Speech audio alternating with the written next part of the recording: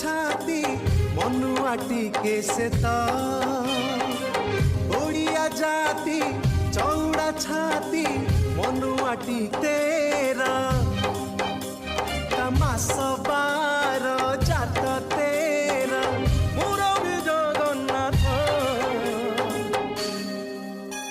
जय जगन्नाथ जय जगन्नाथ जय जगन्नाथ जय जगन्नाथ जय जगन्नाथ जय जगन्नाथ गहिर माळ बड़ लंगड़ ओडियार प्रिय साथी अखि तृतीया आसिले सीए घरे रे अखि मुठी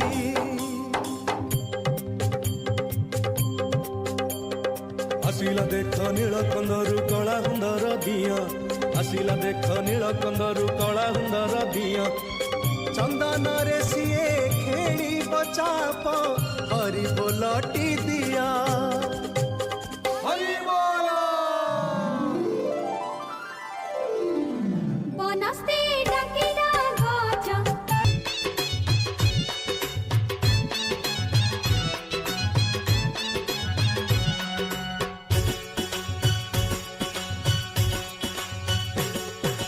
आजा है आजा तमे मोर आजा आजा है आजा तमे मोर आजा काहे किया निया ए नातुणी नातुणी तू मोर राणी तो काहे गली देखी तोर ठाणी सते की पुवन ओ निया निया निया ए मिठा रजपान हा निया निया निया ए मिठा रजपान निया निया निया ए मिठा रजपान हा निया निया निया ए मिठा रजपान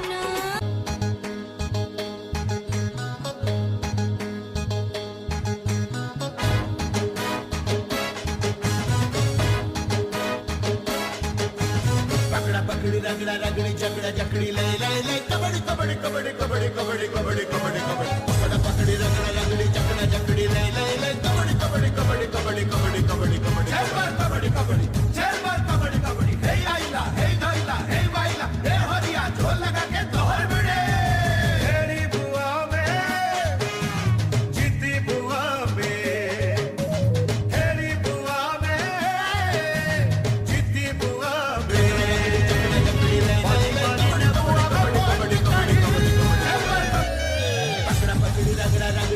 झगड़ी ले ले ले कबड्डी कबड्डी कबड्डी कबड्डी कबड्डी कबड्डी कबड्डी कबड्डी पकड़ा पकड़ी रगड़ा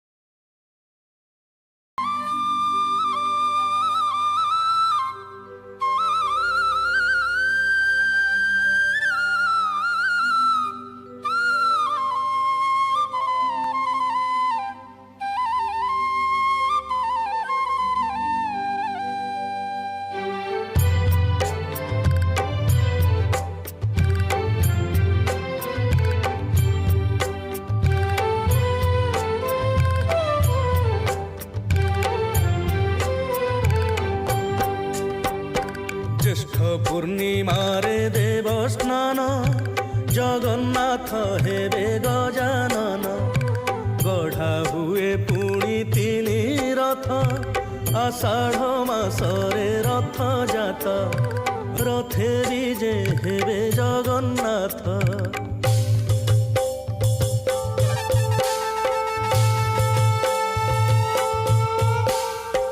आषाढ़ श्यामल पक्षे द्वितीया पुष्या संयुते चराचर हितार्थाय घोष यात्रा विदयते ओ भगते ओ अख कहूची रे टक बरस केतरे जगा बाहरिछि माउसी घर को देख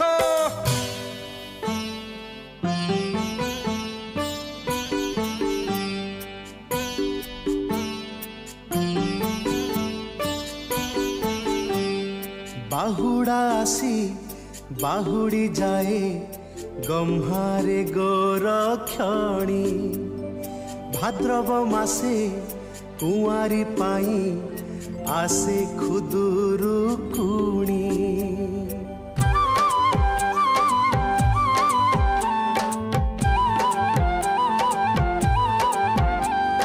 नई कूଳରେ बालुंका पूजा हाकी मजा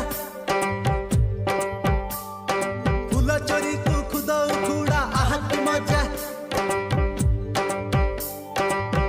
बंदई देव जगन्नाथ कमला देवी संगात लक्ष्मी देवी प्राणनाह शोभित शंख चक्र बाह अशेष ब्रह्मांड ठाकुर विजय द्वार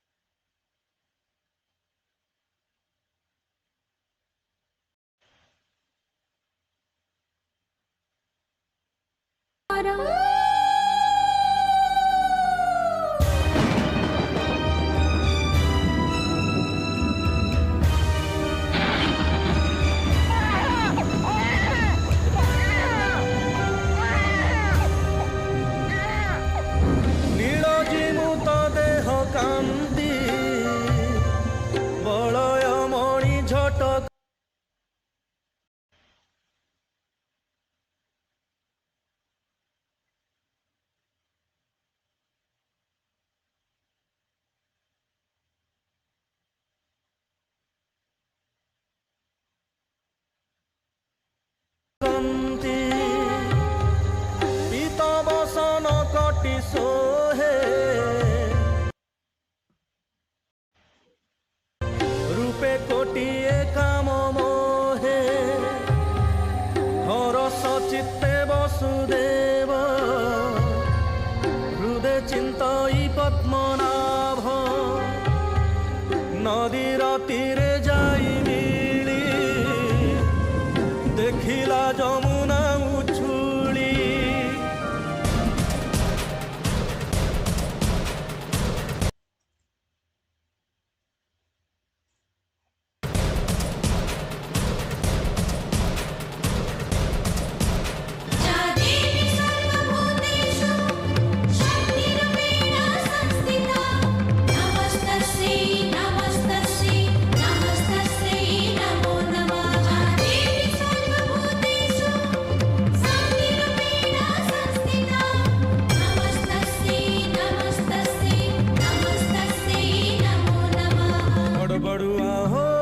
बड़बड़ुआ हो गंगा जा गैया जा अंधार रे आसी आलुअरे जा 22 पहाचे गड़गड़ उठा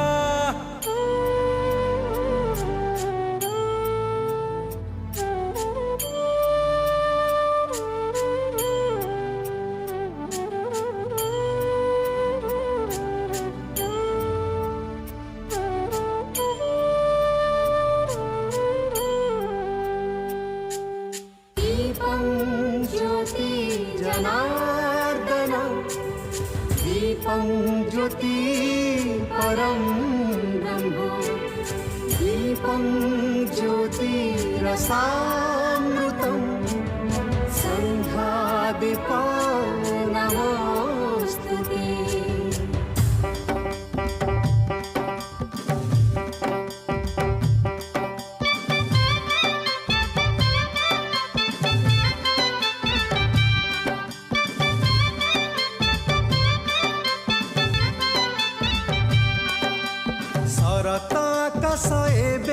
भारी सफा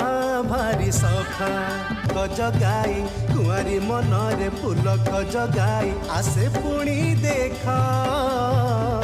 कुआर पुनेलो कुआर पुनेई कुआर पुनेई कुआर पुनेई जह्नक फूल बौल बेणी कुआरी मनक मन छन छन देखिबाकु नुआ जह्नक फूल बौल बेणी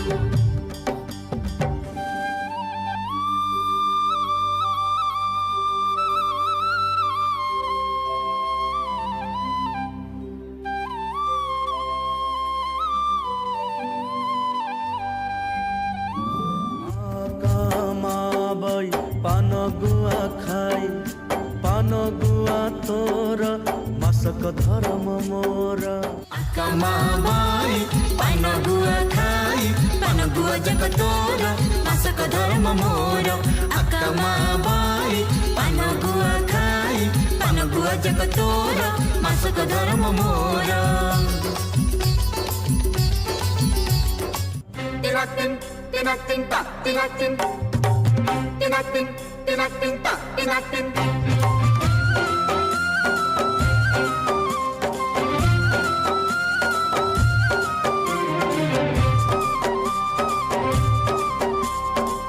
फगुण मासरे फगु खेल हुए गोपाल धरती टाणी रंग पिचकारी अबीर उड़ीब कंधे खेलीब दोली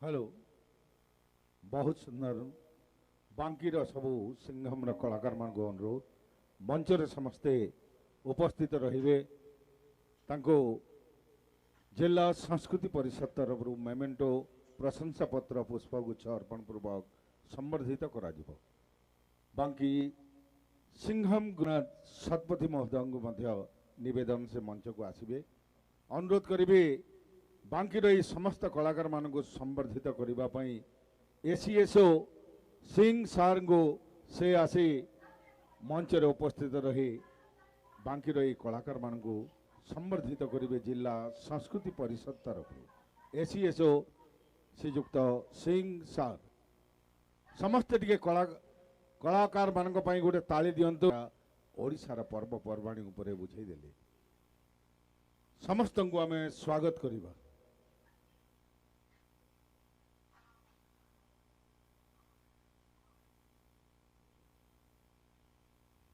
प्रिय दर्शक बंधु सुधीवृंद आ मात्र अल्प किसी कार्यक्रम अच्छे किंतु रंगारंग सांस्कृतिक कार्यक्रम आपण मानक पई भरपूर मनोरंजन खोराक नहीं आसबार लगी आम रखीचु संबलपुरी लोक नृत्य कार्यक्रम भी अच्छे एटार परे परे आपण मान को जन दौचु आसंता काली लगी न्यूता रखबार सहित आज भी यार सुंदर कार्यक्रम अच्छे संबलपुरी लोक नृत्य आसाम नृत्य अनेक किसी कार्यक्रम बाकी रही है जोरदार टिके ताली देखिए कलाकार मान को भी स्वागत करमा धन्यवाद सर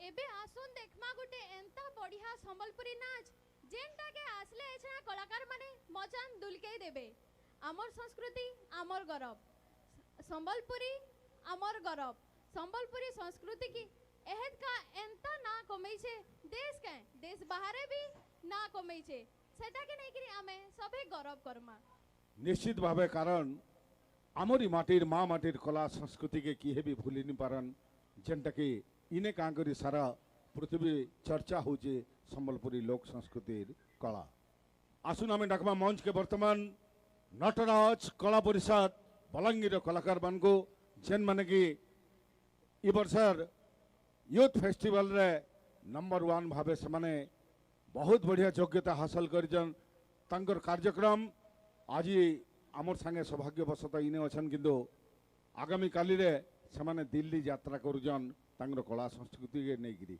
आमर सम्बलपुरी लोक संस्कृति हेती लगी महान जे भी ढोल निशान तासार सागे सुनसी पदे देखसी टिके नाची तार मन भी झलकी जाएसी। नटराज कला परिषद बलांगीर कलाकार मान को अनुरोध से माने मंच ऊपर के आसबे तांकर सिनोप्सिस बाबद मुझे आपण मान को जणे देबा लगी चाहिबी जेन नृत्य से माने गुटे परिकल्पना करिकरी आनिचन जेन थे कि सभे जानिजन घरे झीटे जन्म हेतिले से झीटा जेते बेले जन्म रु नेकिरी बड़ तक केते अली अर्दली करूथुसी सते जिंदा सबुदिन रहबा बोली भाबुतुसन किंतु माँ बुआ तो ताहाके केभे आर आँखी भी नहीं देखन ताहाके बटे भी नहीं दियन हेले भी झीटा जेते बेले छुआ बेलु अर्दली करूथुसी बापा गो मते पांजलटे घिनी दे बापा गो मते गुंचीटे घिनी दे बापा मते टाड़ बाहा सुता खगला जहाँ भी अच्छे मुडर काकरा तक सबू मागुथुसी गरीब बाप नहीं पाइले भी ई छुआर मनटा तो उना करी नहीं पारे सेथि लगी से जैसी जहाँ भी भूखे दुखे रही गिरी दुई पैसा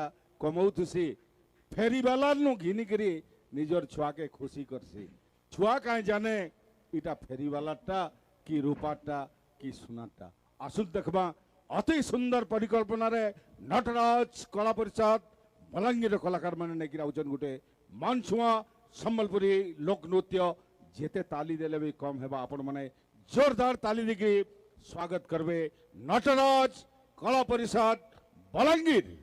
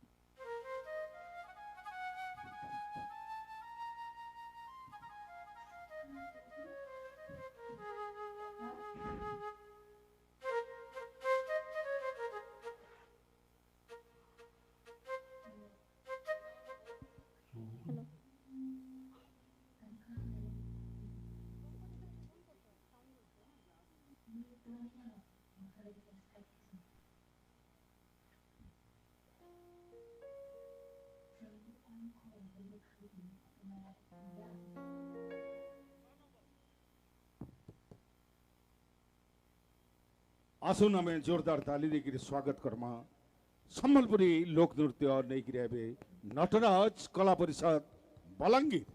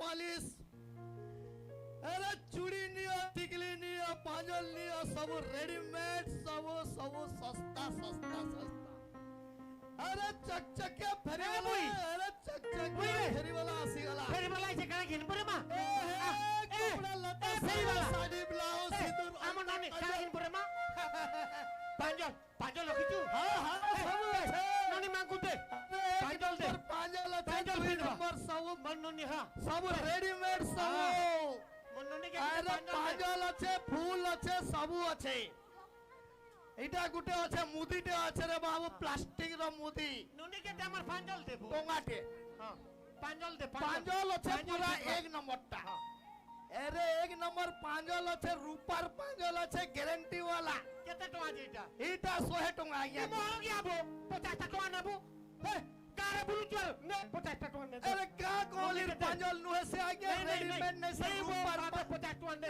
नहीं नहीं আতে আর কুড়ে নে আদর চল এরা নুনি পছন্দ করছে বলে পিনবা से लुटी करी काहे नउछ हो নাই বো দে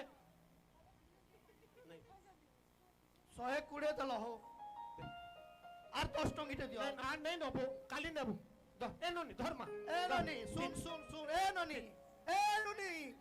ই পাঁজল রে অকড়ি টিকে দেখবু পিনমা পিন ইরা ইরা টিকে বড়াগিরি মুড়বু পড়ি গলে ফের তোর বুয়া কে দোষ দেবু নে পাঁজল वाला খটাপটা দেলা বলি গিরি দাদা তুই গুটে বিপিন আর শুন এ ননি এই তুই ফুল ফুলা গুটে নেবু গায় ফুল ফুলা নে রে মানে মা ফুল ফুলা গুটে ধর মা মাখা अरे चकचकिया फेरी वाला अरे साया साड़ी ए बुई कपड़ा लता सबू अच्छे ही ना आसो आसो गाल लुके अरे चकचकिया फेरी वाला आसी वाला नुआ डिजाइन नुआ पांजल नुआ मुदी नुआ सबू नुआ रूपार मालिनी कानटा कुलता पड़ा लुके आसो आसो आसो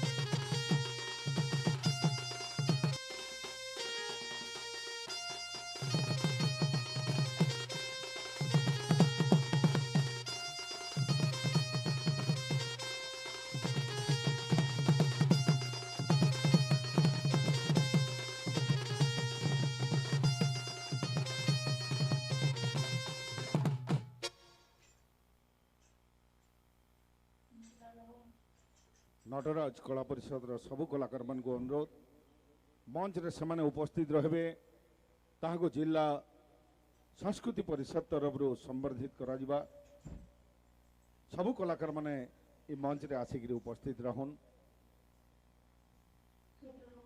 बहुत सुंदर कार्यक्रम परिवेशन कले नटराज कला परिषद बलांगीर सबु कलाकार माने तांकर परिकल्पना भी बढ़िया गोटे थीम के नेगिरी करिजन जदि भल लागला टिके ताली समस्ते देवे दयापूर्वक इमान लगे आमे ताली देमा कारण इमाने आमर माँ माटिर कला संस्कृति के नेगिरी राज्य तथा राज्य बाहर अनेक जगह के जेगिरी सुना मानिजन जेनटा कि आमर अविभक्त बलांगीर जिल्लार कलाकार बोले आमर समस्तंगर गर्व गौरव माँ सुरेश्वरी आशीर्वाद तांगर प्रति रहिता मुई निवेदन कर्मी सम्माननीय डीआईपीआर अश्विनी भई सार को से आसी इमान को मंच रे जिला संस्कृति परिषद तरफ मेमेंटो प्रशंसा पत्र पुष्पगुच्छ देकरी संवर्धित करबे डीआईपीआर भई सार को निवेदन से आसिक संवर्धित करबे नटराज कला परिषद समस्त कलाकार मान को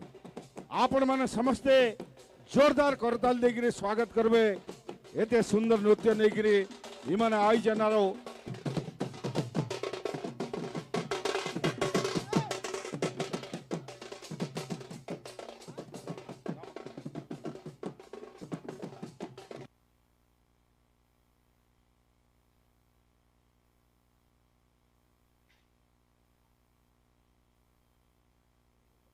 जिला संस्कृति परिषद मेमेंटो पुष्पगुच्छ प्रशंसा पत्र देजन आपण मानकर तरफ गोटे ताली हे गले सेटा आहुरी बढ़िया लगबा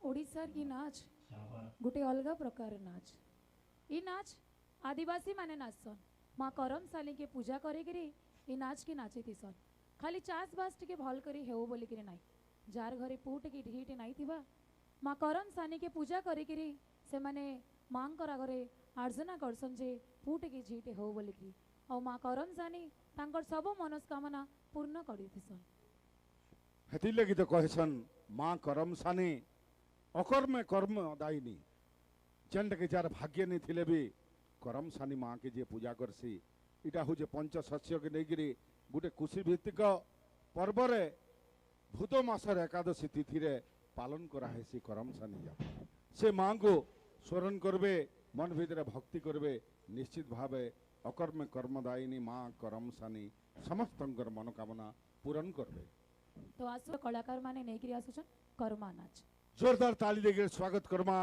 लोक परंपरार गोटे नृत्य करम सानी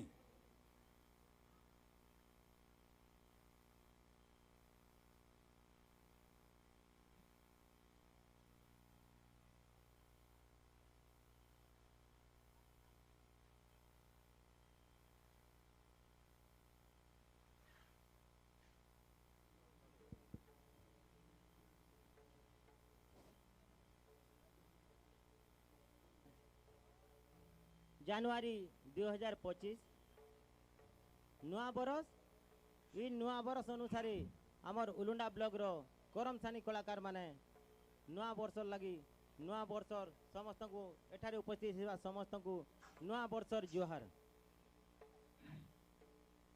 जय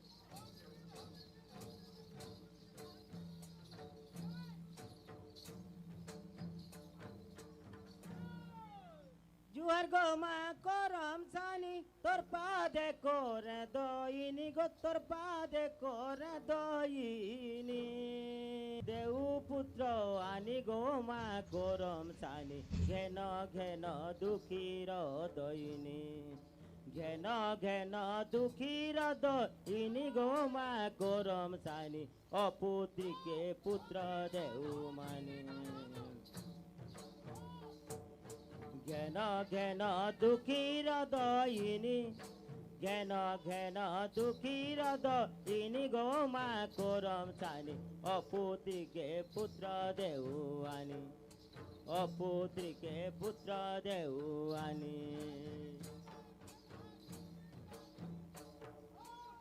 आटुए पानी की गोली बाली दिसे झिली मिली बाली दिसे झिली मिली आटुए पानी की गोली बाली दिसे झिली मिली बाली दिसे झिली मिली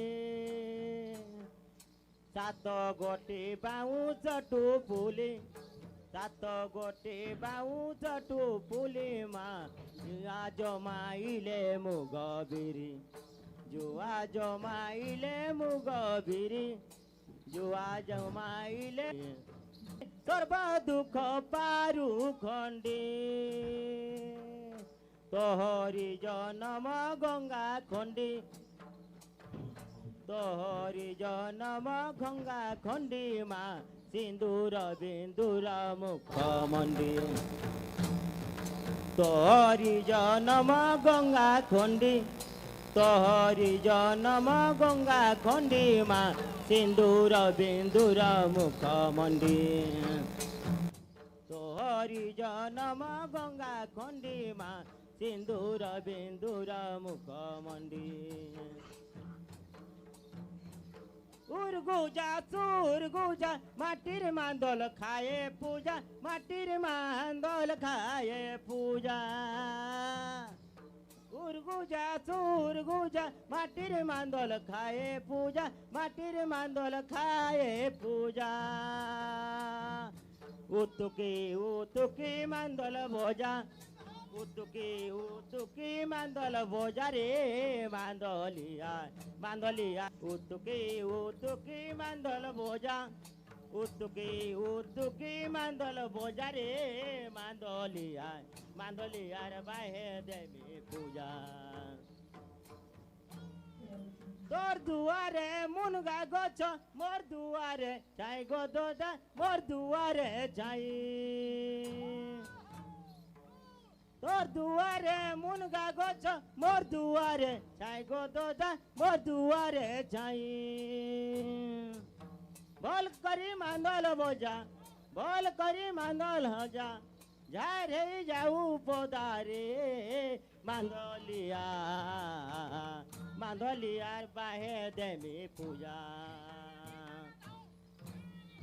मांदोलिया बाहे देमी पूजा रे मांदोलिया मांदोल के सुरे सुरे बोजा मांदोल के सुरे सुरे बोजा रे मांदोलिया मांदोलिया बाहे देमी पूजा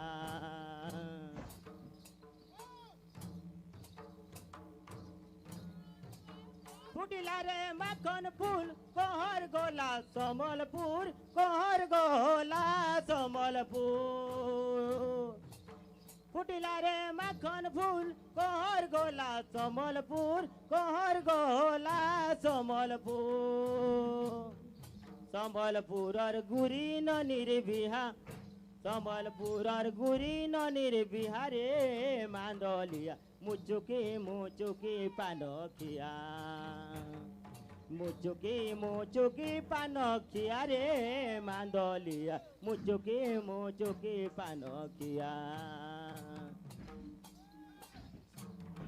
संबलपुरर गुरी न निर्बिहा संबलपुर गुरी न निर्बिहा रे मांदलिया मुचुकी पानखिया मुचुकी पानखिए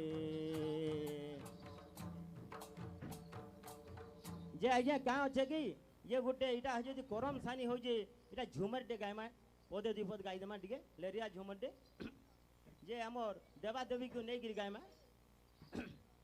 आ मेरे ओडिया पुआ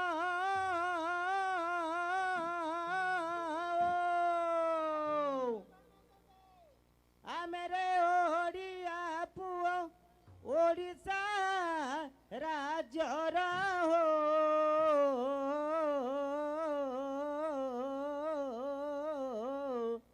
जिला ओटे आमर सोनपुर हो जिला ओटे आमर सोनपुर सुरेश्वरी आमर माँ आमे ओटू तार छुआ आमे ओटू तार छुआ सुरेश्वरी आमर माँ आमे ओटू तार छुआ आमे ओटू तार छुआ अरे नृत्य करू बोजाई माँ नृत्य करू बोजाई मांदोल नृत्य करू बोजाई मांदोल हो बादे आमर बांधीन घुंगुर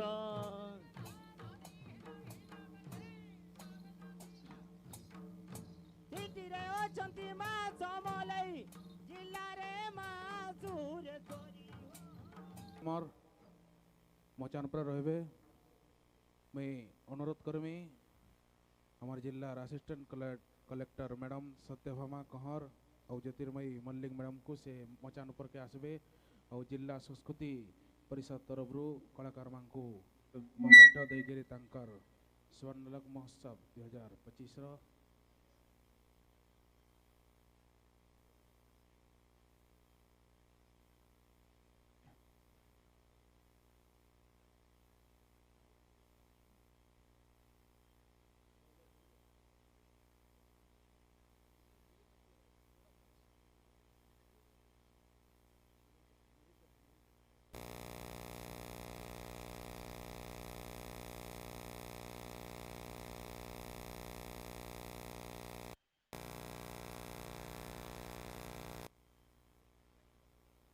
बहुत धन्यवाद मैडम को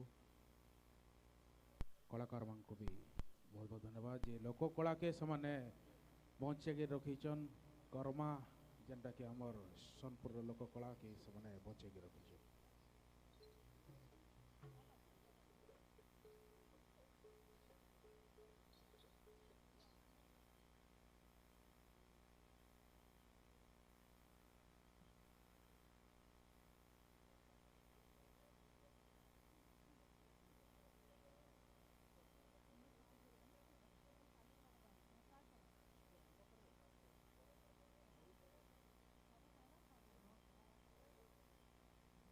आज का अवसर बड़ा निराला है। जी हाँ दर्शकों, आज का अवसर बड़ा निराला है। आज यहाँ नूर बरसने वाला है, तो एक बार जोरदार तालियों की गुंजाइश के साथ स्वागत करते हैं। आसाम के कलाकार अभी मंच पर आने वाले हैं।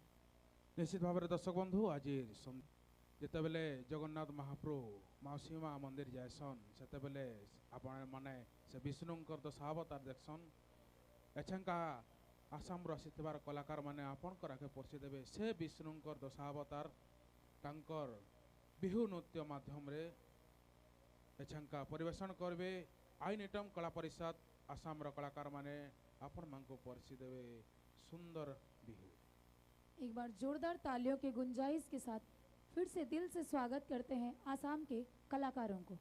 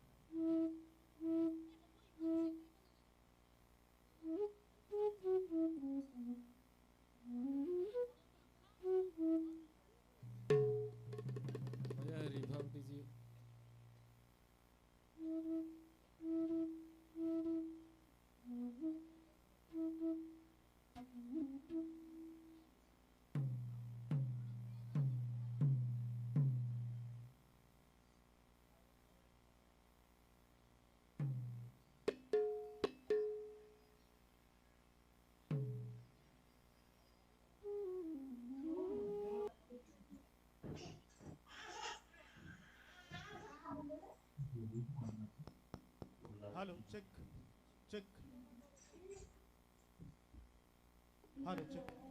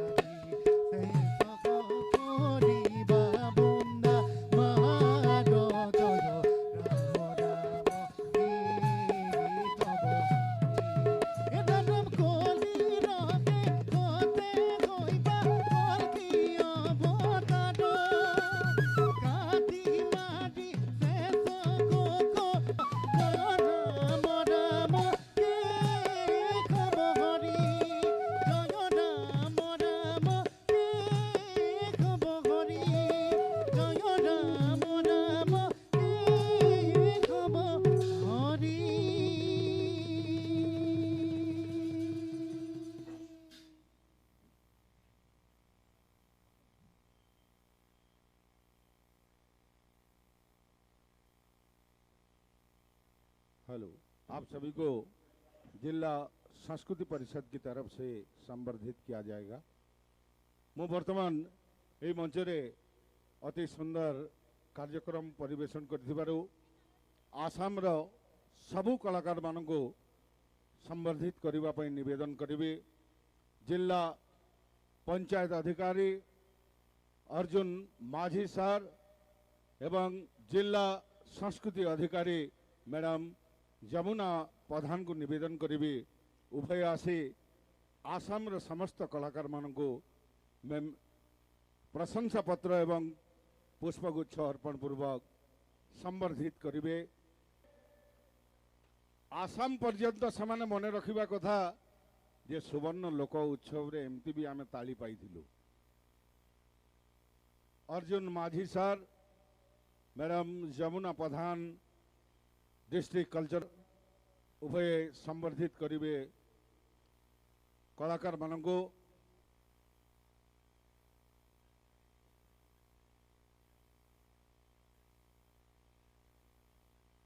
बहुत बहुत धन्यवाद। आज 31तम सुवर्ण लोक महोत्सव द्वितीय संध्यार शेष कार्यक्रम जहाँकि आसाम तरफ भी डीसीओ मैडम एवं माझी सार को सेमाने उपढौकन प्रदान कर तो हूँ कलार जड़े अन्य जन को संवर्धित करिवार गोटे परंपरा। यही फकीर पट्टनायक मुक्त मंच तार मुख साखी जो कलाकार माने यही कार्यक्रम को पृष्ठपोषकता करुवार दुई जन जो माने संवर्धित कर भी संवर्धना देले। आप लोगों को भी निवेदन है कि कृपया सोनपुर कैसा लगा आपको, तो आप भी तालियां दे दीजिए ना। बहुत बहुत धन्यवाद। कल फिर एक बार आपके साथ मुलाकात होगा इस मंच पर। बहुत बहुत धन्यवाद। बहुत दुनिया है से आपके भाषा में एक लफ्ज बोला। Thank you.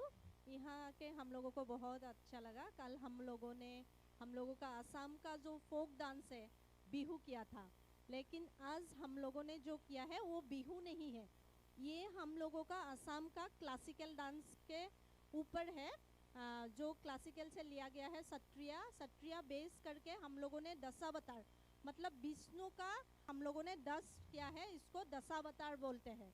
और जो अवतार है उसको चतुर्विंशति अवतार बोलते हैं, वो 24 होता है, लेकिन हम लोगों ने अभी 10 ही किया है।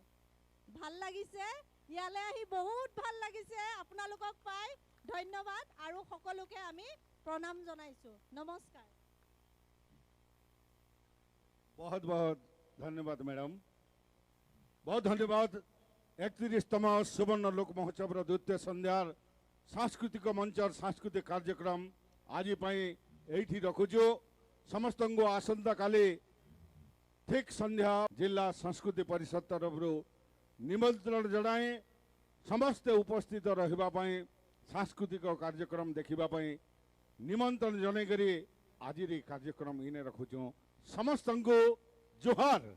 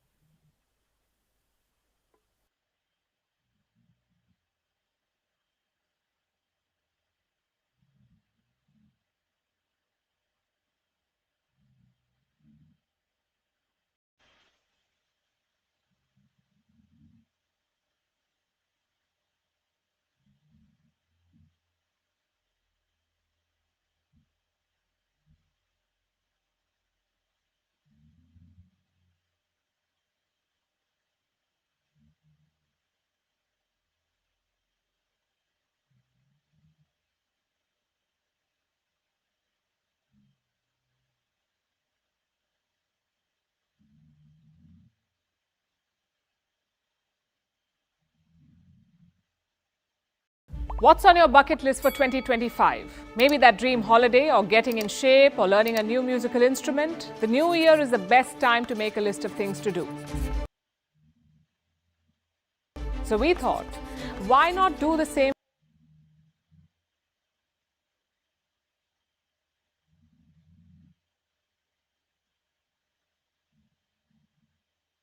for India?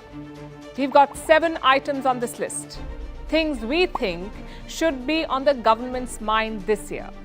The first is normalizing cryptocurrency. Let's face it, the crypto bros had the last laugh in 2024. Bitcoin crossed $100,000 after Donald Trump won. He's got big plans for cryptocurrency. He wants to turn the US into the world's crypto capital. Bitcoin is going at 30%, which is a lot higher than stocks. So the government is basically saying, be careful here. Be wary of cryptocurrency. That attitude certainly needs to change. Crypto may not replace currencies, but it has become an increasingly accepted form of investment. So it's time to normalize it. Of course, that also means appointing a regulator, a headmaster to keep things tidy. Right now, crypto is regulated by virtually everyone, by the Reserve Bank of India, by the Securities and Exchange Board or SEBI, and by the Finance Ministry.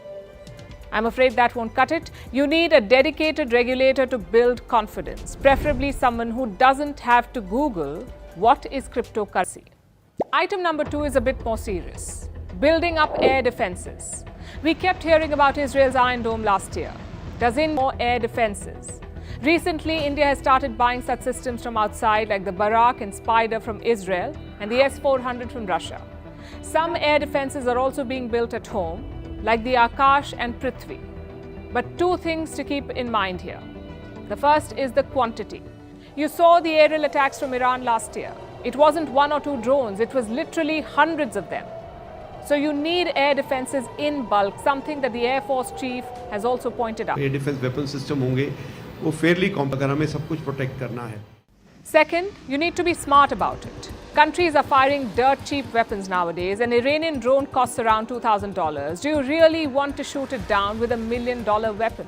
It's not viable for a country like India. We don't have allies giving us billions in military aid. Our defense budget is mostly salaries and pensions. So it's important to be smart and strategic.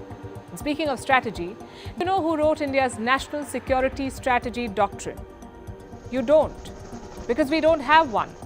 And that is item number 3, and publish and update their national security doctrine. Think of it as a guidebook. It tells you what your interests are, what are your biggest threats, who are your partners, and what is your approach to long-term security. Times, the most recent being in 2018. But each time the effort failed. Foreign Minister S. Jaishankar was asked about the need for such a document. His response, if I tell you, I have to kill you. Every country has its own way of communication, its own way of policy formulation. Because somebody else puts out a document every 3 years or 4 years and says, that is, I follow that model. I could have it, I could tell you that it... I'll give an example. Last year, India's Finance Ministry called for more investments from China. It said we cannot shut off Chinese businesses. The same year, India's Defense Ministry issued a directive. It said, do not use Chinese parts in drones. Now, if you follow geopolitics, the differences may be obvious. But if you don't, it can be confusing. It would also add continuity to decision-making for the 2036 Olympics. I know it's 11 years away, but for an event like this, 11 years is nothing. Because it takes time to build world-class facilities. Right now, only 10% of India's sporting infrastructure meets the Olympic standard. So major upgrades are necessary. And this is after you win the bid. To win, you need to make a strong case. You must showcase your cultural heritage, you must invest in grassroots sports, and you must present an impressive plan. All of this starts with good infrastructure. Just look at the 2028 Los Angeles Games. The city is not building a new games village. Instead, athletes will stay at the University of California, and they're not building dozens of new stadiums. They are refitting venues used by local football clubs. That is the future of the Olympics. Not massive Colosseum-style stadiums, but multi-purpose structures of the highest quality. And speaking of quality, item number 5 is education. We keep hearing about India's demographic dividend, but that dividend depends on the quality of our population. Let's look at the numbers first. Around 24% of our population is under 14 years. We'll have a strong workforce for the coming decades. But if we don't, it could drag our growth story down. So two things must be done on priority. The first is spending more. We spend around 4% of our GDP on education. The target should be around 6%. This money can be used to upgrade our schools. We're talking better services, cheaper meals, more teachers. Apparently, there are 1 million teaching vacancies in Indian schools. You need to pay well to fill them up. This money can also be used for education loans. You see, most Indian colleges are now private, which means you need to pay a higher fee.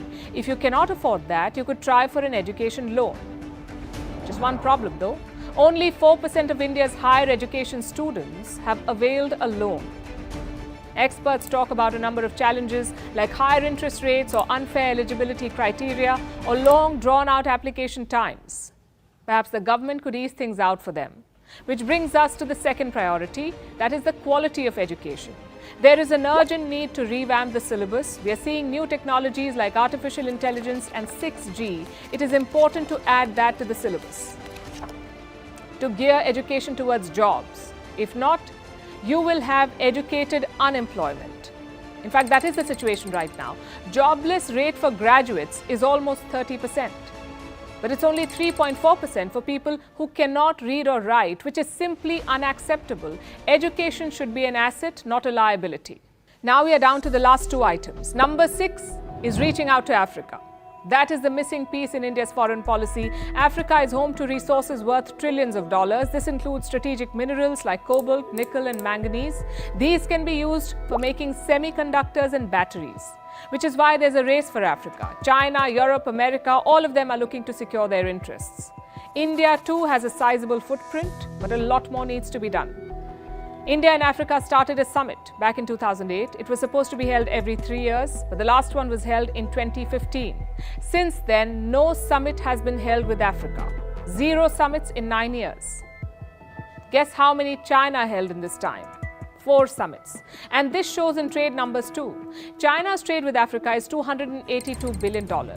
India's trade is just $100 billion.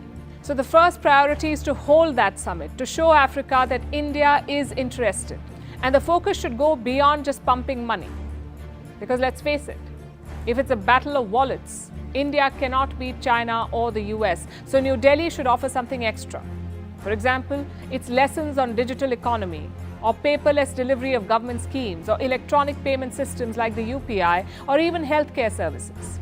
India is known as the pharmacy of the world, and Africa faces medicine and vaccine shortages. It's a challenge that India should take on. Thankfully, New Delhi seems up for it. We saw an indication of that at the 2023 G20 summit. India led the push to give permanent membership to the African Union. That move has given us a lot of goodwill in the continent. The key is to build on that. Which brings us to our final item. It's something Indians have been asking for a long time. It's also something that ordinary Indians deserve: a tax cut. Indian consumer spending has fallen since the pandemic. As a result, GDP growth also fell. The projection was 7% in the last quarter, but the actual rate was 5.4%. If you want to kickstart spending, you need a tax break. And it's only fair. Less than 2% of Indians actually pay income tax, which is mostly the salaried middle class, and they're also paying GST along with others. It's too much pressure on one group, especially when their employers have it so good. I'm talking about Indian corporates. They're making more money than ever, yet income tax collection is higher than corporate tax collection. Imagine that. Ordinary taxpayers are contributing more than companies. How do you expect people to have disposable income? How do you expect them to spend more? The way we see it, a tax cut is the best bet. Let's see if the government agrees when the budget comes out. But frankly, some of these other items are non-negotiable. It's about national security, about the future of our children, and also our livelihoods. Ideally, they shouldn't wait until a new year to work on these, but if a to-do list helps, why not?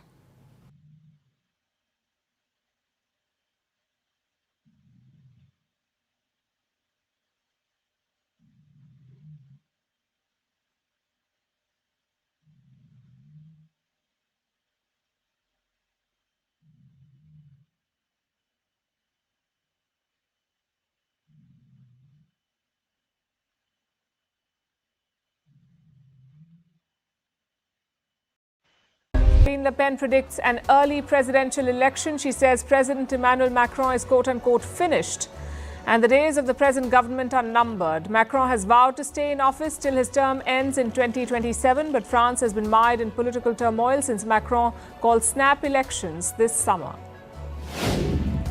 A Russian state-owned cargo ship sinks in the Mediterranean Sea. This incident took place after an explosion on board. 2 crew members are missing, while 14 others have been rescued.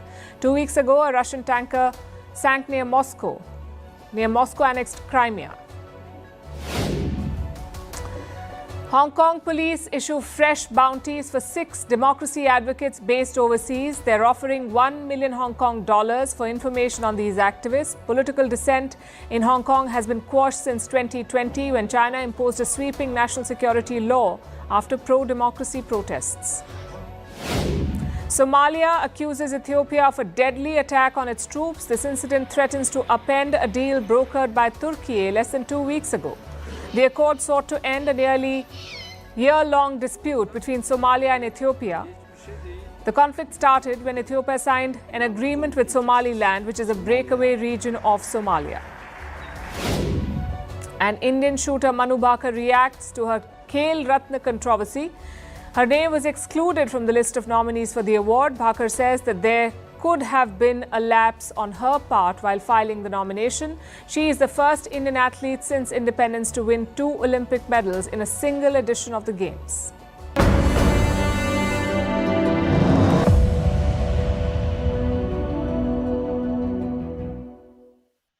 Our lead story tonight features Pakistan, a country that is broke, surviving on loans and bailouts and struggling to pay its bills. That's Pakistan minus its military. While the rest of the country is cash-strapped, the Pakistani military keeps cutting new checks. They're working on a new defense deal with China, a deal to buy Chinese fighter jets. A Pakistani broadcaster reported this last week, and this is not a new claim. It's been doing the rounds for months now. The Pakistani Air Force has an aging fleet. They want an upgrade. They have a bunch of American F-16s and the French Mirage aircraft. These are all old planes. Pakistan wants to replace them with new Chinese jets. We're talking about the J-35 jets from China. Pakistan wants to buy 40 planes. And this is the latest model, the J-35. There's a lot of hype around it. The world got the first glimpse of this plane only last month. The J-35 looks a lot like the American F-35 jet.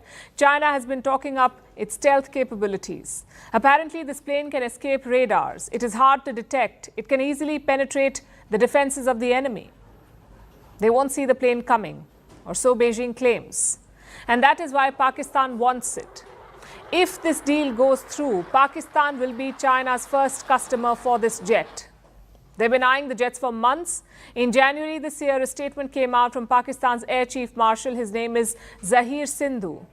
He said the foundation, and I'm quoting, the foundation for acquiring a Chinese stealth fighter had already been laid. And soon these planes will become a part of Pakistan's fleet. I'll translate that for you. Soon here means 2 years. It could take 2 years for Pakistan to get the planes. That is what local reports say. But all of these reports skip the most important detail. Who will pay the bill? How will Pakistan buy these jets? Will Beijing finance it? Will Islamabad take another loan from China? We don't know any of it. But by all indications, the money won't be a problem. China and Pakistan, after all, call themselves iron brothers. Their militaries are close collaborators. Pakistan already has 2 Chinese jets in its fleet, the J-10 and the JF-17. In fact, China and Pakistan developed the JF-17 together, so they could work out a similar arrangement for the J-35, this latest jet. And this deal suits China too. Their aim is quite clear: to alter the regional balance of power, to challenge India. Because as of today, India does not have jets with stealth capabilities. The J-35 is what experts call a 5th-generation fighter jet. It's a new class of aircraft, the most advanced technologically. They have stealth capabilities. They can fly at supersonic speeds. And the weapons on these planes can strike with precision. So how many countries have a 5th-generation fighter jet? Just 4. The United States, Russia, South Korea, and China. And Pakistan, like we've been telling you, wants to join this club. What about India? Well, India is trying to build its own fifth-generation fighter. The project is called AMCA, the Advanced Medium Combat Aircraft. The DRDO is developing this jet. That's the Defense Research and Development Organization. It is part of India's Defense Ministry. The DRDO develops cutting-edge defense technologies and weapons, and now it is working on the ACMA. But it's going to take time. The Indian Air Force may not get these jets before the next decade, which should not come as a surprise, because the technology behind a fifth-generation fighter is difficult to crack. Pakistan knows this. Pakistan knows that the Indian jet will not be ready anytime soon, so it is leveraging its ties with China and trying to win this race. But there's a catch. Like I said, the Chinese jets are generating a lot of hype, even though the world knows very little about them. Their capabilities remain untested. Experts say the jets are like a black box, the J-35 jets. They have doubts about the efficacy.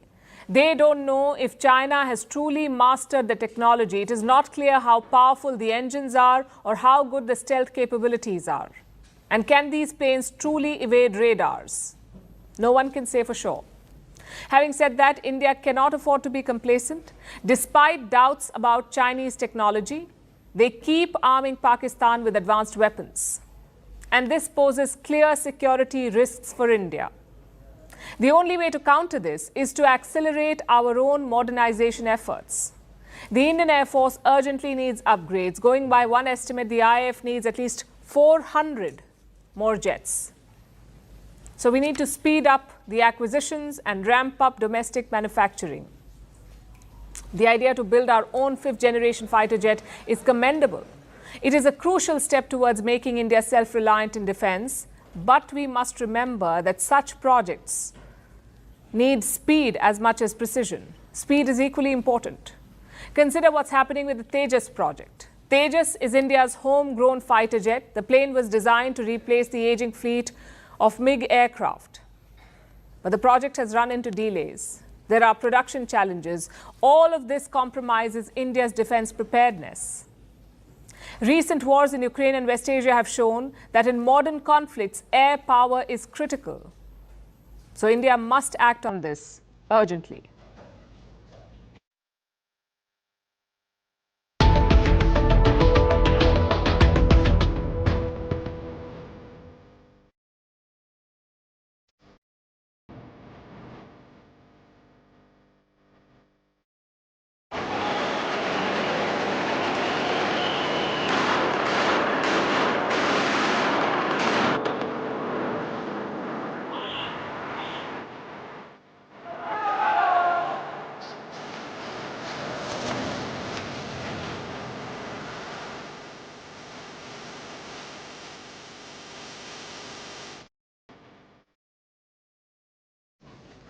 What matters the most in geopolitics? You could say policy or ideology or maybe public statements. But we say equally important is appearance. It can send the biggest signals. Just look at Syria's new leader, Ahmad al-Shara, aka Jolani. Look at his transformation over the years. In 2016, he was a typical jihadist leader, white turban and a long shaggy beard. Once the rebels were beaten back, he disappeared. He worked mostly in the shadows. But late in November this year, he appeared again, this time in a different avatar. The white turban was gone. Instead, Jolani opted for military fatigues, quite similar to Ukraine's President Volodymyr Zelensky. This was last month. Cut to late December, he is a ruler, the man who overthrew Bashar al-Assad. So even the military fatigues are gone now. Jolani is turning up in a suit and tie. He's basically repackaged himself to suit the role. And this transformation is quite remarkable. We're talking about a man who fought for Al-Qaeda and the Islamic State, two of the biggest terrorist groups in the world. So on paper, he should be a pariah. Yet look at how the world is courting him. On Monday, he met ministers from Jordan and Qatar. Jordan promised to help Syria rebuild. Qatar agreed to invest in Syria's energy sector. The Qatari side has voiced its readiness to begin large-scale investments on Syrian land in all fields, most importantly in the energy sector where they have a high level of expertise on the global stage. but also in ports and airports and so forth. Before this, on Sunday, Jilani had other visitors. The first was a Druze leader from Lebanon. The Druze, as you would know, is an Arab minority. The Druze live in Lebanon, Israel, Syria and Jordan. By hosting a leader from this community, Jilani was trying to send a message that minorities will be safe in Syria. After this, he hosted the foreign minister of Turkey. And once again, Jilani was promised support. Turkey said that sanctions on Syria should be lifted and there should be swift rebuilding. Lifting sanctions against Syria is of the utmost importance for the normalization of Syria and for security to be established in the country. The necessary preparations needs to begin immediately regarding rebuilding Syria. It's almost like Jilani won an election because everyone is racing to get an audience. The Arabs, the Turks, the Europeans, the British, the Americans. Last week, a US delegation met Jilani. They said the talks were good and productive. Jilani promised that terror groups would be driven out of Syria. In return, the US lifted the bounty on him. Washington had $10 million on Jilani's head. Now that bounty is gone. Just think about how absurd this is. A terrorist is promising to crack down on terrorism, and this should sound familiar because the Taliban said the same thing in 2021. After capturing Kabul, they promised to drive out Al-Qaeda and the Islamic State. Back then, the world was more cautious. But in Syria, they're buying it hook, line and sinker. The question is why? A big reason is Syria's strategic value, its energy reserves, its location next to Israel, and its new rivalry with Iran and Russia. All of this makes the new Syrian regime more appealing to the West and some Arab players. But that's not the only reason. Jilani's tactics have made the rebels more palatable, more acceptable. He's given interviews to the BBC and CNN. He's invited journalists to his office in Damascus, and he made sure to say the right things. Syria is exhausted by wars, and we now need to strengthen and grow Syria and create prosperity within it. So there should be no plans for an aggressive Syria at all.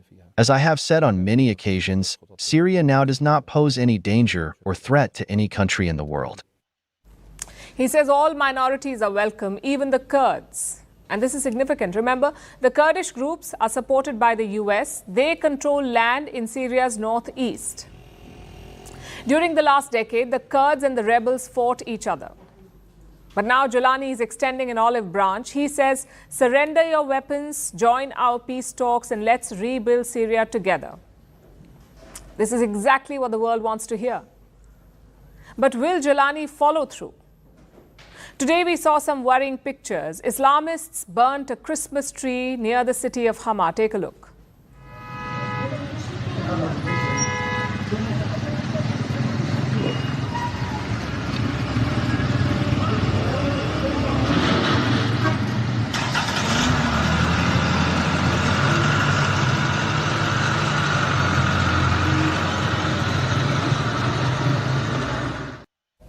Jilani's men say the attackers were not Syrian. They have promised to capture them. They have also promised to restore and light the tree by tomorrow morning. Let's see if they live up to their words. And frankly, that should be everyone's strategy. Wait, watch, confirm, then reach out. Not rush in to embrace a man who fought for Al-Qaeda. But if you're Jilani, well, congratulations, you have clearly cracked the code. If you want a job, just dress and act the part.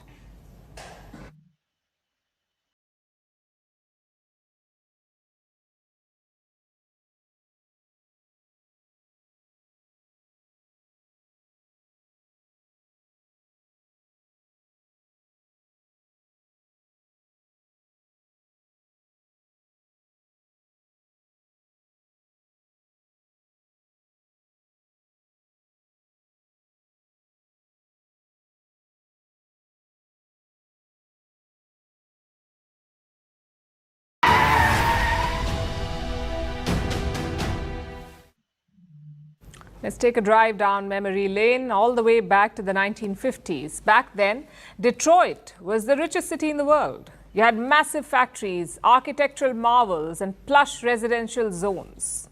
All of it built from the auto industry. Cut to 2013, Detroit filed for bankruptcy. Today it's called a ghost city, a mere shadow of its glorious past. The reason? America's car industry was defeated. As European automakers surged ahead, Detroit lost out. Now, the moral of the story is simple.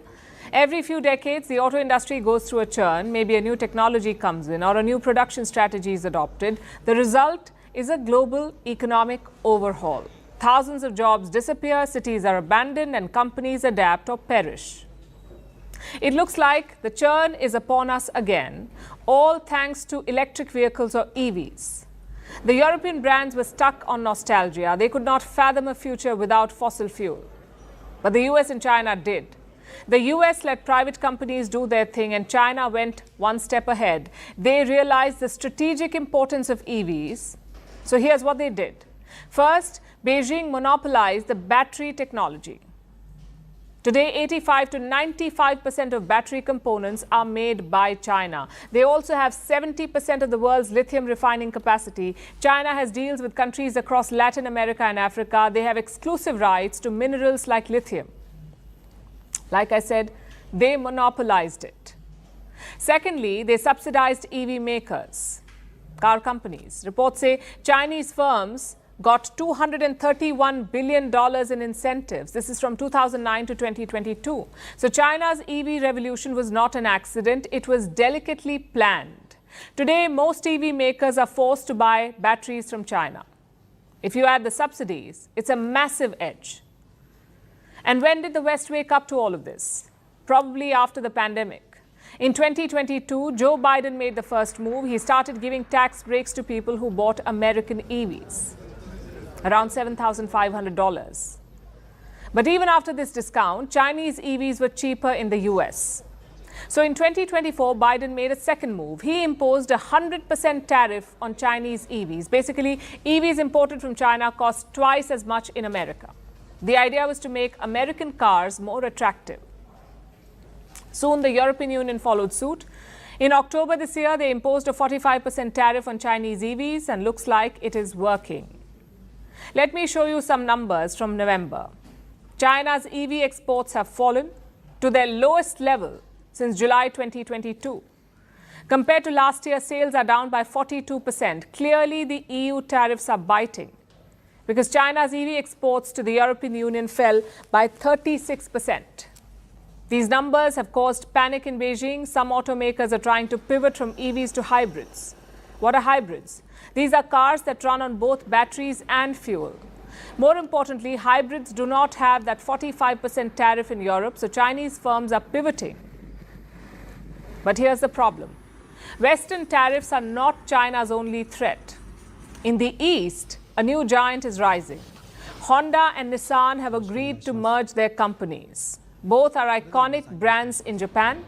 Nissan needed someone to bail them out. As for Honda, it was more about taking on China. They're getting hammered in the Chinese market, so Honda needs all the firepower they can get. There is a rise of Chinese power and emerging forces, and the structure of the automobile industry is changing. What this means is that I believe that the value itself in terms of automobiles and mobility will change. The merger will be done by 2026. It will create the third largest auto company in the world, but will it be enough to beat the Chinese? Frankly, no one knows. The world has committed to shifting away from fossil fuels. The future is electric vehicles. Countries may try to shut out Chinese EVs, but it's not a silver bullet. Because at the end of the day, consumers don't care about the geopolitics of cars. All they want is affordable and efficient machines. And who's making those right now? China. So governments across the world need to do more than just impose tariffs. They need to invest in their domestic EV makers because the future of the auto industry is at stake here. We cannot allow it to become a Chinese monopoly.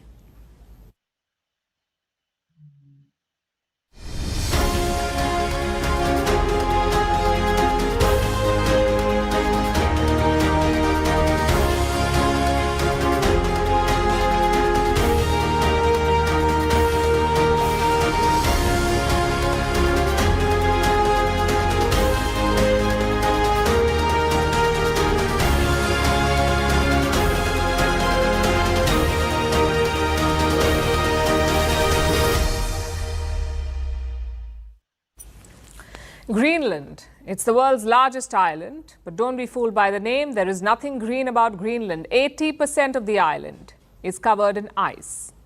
Greenland is an autonomous Danish territory. It is self-ruled. It has its own government and its own parliament. It takes care of itself and has not bothered anyone yet. But now one person has a problem with this arrangement, and that is Donald Trump, the US president-elect. He wants Greenland. It's exactly how it sounds. Trump wants America to own this island. He posted about it on his social media platform Truth Social. Let me quote from the post. This is what Donald Trump said. The purpose of national security and freedom throughout the world, for purposes of national security and freedom throughout the world, the United States of America feels that the ownership and control of Greenland is an absolute necessity. So Trump wants to occupy Greenland, and this is not a new whim. He first spoke about it in 2019. He said the US should acquire Greenland. And that led to a very sharp rebuke. Denmark called the idea absurd. So Trump, being Trump, cancelled his state visit to Denmark. And while he has a lot of firsts to his name, he's not the first American president to suggest this. In 1946, when the Second World War had ended, Harry S. Truman was the US president. He made an offer to Denmark, an offer of $100 million to buy Greenland. He also proposed a barter, a few parts of Alaska in exchange for some of Greenland. Truman found no takers. Then in 1987, the idea was floated again, this time by the US State Department. They said that Greenland was ideal for acquisition, but they made no formal effort to actually do it. And now in 2024, we are back to it, which also begs the question, why does the US want Greenland? What's so special about it? The most obvious plus is the location. Greenland is located in the North Atlantic Ocean between Europe and North America. At the start of the Cold War, the US established a base there. It was called the Thule Air Base. It's still there, but now it has a new name. It's called the Bidufik Space Base. Greenland's location makes it strategically important. The US can monitor missiles from here, especially those coming from Russia or China. It can also launch missiles from this location. That's one reason why the Americans want it. The second reason is the Arctic race. Thanks to global warming, the world is heating up, the ice is melting, so the Arctic is no longer inaccessible. New waterways are emerging every day. The US wants control there. It wants to boost its presence. It wants to play a bigger role in the Arctic, and Greenland gives it that vantage point. The third reason why they want it is Greenland's natural resources. This island is rich in rare earth minerals like uranium, scandium, and neodymium. They're used to make electric vehicles, mobile phones, and other electronics. These minerals are strategic resources, which is why the US is eyeing Greenland. But the island is having none of it. Here's what Greenland's Prime Minister said, and I'm quoting again, "We must not lose our long struggle for freedom. We are not for sale, and we will not be for sale." That's a spanner in the works for Donald Trump. Greenland is not up for sale. So Trump will have to focus on something else for the moment. He has a long shopping list. Earlier this month, he wanted Canada. He wanted the country to become the 51st US state. That did not go well with the Canadians or their Prime Minister Justin Trudeau, whom Trump called Governor Trudeau. So Trump turned southwards. This week, he said he wanted the Panama Canal. It's a waterway made by the US, but for a quarter of a century, it's been controlled by Panama. Trump does not care, though. He wants it back. At this rate, he'll beat Xi Jinping, claiming the sovereign territory of others, left, right, and center. And we must say this, had any other country been doing this, it would have been called an expansionist plot. The US would have been up in arms. They would have announced sanctions or rushed their military. But when Donald Trump says it, no one bats an eyelid. Like it's the new normal. It doesn't change the facts, though. Greenland is not up for sale. Canada is a separate country, and Panama is not returning the canal. Donald Trump should try asking for Mars. Maybe his BFF Elon Musk will cut him a deal.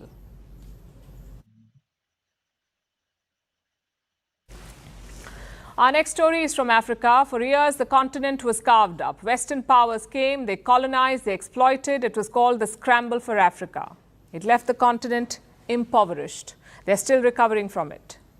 And now a new scramble for power is on. This time, they're coming as investors and security providers. The US, China, Russia, they all want a piece of Africa. They all want influence, mineral wealth, and the market. And now they have a new power to contend with, the United Arab Emirates, the UAE. The UAE has become the biggest investor in Africa. In the last few years, it has announced dozens of projects. Between 2019 and 2023, the UAE has invested $110 billion in Africa, which is way more than the traditional players like France and China. These countries have not invested even half of that amount, especially in the recent years. The UAE is beating them. And it's not a sudden phenomenon. The Emirates have long had a footprint in Africa. It began in the early 2000s. The first area of control was ports, starting with DP World. It's a company controlled by Dubai's royal family. DP World manages 6 ports in Africa and plans to build 2 more. Then we have Abu Dhabi. It has managed a port in Guinea since 2013. After ports, it was airlines, like Dubai-owned carrier Emirates. It operates flights to 20 African nations.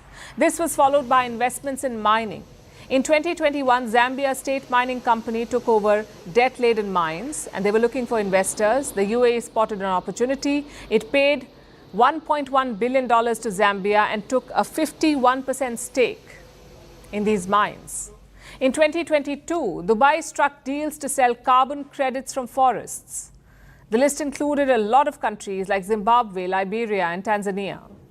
So airlines, ports, mines, agriculture, the UAE is everywhere in Africa. It has multiple investments. It is pouring billions of dollars. And what is it getting in return? Are these investments reaping any benefits? Honestly, it's a bit early for that. Some projects have just been announced, others have just started, and still others have hit a snag. Like a $2 billion investment by Masdar. It ran into financial problems, investments were delayed, and these are just some of the challenges. There are other concerns as well, like reports of illegally smuggled gold being moved from Africa to Dubai. Reports suggest $35 billion worth of gold goes undeclared in Africa every year. And where does the gold go? It is smuggled out of the continent. 85% of the smuggled gold reportedly goes to the UAE.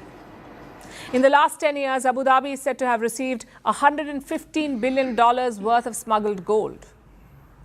Despite all of this, the UAE remains a key player in Africa. They've long had a political role, especially in conflicts in Libya and the Sudan. Now they want to be an economic player as well. And they're using the age-old strategy, expanding influence by offering economic assistance.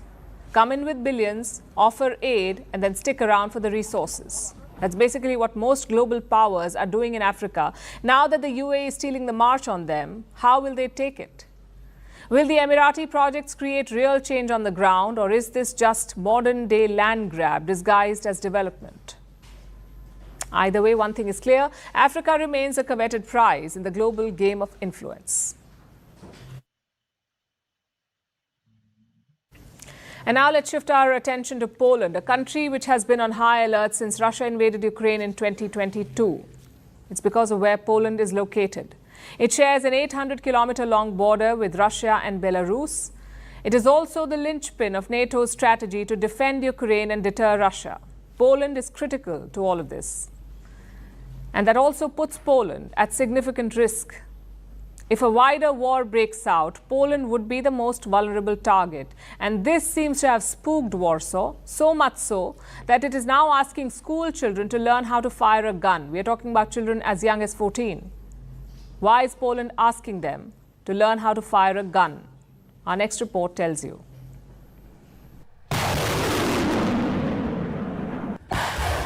Ever since Russia invaded Ukraine in 2022, Poland has been on edge. It has boosted its defense spending, ramped up the recruitment of troops, and started a program to fortify its borders. For most countries, these measures would be enough to deal with an enemy, but not for Poland. It now wants school children to learn how to fire a weapon. Yes, it's a real thing. Children as young as 14 are now required to take gun training lessons. The Polish government has made firearms training mandatory. So, how does it work? Students need to dedicate 1 hour per week to this training. The curriculum includes more than just shooting. Students also learn how to disassemble and assemble a weapon. Thankfully, no live ammunition is used, and instead the students train with laser guns. But it doesn't end there. This curriculum also requires students to learn about their local area. It also includes lessons on cybersecurity. These measures may sound extreme, but Poland feels they are necessary. Last year, Poland's army chief issued a stark warning. He said Poland must prepare for an all-out war. The reason lies in its geography. Poland shares an 800-kilometer border with Russia and Belarus.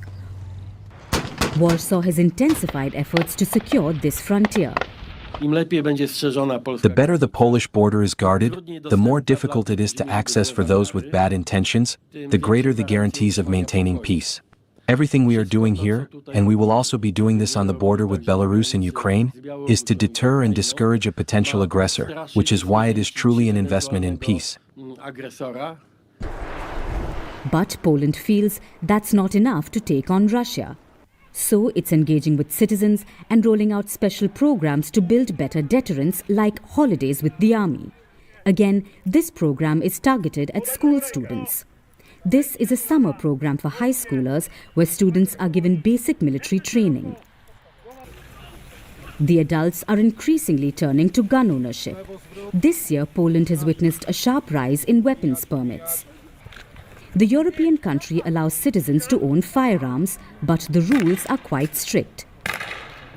No one below 21 years of age can own a gun. To obtain a permit, they must appear for a psychological exam, complete a firearms training course, and pass a comprehensive background check. This includes a review of their criminal and mental health records. Russia's actions in Ukraine have forced Europe to prioritize its security. And Poland's tough measures highlight the extent of its anxiety.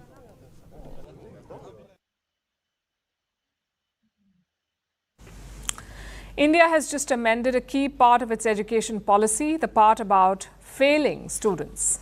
Until now, students could not be failed in primary school, that's from classes 1 to 8.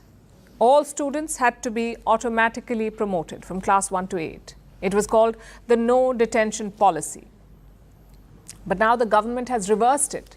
The new policy allows schools to fail students in 2 classes, in classes 5 and 8. If you fail the annual exam, you are in the dock, you get 2 months to retake the test, and if you fail again, you will be held back in the same class. I know this policy change may sound confusing, so let's break it down into 4 parts. Number 1, will this change affect all Indian students? And the answer is no. It will only affect students in central schools like Kendriya Vidyalayas and Sainik schools. States are free to choose their own policy. For example, Tamil Nadu says that it will stick to no detention. It will not fail students. Now, point number 2. Why was no detention introduced in the first place? It was clubbed with the Right to Education Act of 2009. The then government said that every child must complete primary school, and detentions threatened that goal. Assume a child was failed in class 6 or class 7.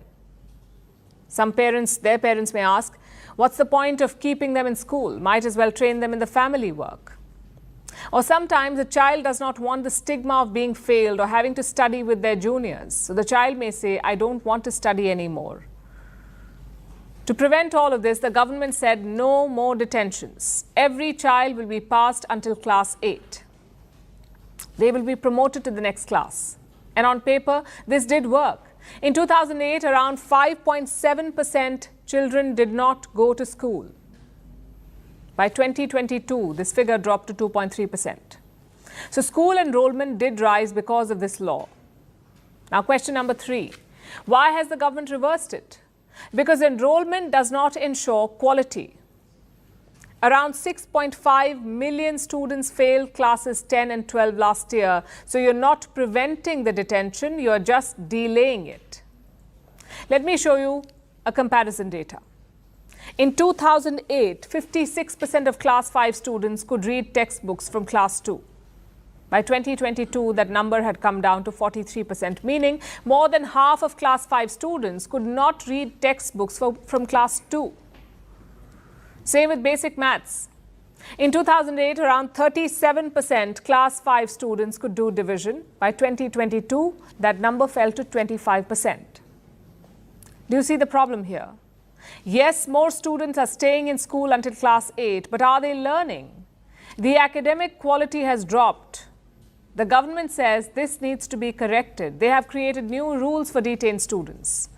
The class teacher will guide them, the parents will be roped in, and specialized inputs will be given. The idea is to identify and correct the learning gaps then and there. Which brings us to the final question. Is this the right approach for India?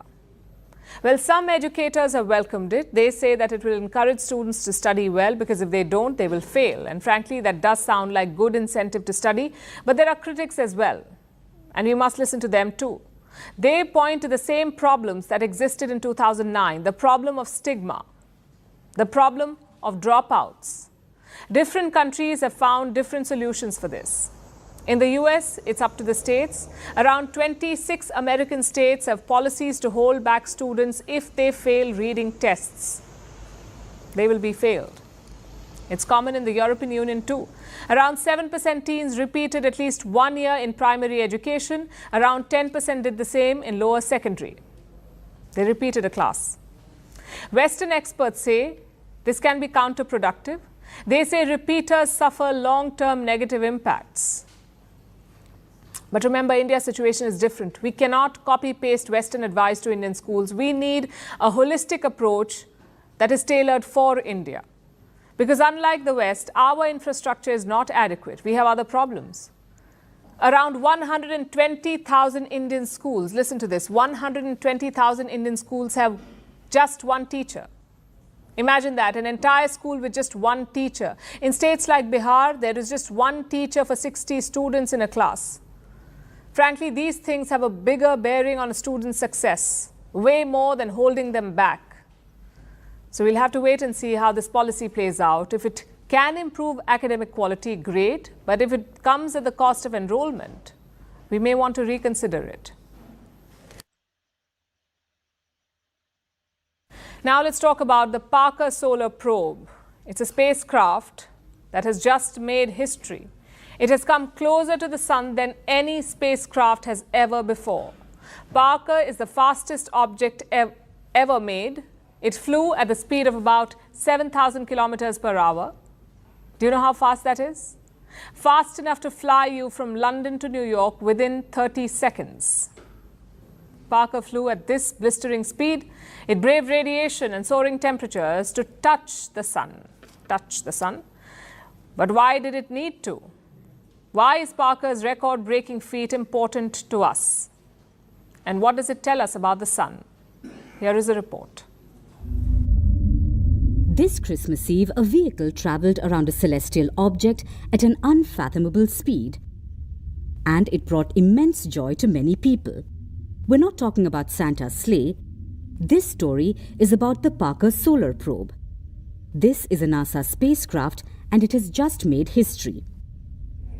Parker was launched in 2018. Since then, it has made 21 close passages to the Sun, or solar flybys called perihelions. Each time, it has inched progressively closer.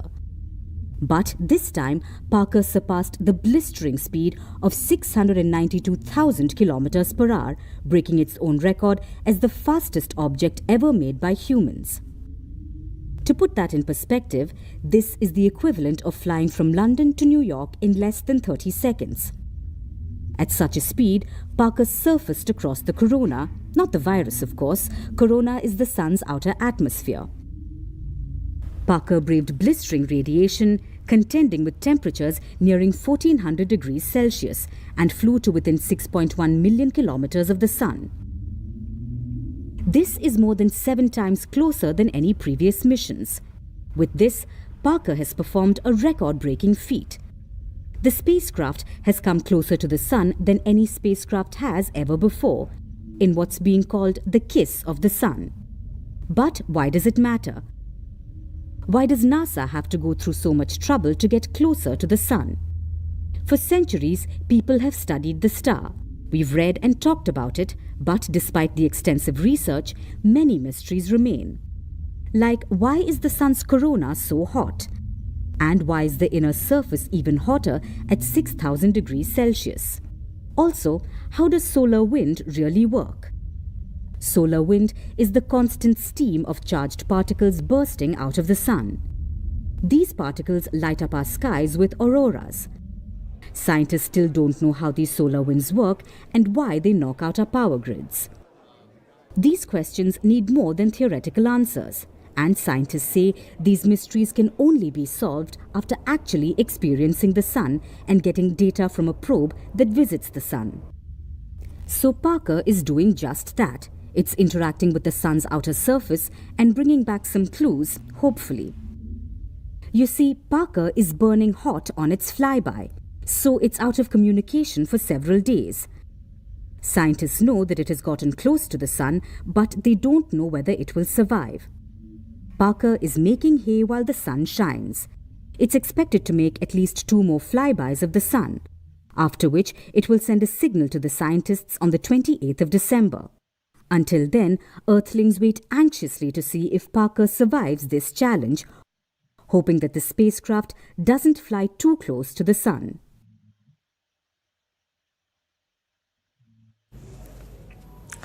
When the pandemic shut down the world, employees were suddenly able to work from home. A remote workplace was earlier unimaginable, but it became the new normal. 4 years have passed since then, and now the future of work looks very different again. Only about 1/10 of workers the world over are working in hybrid mode, meaning a combination of work from office and work from home. That's hybrid. 79% CEOs say that remote work will be dead within 3 years. Bosses are increasingly asking workers to return to their desks. But here's the irony. Many corner offices are still sitting empty because the option of work from home is still reserved for the privileged. And this is the great workplace divide. According to research, the number of days people are allowed to work from home correlates to their income. So higher earners enjoy more flexibility. Look at the $50,000 to $100,000 income bracket. Globally, out of all the people who fall in this range, only 38% workers can sometimes work from home. Compare this with employees that make $100,000 or more. 63% of them get the same benefit. And this gap only widens as you go higher up the ranks.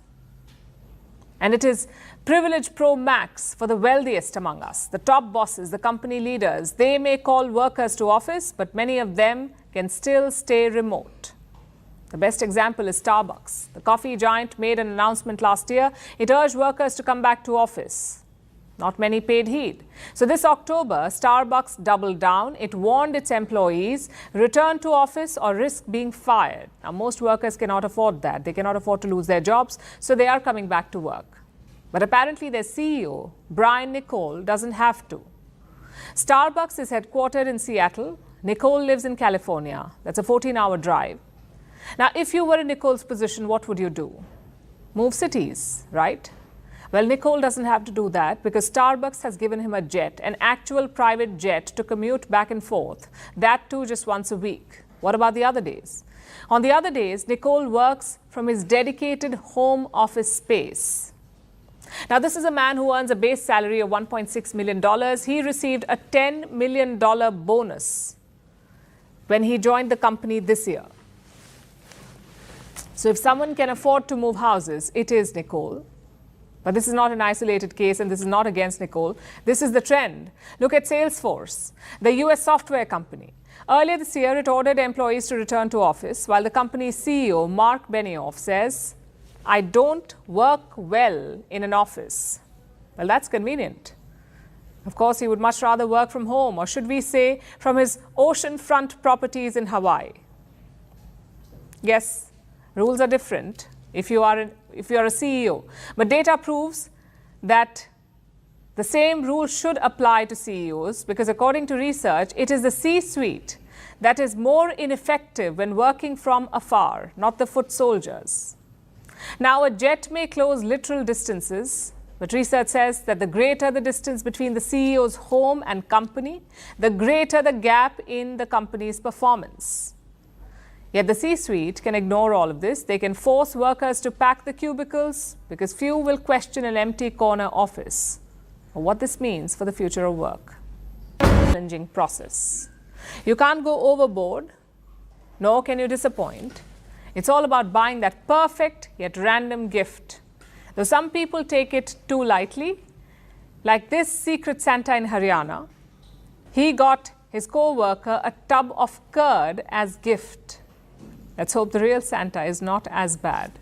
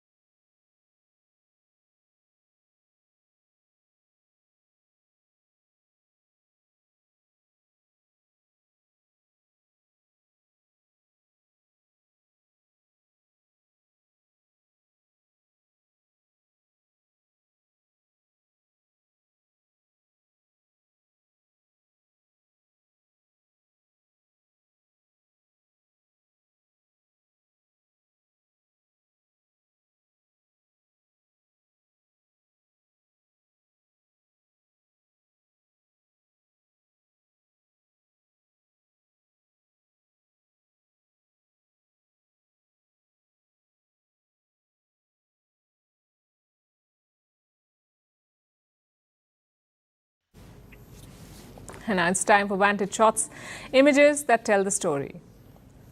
The remains of a 50,000-year-old baby mammoth were found in Russia's Siberia. In Japan, Santa takes a swim with penguins on Christmas Eve, and an Italian zoo brings holiday cheer with Christmas presents for the animals. Finally, we are taking you back in history. On this day in 1979, the Soviet Union invaded Afghanistan. The goal was to prop up the faltering communist government in Kabul. The invasion triggered a brutal decade-long conflict with Soviet forces facing fierce opposition from Afghan Mujahideen fighters. Mounting casualties and economic strain eventually forced the Soviet Union to withdraw in 1989. We're leaving you on that note. Thank you for watching. We'll see you tomorrow.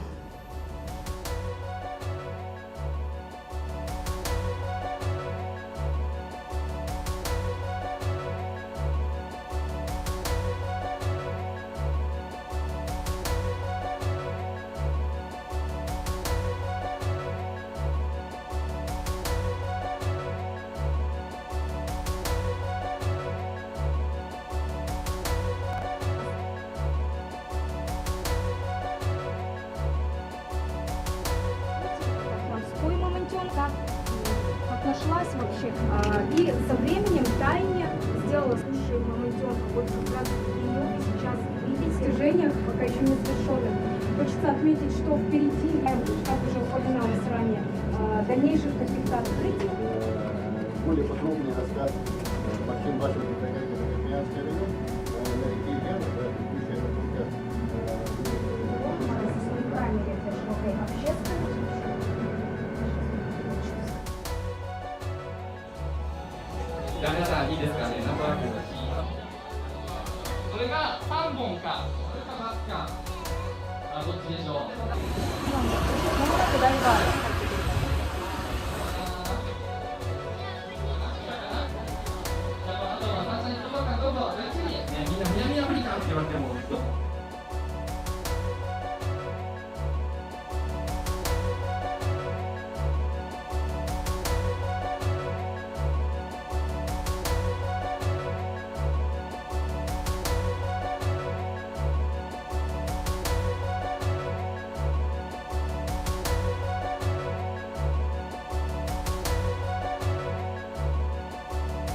$130 billion. All this and more coming up. The headlines first. A Saudi delegation meets Syria's new leader. They join a growing list of visitors to Damascus since the ouster of Bashar al-Assad. In 2012, Saudi Arabia had severed ties with Assad's government, but last year Riyadh restored relations between the two nations and was instrumental in Syria's return to the Arab League. China refuses to cooperate in a probe linked to the severed Baltic Sea cables. Sweden says Beijing has denied a request for an investigation. In November, sections of 2 telecom cables were cut in Sweden's territorial waters. Suspicions have been directed at a Chinese bulk carrier. US President Joe Biden commutes the death sentences of 37 out of 40 federal inmates. This comes just weeks ahead of Donald Trump's return to the White House. During his first term, Donald Trump oversaw a sweeping number of lethal injections. Trump has also spoken about using the death penalty for migrants who kill Americans. India's External Affairs Minister S. Jaishankar to visit the US tomorrow. This will be a 6-day visit. It'll be the first high-level visit from India to the US since Trump won the election. The minister will also chair a conference of the Consul Generals of India in the US. Mozambique's highest court confirms the ruling party election victory. The opposition had challenged the polls held in October. Since then, the Southern African country has been rocked by unrest. The ruling Frelimo party has been in power in Mozambique for half a century. And filmmaker Shyam Benegal passes away at the age of 90. He was a pioneer of parallel cinema in India. Benegal directed acclaimed films like Ankur, Nishant and Mandi. His films are celebrated for their realism and social commentary.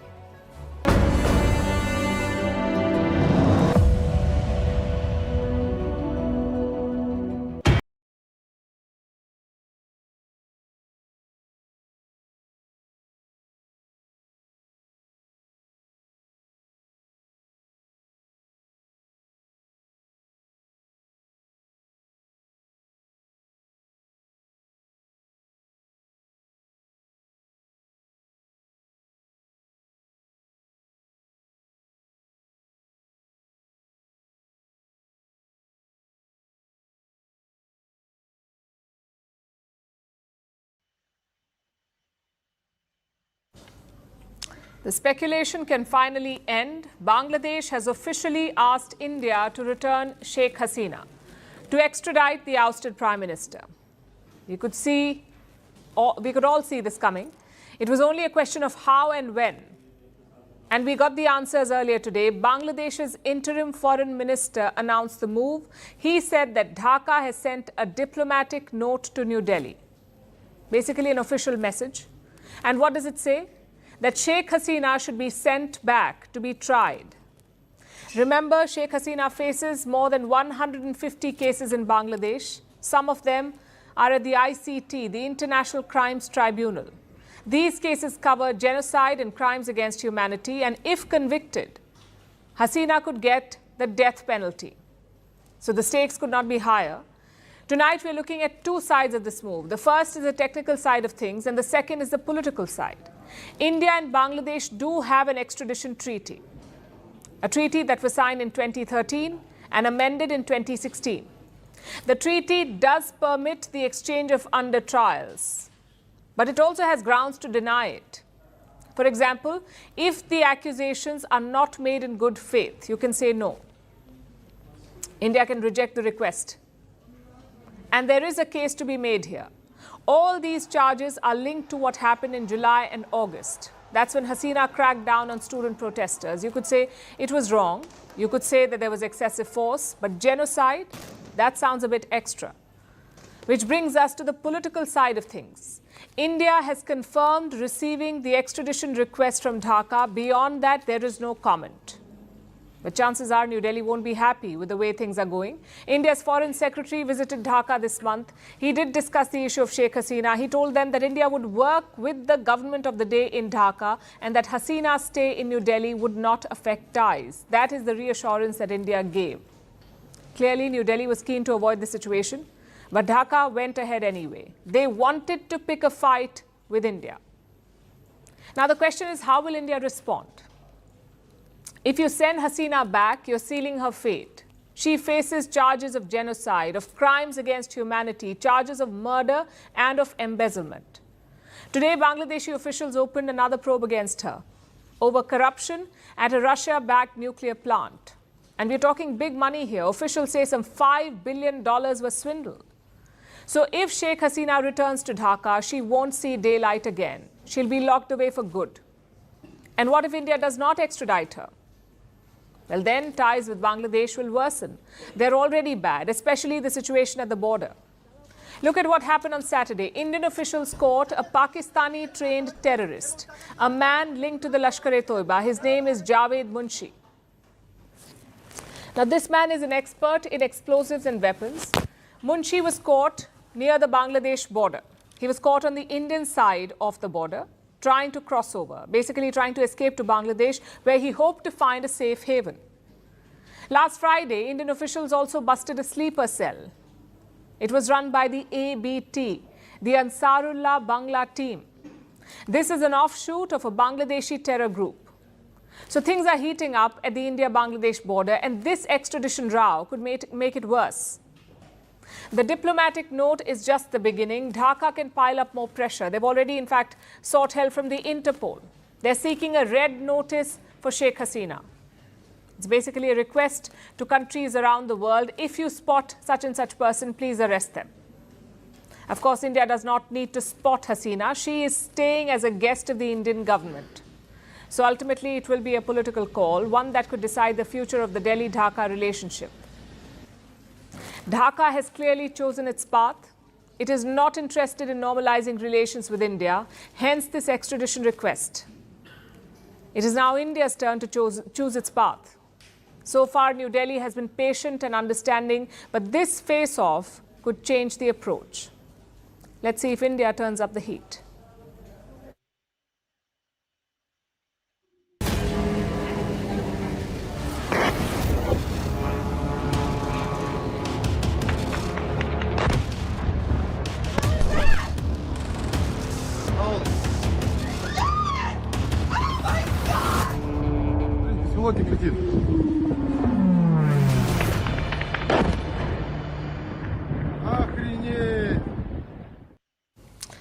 Those pictures have rattled Russia. An attack that was eerily similar to 9/11. It happened over the weekend in the southwestern city of Kazan.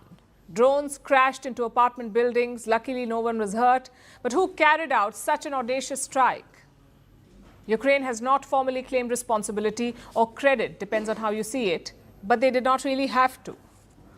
They've been at it for a while now. This year, Kiev took the war inside Russia. It stepped up military operations, targeted Russian cities. Then a few days ago, they planted a bomb in Moscow. The Ukrainians assassinated a top general in the Russian army, in the Russian capital. And now apartment buildings are being hit by flying bombs. Like I said, this happened in Kazan. It is one of the wealthiest cities in Russia. It is located around 800 kilometers east of Moscow and over 1,000 kilometers away from the Ukrainian border. So Kazan is far from the conflict zone. Perhaps that's why it was targeted, because Ukraine wants Russians everywhere to feel that they are at war. And sure enough, Vladimir Putin has responded. He has vowed to retaliate. Whoever and however much they try to destroy in Russia, they will face many times more destruction themselves and will regret what they are trying to do in our country. Putin's statement said it all. The strike was too big to ignore. Ukraine launched at least 7 drones. 6 of them targeted residential buildings. The 7th one hit an industrial facility. Kazan shut down its airport temporarily. Large events were cancelled, schools had to be evacuated, and sirens were heard across the city. Listen to these eyewitness accounts. We smelled the smoke and went down quickly from the 21st floor on foot. There was no electricity, the elevators were not working. We woke up at 8:40 because of the strong explosion. There was 1 or 2 explosions. We woke up and started reading the news. We saw first that the Azure Skies residential complex was hit. Then we read that there was a hit on Clara Zetkin Street. Kazan is the Russian city where the BRICS summit was hosted in October this year, and now Ukrainian drones have hit this city. If the goal was to create panic, then Ukraine was successful. But if they were trying to weaken Russian forces or just distract them, the plan has failed. Because Russia has now doubled down. It is striking Ukraine with greater force. It claims to have captured more than 190 Ukrainian settlements this year, and now Russian troops are making steady progress in the east. Over the weekend, Ukraine lost 2 villages, one in Kharkiv and another in Donetsk. Again, the goal is simple: take up as much territory as possible. Russia wants to lock in these territorial gains before the 20th of January 2025. That's the day when Donald Trump will take oath as US president.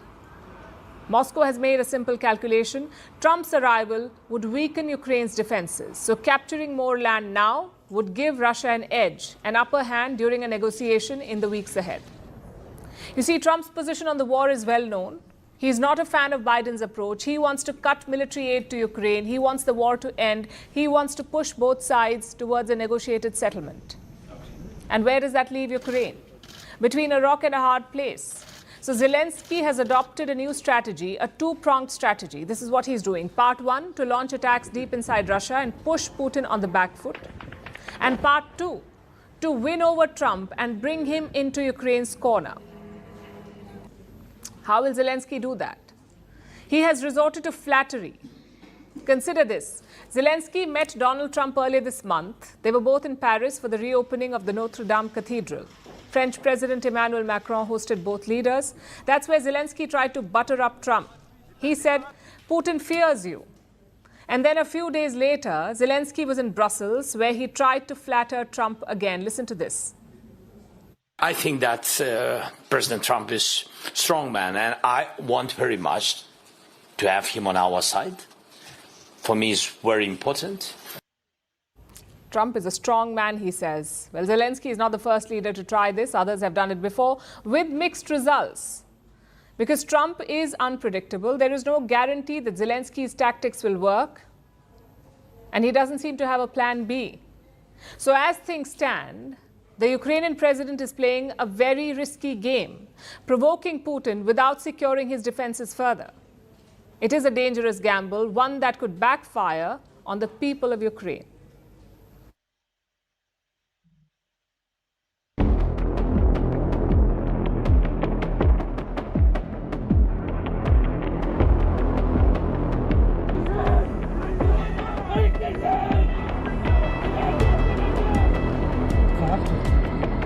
Oh Gott, der wird abgeführt. Oh Gott, oh Gott.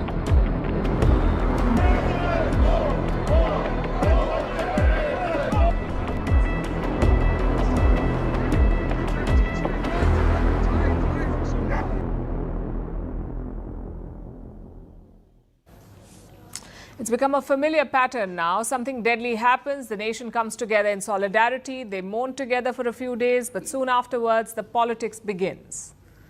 This time, it's in Germany. You would have seen what happened there on Friday. A driver rammed his car into a Christmas market. It happened in the city of Magdeburg. You can see how the attack unfolded from CCTV footage.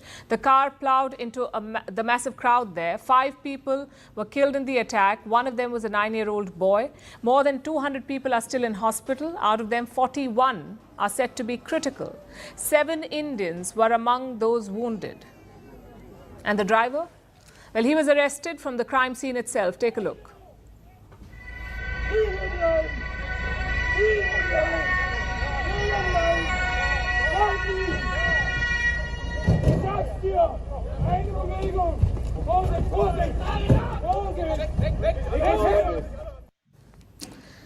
This has happened before in Germany.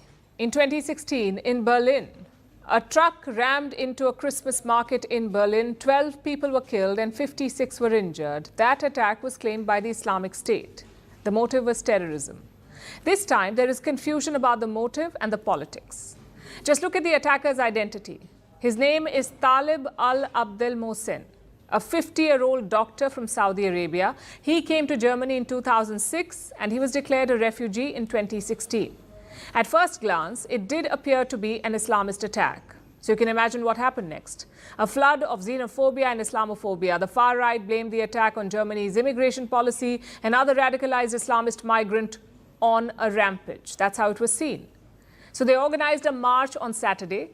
A second march is expected to begin shortly. It is being led by the AfD, the Alternative for Germany. It's a far-right political party in the country. So things are pretty tense in Magdeburg.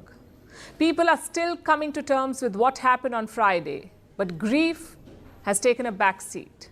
It's all about politics now. To make matters worse, the attacker's motives are not clear. We know that he was radicalized, but by who or what is unknown. For starters, this man describes himself as an atheist. His social media is full of anti-Islam posts. He talks openly about abandoning his faith. He expressed sympathy for the AfD, the political party we just mentioned. And he accused Germany of trying to Islamize Europe. The interior minister of the country has confirmed this. She said that the attacker was clearly Islamophobic. At this stage, the only thing we can say with certainty is that the perpetrator was clearly Islamophobic. We can already confirm that. Everything else is subject to further investigations. We'll have to wait and see. An Islamophobic Arab, as weird as it sounds, that is the attacker.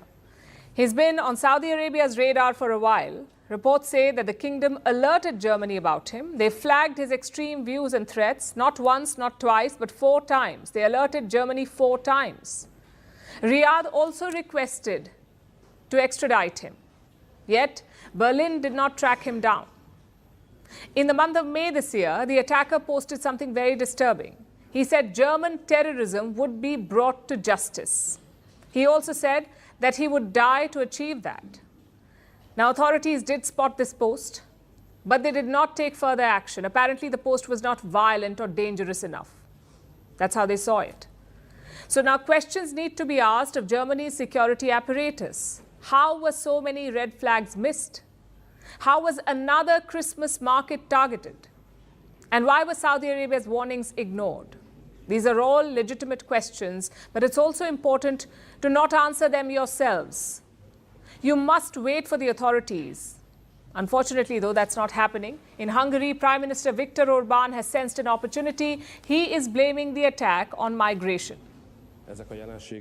I would definitely like to say that these phenomena have only existed in Europe since the migration crisis. So there is no doubt that there is a connection between the changed world and Western Europe, the migration flowing there, especially illegal migration, and the terrorist attacks. Germany's AfD is doing the same. Their march will only add to the tensions. But then again, it's election season there. Germany's government is on its way out. Fresh polls are slated for February. So everyone is looking to score political points, to milk this tragedy for gains. It is no secret that Europe has a migration problem. They welcomed millions of refugees in the last decade. Not everyone has assimilated well. But migration does not explain the security lapses in Magdeburg. Nor does it explain the intel lapses leading up to it. That is entirely on Germany's government.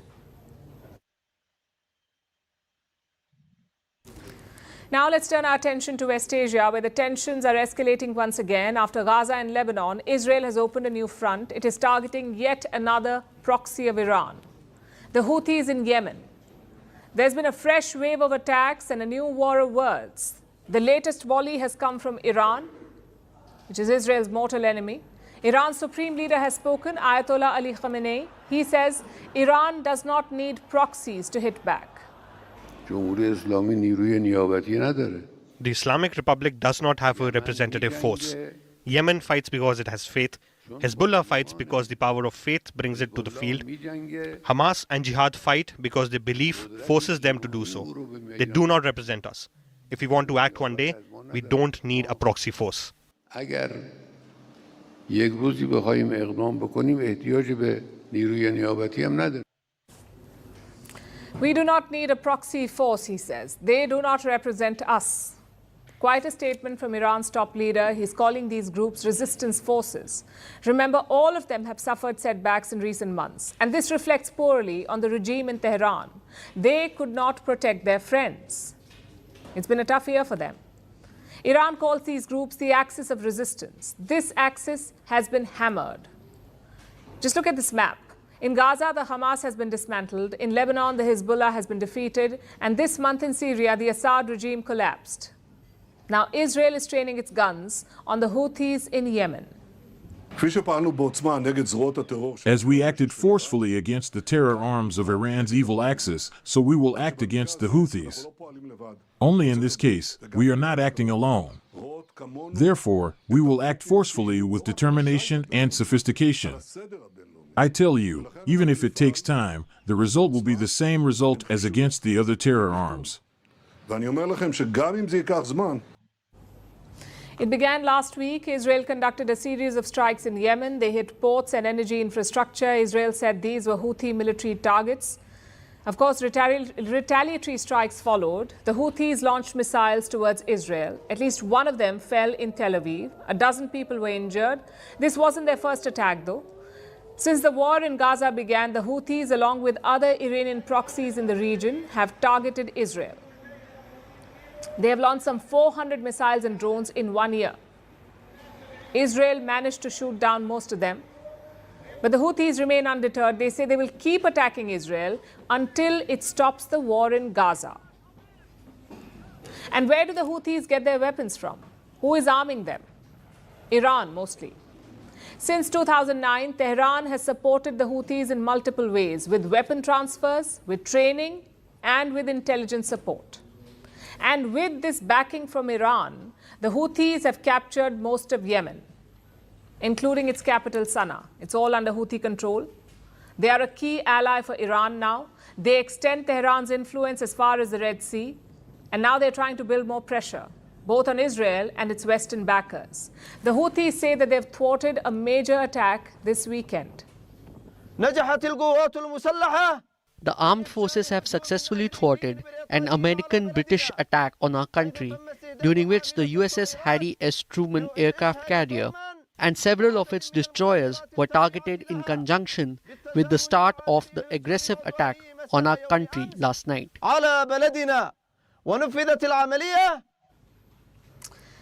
And this is what he was talking about. Over the weekend, the US launched an operation. American jets conducted what they call precision air strikes in Sana'a, the Yemeni capital. The Americans say that they neutralized 2 Houthi facilities, a command and control center and a missile storage center. But the Houthis contest these claims. It's hard to verify either version, but one thing is quite clear. The conflict in West Asia is still spiraling. Iran's axis of resistance may be weakened, but it's not been crushed. It still has the potential to foment conflict. Look at what Khamenei said about Syria.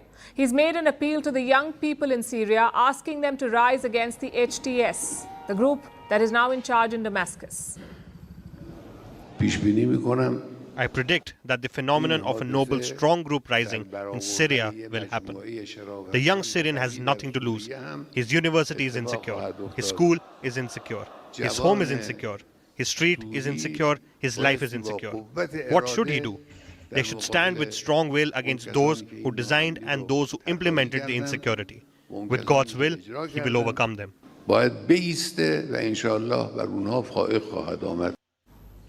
He said the US and Israel planned to topple Assad, and without naming Turkey, he also said that a neighbor had a role to play. And now he's urging the people of Syria to fight back. These comments from Iran's supreme leader are significant, an indication that as Iran battles external and internal challenges, as the regime faces increasing pressure, it may be willing to stake it all to survive. For the region, that only means more chaos.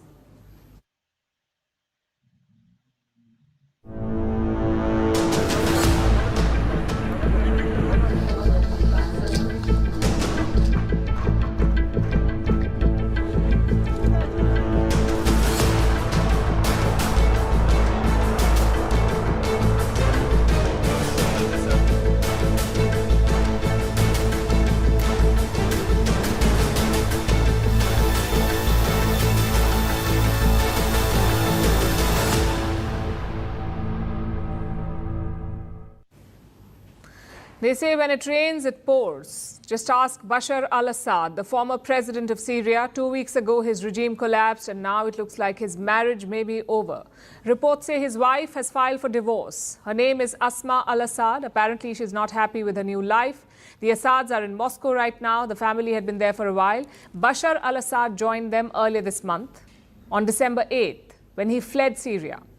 Now, all of them are in Russia, and reports say that Asma is not happy with this new life. She wants to go to the UK. She has reportedly applied to a Russian court seeking special permission to leave Moscow. The Kremlin has denied any such reports, though. They say that she is not seeking a divorce. But what prompted these rumors? Who is Asma al-Assad? Why was she called Syria's Lady Macbeth? And can she return to the UK if she wants to? Asma was born in 1975 in West London. Her parents had fled Syria in search for better opportunities. Her father was a cardiologist. Her mother was a diplomat. They remained attached to their Syrian roots. But Asma identified as British. In school, she called herself Emma. She lived quite a privileged life, went to private schools, got a degree at King's College in London, and went on to become a banker at JP Morgan. Her mother had other plans, though. She wanted to promote a match between Asma and Bashar al-Assad. At that time, Assad was just an eye doctor, not the heir apparent of Damascus. That role came to him unexpectedly when his brother died in 1994. Bashar al-Assad had to return home. Then a few years later, his father died. It was the year 2000. Bashar al-Assad was all set to take over Syria. He was still unmarried, though. And Asma was still working at JP Morgan. In the summer of that year, she went on a mystery holiday with him, and when she returned, they were engaged.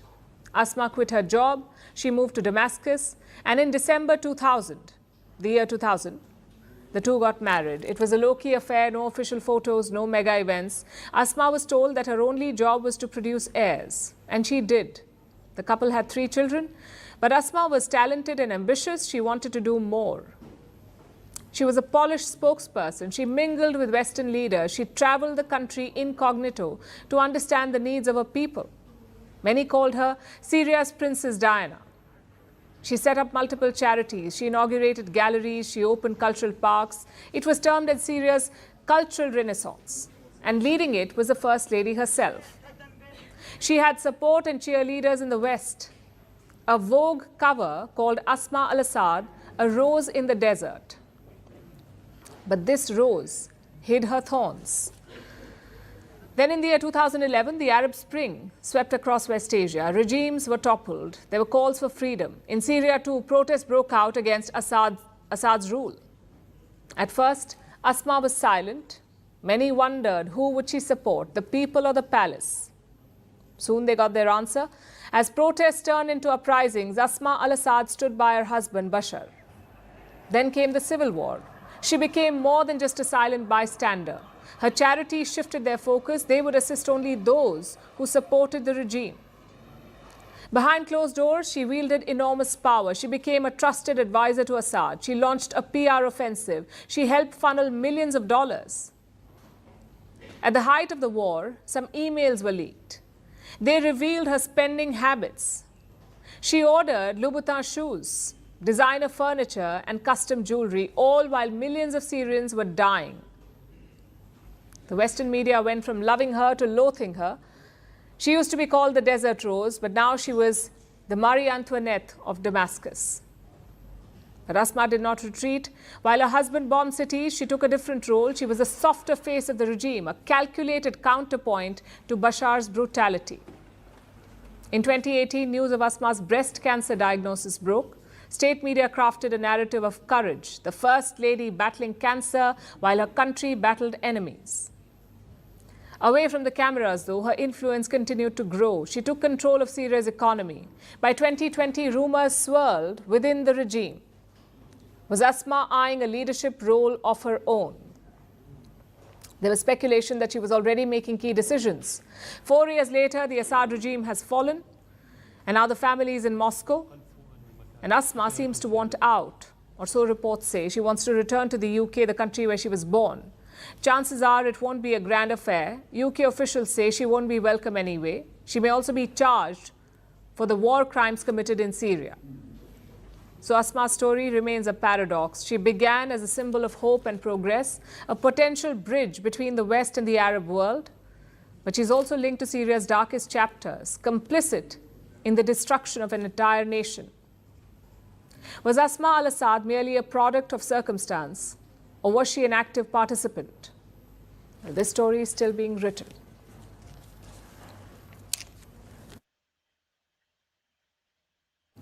Have you ever given a gift, changed your mind, and demanded it back? Maybe not, but the US has. We're talking about the Panama Canal. Donald Trump wants it back. This is an 82-kilometer artificial waterway. It connects the Atlantic Ocean with the Pacific Ocean. Years ago, the canal's control switched hands with a treaty. The US handed it to Central American ally Panama. This happened in 1999. American ships still use the canal, but Trump is not happy. He says American ships are being overcharged. He wants Panama to reduce the fee or return the canal. What does Panama have to say about it? Can Donald Trump actually retake the Panama Canal? Here is a report. Donald J. Trump! US President-elect Donald Trump is basking in his return to power. Over the weekend, he held the first major rally since winning the November election. He talked about an array of hot-button topics, including the Panama Canal. This 82-kilometer canal cuts across the Central American nation of Panama. It's a major shipping route and the main link between the Atlantic and Pacific Oceans. Up to 14,000 ships cross the canal every year, including container ships that carry everything from cars to natural gas and even military vessels. Now Trump wants to retake control of the canal. We're being ripped off at the Panama Canal like we're being ripped off everywhere else. He just said take it back, and it's a good idea. Trump has accused Panama of charging exorbitant prices to US shipping vessels, or in his words, that America is being ripped off. He has demanded that Panama reduce fees on the canal or return it to US control, which the US quote-unquote foolishly ceded to its Central American ally. When they gave it to Panama, can you believe that? We would never have done it if we thought what's happening now can happen, and we would never, and we will never, ever let it fall into the wrong hands. The Panama Canal was built in the early 1900s. The United States maintained control over it until 1977, after which they signed a treaty to gradually cede the canal zone back to Panama. After a period of joint control in 1999, Panama finally took the sole control of the canal. But now, in a rare example, a US leader is saying that he could push them to hand over the territory to the United States. Though he didn't explain how or when he would do so, his remarks have received a sharp rebuke from Panama's president. I want to express that every square meter of the Panama Canal and its adjacent areas belong to Panama and will continue to belong to Panama. The sovereignty and independence of our country are not negotiable. The sovereignty may not be up for negotiation, but what about the rates that Trump wants lowered? Panama is not keen to oblige in this area either. Rates are not a whim. They are established publicly in an open hearing, considering market conditions, international competition, operating costs, and the needs of maintenance and modernization of the interoceanic waterway. If shipping rates are not lowered, Trump says that he will demand that the Panama Canal is returned.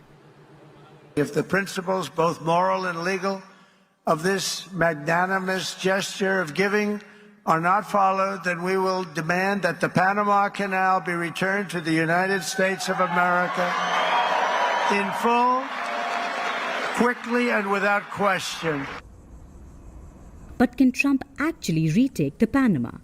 According to experts, there's no provision in the treaty that would allow for the US to legally retake control of the canal. So is Trump making an empty threat, or will the Panama change hands yet again? Well, we'll find out soon enough.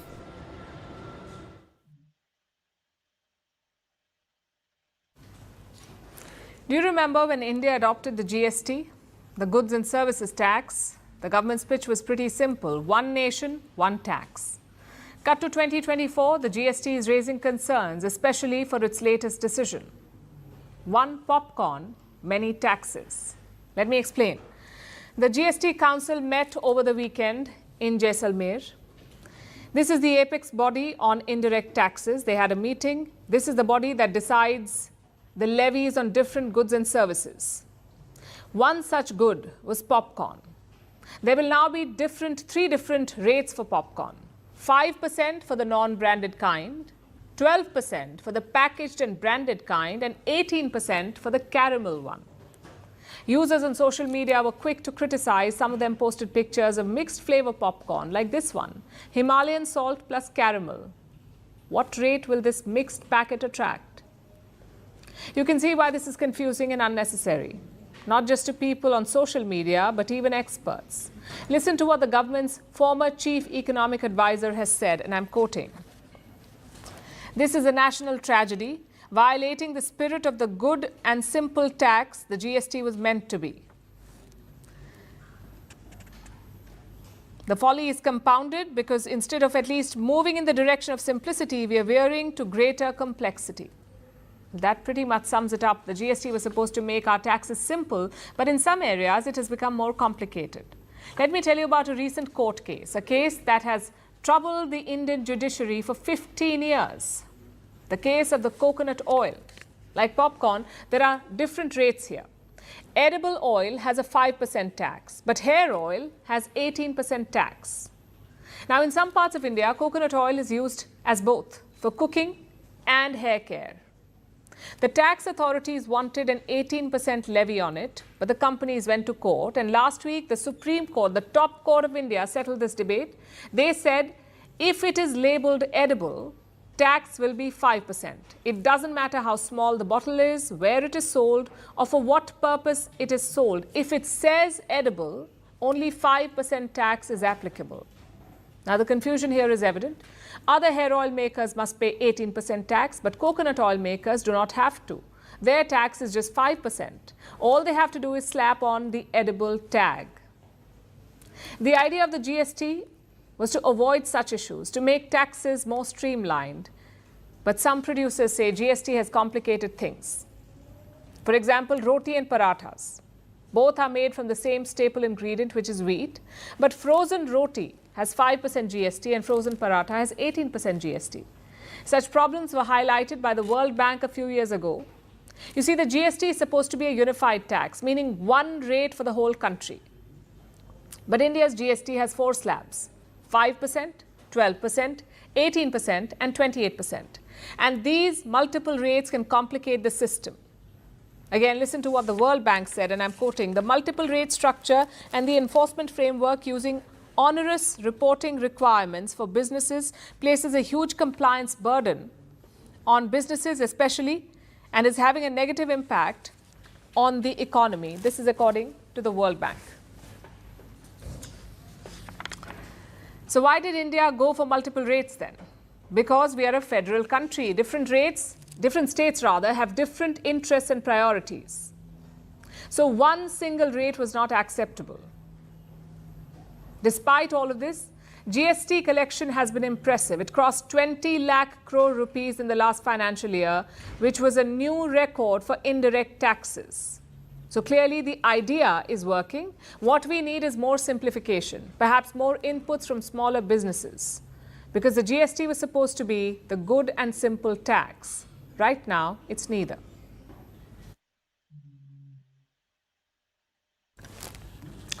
Elon Musk is known for transforming industries, whether that's electric cars or space exploration. But Musk is now venturing beyond that. He's stepping into the world of politics, becoming a global disruptor in his own fashion. In the US, he backed Donald Trump. In Argentina, he backed Javier Milei. Both leaders ended up winning elections. And now Musk is turning towards new countries, discussing donations with Nigel Farage of the UK and supporting Germany's AfD party on X. Across the globe, Elon Musk is hedging his bets on elections and hoping to gain something out of it. Does that make him the new George Soros? Is Elon Musk the modern-day kingmaker, or is it just a calculated strategy to secure his legacy? Our next report tells you. Elon Musk, he's a tech entrepreneur. He owns a social media platform. He's the world's richest man. Musk has always pushed the boundaries of what's possible.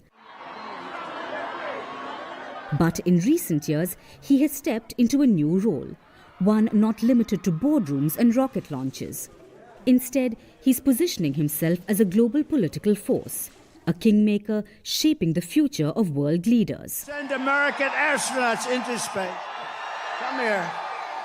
Take over, Elon. Just take over. It all started with the United States elections this year.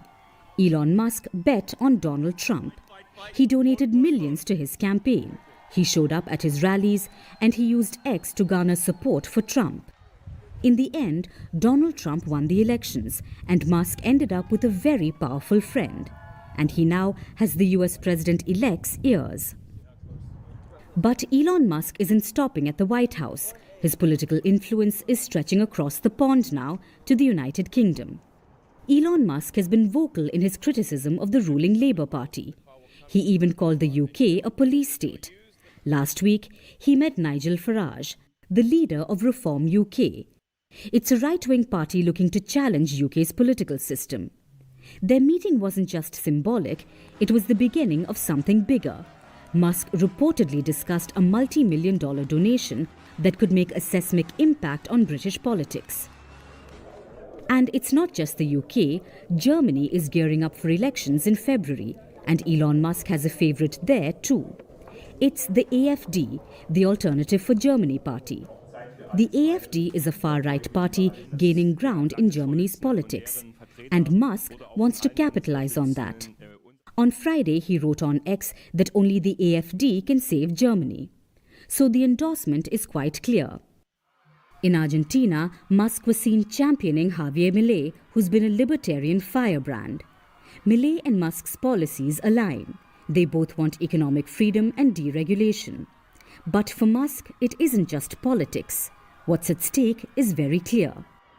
Argentina's vast lithium reserves are crucial for Tesla's battery supply. And Milei's pro-mining stance is exactly what Musk needs.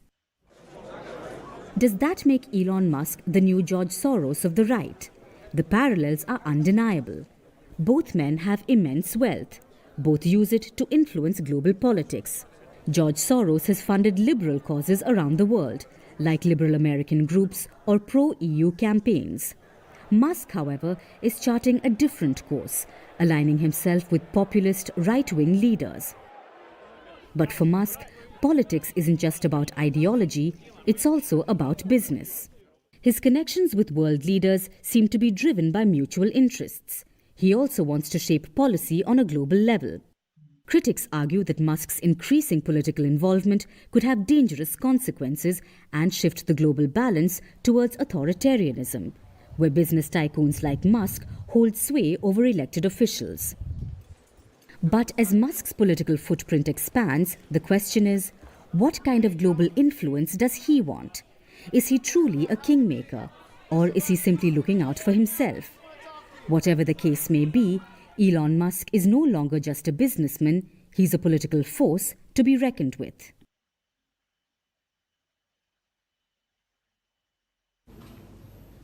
Who calls it winter season and not the wedding season? We ask because in India, year after year, winter launches a riot of colours, a clash of studded giant skirts and a battle of buffets, quite literally. It is like the wedding Hunger Games. It is the survival of the fittest. For the happy couples who embark on the unhappy journey of planning endless guest lists, visiting countless stores and splurging on feasts, it is a high-pressure time for the attendees too. Everyone from the drunkles to the howling children, they shuttle between cities, plan a series of outfits and show up for the multi-day extravaganzas to celebrate the couple and criticize the wedding food. Of course, what's not openly discussed is the money. But it is no secret that in India, there is no business like the wedding business. Indian weddings are a $130 billion industry, the second biggest in the world, second only to China, where the wedding industry is worth about $170 billion. Although India is expected to surpass this by next year. It should not come as a surprise. Two reasons why. One, India is home to the highest number of weddings in the world, 10 million every year, 10 million weddings every year. If you don't believe us, refresh your Instagram feed. Every time you do that, another wedding reel pops up. And two, Indian weddings are elaborate affairs. People often spend beyond their means. The average Indian spends twice as much on weddings as on education, which is not something to be proud of, but that's how it is. The average spend is $14,000 per wedding, or 12 lakh Indian rupees, which is 3 times the average annual income of an Indian household, and about 5 times the per capita GDP. And this is just the average number. Indian weddings can be over the top, and that's an understatement. Inspired by Bollywood and funded by rising disposable incomes, they're getting bigger and fatter. This year, between mid-November and December, about 5 million weddings were held in India. They generated $70 billion in business. That is up from $55 billion last year. And out of these 5 million weddings, about 50,000 cost more than 1 crore rupees each. 1 crore is more than $110,000, a lot of money to spend on one wedding. So where is all of this money going? For starters, in photo shoots. There are pre-wedding, post-wedding, and now even honeymoon photo shoots. So Bali is probably witnessing the new Indian tripling, husband, wife, and the photographer. But jokes aside, about 10% of the budget is spent on the location, mostly thanks to destination weddings, which have grown significantly from 18% in 2022 to 26% this year. And in case you're not in on the trend, let's bring you up to speed. Oman and Portugal are the new hot destinations if you're looking to go abroad. And Goa, Pushkar, Udaipur and Kerala are your best options if you're following the Wed in India campaign. At least that's what surveys say. So location takes up a big chunk of the budget. Then comes catering. Another 10% of the budget is spent on catering, contributing to the annual $14 billion in food wastage. Another 6% of the budget is devoted on music and sound, so that geriatric guests cannot hear their own thoughts, and the young guests can showcase unpracticed Sangeet moves. Then there are some other beneficiaries, like the retail and jewelry market, auto market, even social media planners. They will curate your wedding feed and churn out wedding reels within hours, because month-late wedding movies are sold last season. Planning an Indian wedding is not for the weak-hearted. Yet despite all your efforts, your guests may still complain. But remember, the Indian economy will thank you, because Indian weddings are big business and they're only getting bigger. That is popcorn. It's a staple at the movies, but popcorn will now have 3 different tax rates. I know a lot of people like the caramel flavor. It adds a nice sweet note to your popcorn, but it could leave a sour taste going forward, because caramel popcorn has 18% GST. The internet is having a field day with these not so simple taxes. Take a look.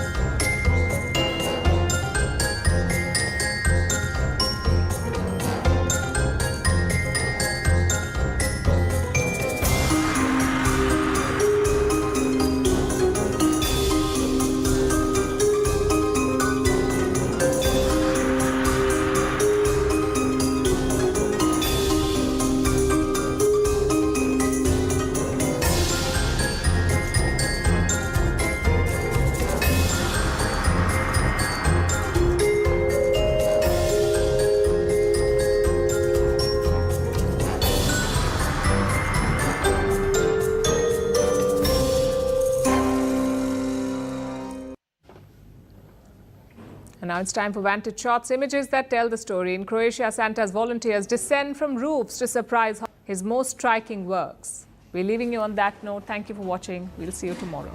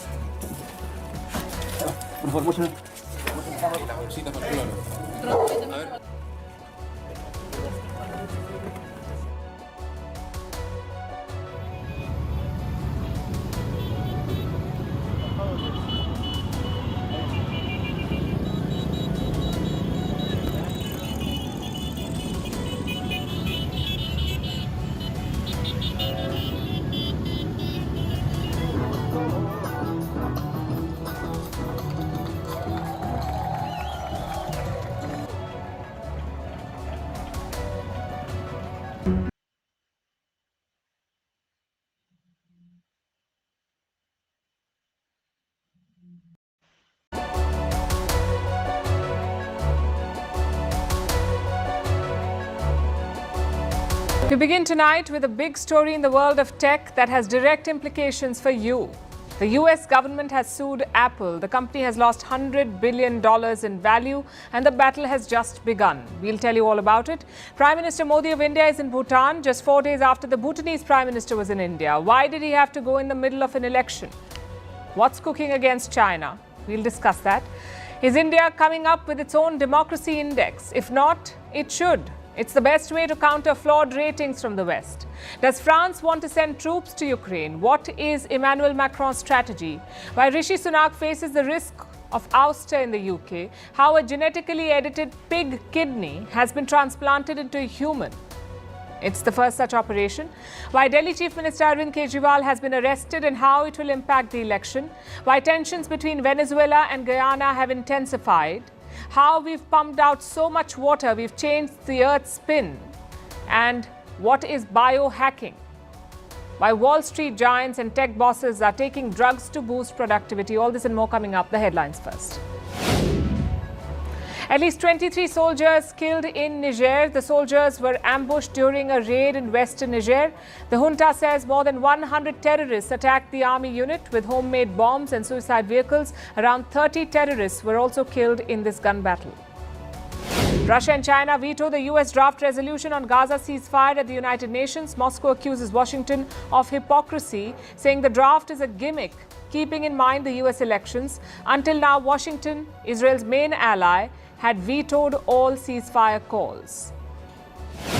More than 2 years after it invaded Ukraine, Russia admits it's in a state of war. Initially, the Kremlin called it a special military operation. The admission comes. भैया पैसा गिनते रहो या कुछ चाय वाय पिलाओगे? आइए क्या कीजिएगा इस धनराशि का? अरे बैंकिंग कॉरेस्पोंडेंट द्वारा बैंक में डिपॉजिट करा दूंगा। तो 3 नियम याद है ना? आइए। पहला आईडी चेक कीजिए, करेक्ट। दूसरा मशीन की जांच और तीसरा नियम है पेमेंट की रिसीट। लेन देन करते समय ये 3 नियम याद रखिएगा ताकि कोई नुकसान ना हो। आरबीआई कहता है जानकार बनिए, सतर्क रहिए। सुना आपने? कड़ी पत्ते से लेकर के भृंगराज से लेकर के और ऐसी 30 जड़ी बूटियों के साथ हमने एक तेल बनाया। और इस तेल को कितने दिन लगाए बेटा आपने? 2 साल लगाए स्वामी जी। 2 साल? हाँ जी। कब लगाती थी? 2022 में रात को मालिश करके सो जाती थी। रात को मालिश करके सो जाते। और आज पहले तेरे बाल कहाँ तक थे बेटा? पहले मेरे बाल कंधों से नीचे तक आते थे, अब घुटनों से नीचे तक अब दिख रहे हैं? एक बार जरा इनको फैला के दिखाना। ये आगे आगे आगे, हाँ। और देखो 2 साल तक लगाए और ये बेटी पायल के बाल आज जो है नीचे तक, पूरे घुटने से नीचे तक जा रहे हैं। और पहले आपने रितंबरा जी के देखे, हमारी पूज्य साध्वी देवप्रिया जी के देखे, मेरे पास तो ऐसे सैकड़ों क्या हजारों एग्जाम्पल हैं। मेरे बालों की मजबूती है केश कांति मिल्क प्रोटीन। मेरे बाल लंबे और मजबूत हो गए हैं केश कांति से। मेरे बालों की जान है केश कांति एलोवेरा। और मेरे भी। केश कांति से मिला है करोड़ों देशवासियों को अपनी हेयर प्रॉब्लम्स का आयुर्वेदिक समाधान। 73 वर्ष की उम्र तक पूर्ण रूप से गंजा हो चुका था। मेरे सभी बाल गिर गए थे, लेकिन उनके केश क्रांति एडवांस तेल के प्रयोग करने से, इसी नाम के शैम्पू से स्नान करने से मुझे 73 साल के बाद इन बालों की उत्पत्ति हुई है। मेरे सर पर पूर्ण बाल उगाए हैं। हमने पाए हैं लंबे घने काले बाल केश कांति हर्बल हेयर एक्सपर्ट ऑयल से। मेरे बालों का सीक्रेट है केश कांति हेयर ऑयल। और मेरे भी। आज मुझे इन्होंने बताया कि मेरे सिर का एक भी बाल नहीं झड़ा है और पूरी खेती बरकरार है। और उम्र कितनी होगी बाबूजी? 88 में चल रहा हूँ। 88। क्या लगाते हो आप? ये केश कांति। सच में? सच में। आप ऐसा तो नहीं कि मेरे से प्यार करते हो? प्यार नहीं, मेरे घर के ऊपर आप देख सकते हैं ये केश कांति लगाता हूँ, रोज लगाता हूँ। और एक आपने बताया कि थोड़ा ये तेल लेके हथेली पे यूं करके यूं मसाज भी किया, तो इसलिए मेरे बाल बिल्कुल ठीक है। सच में आपके बालों को तो देख करके बहुतों को ईर्ष्या होगी। ऐसे ही करोड़ों देशवासियों को भरोसा है केश कांति हर्बल हेयर एक्सपर्ट ऑयल पर। Comes as Moscow steps up attacks on Kiev. Last night, Russia hit Ukraine with nearly 90 missiles and more than 60 Iranian kamikaze drones. The Indian rupee hits an all-time low against the US dollar. It's the sharpest weekly fall in 7 months. The slide was due to a high demand for the dollar from importers and a drop in offshore Chinese yuan. North Korea's World Cup qualifier against Japan is called off. Earlier officials had said the match would be moved to a neutral venue after Pyongyang decided against hosting it next week. North Korea gave no reason for cancelling the match. And a fresh blow to the 2026 Commonwealth Games. Malaysia says no to hosting the Games, citing cost as the main reason. Last year, the Australian state of Victoria had done the same.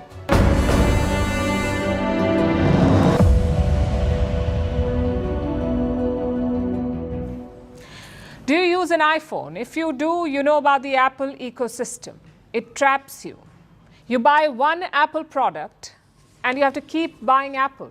Devices, services, software, everything Apple. If you want an app, you have to go to the Apple App Store. You cannot buy Android. If you want to iMessage someone, they must have an Apple phone.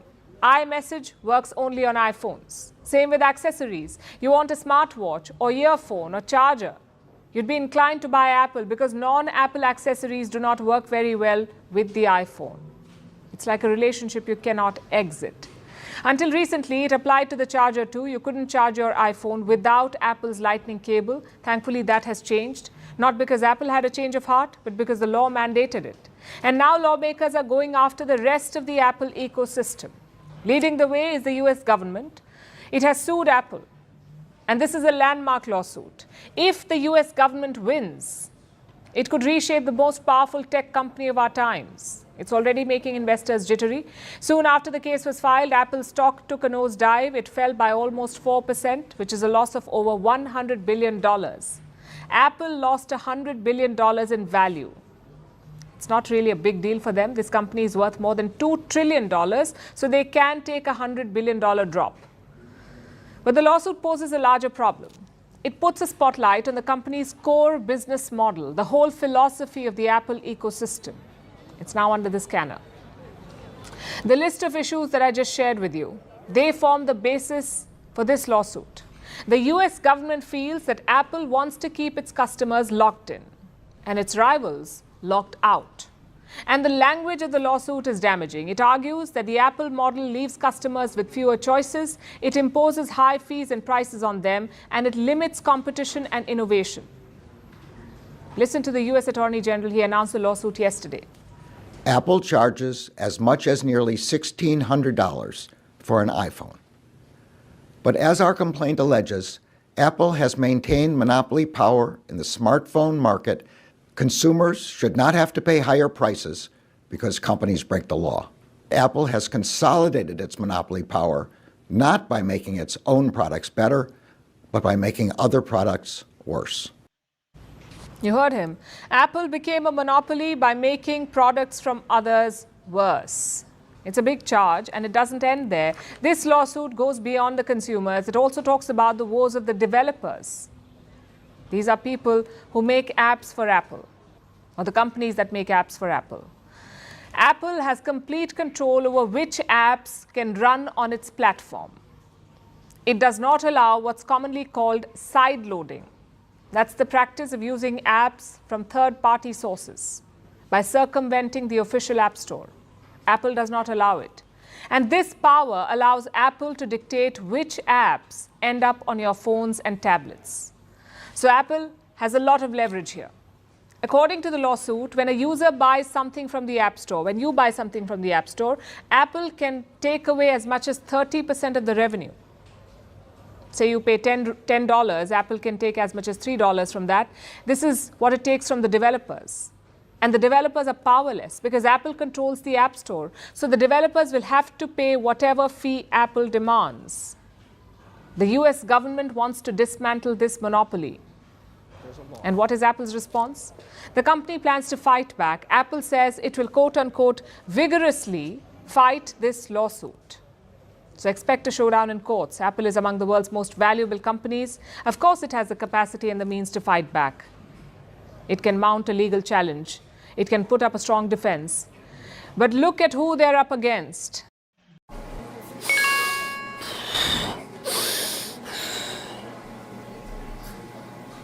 Message आसी जे यही app download करके invest करंतु राताराती share मूल्य double हो जिवो करंतु download जदि पैसा बर्बाद करबा को अछि डॉक्टर रोगी कुमार एमबीबीएस मु MEURKH नुहे मन रखंतु यूपीआई कहूची कि जदि सहज रोजगार रो लोभ देखैबो तो कहंतु मु मूर्ख नुहे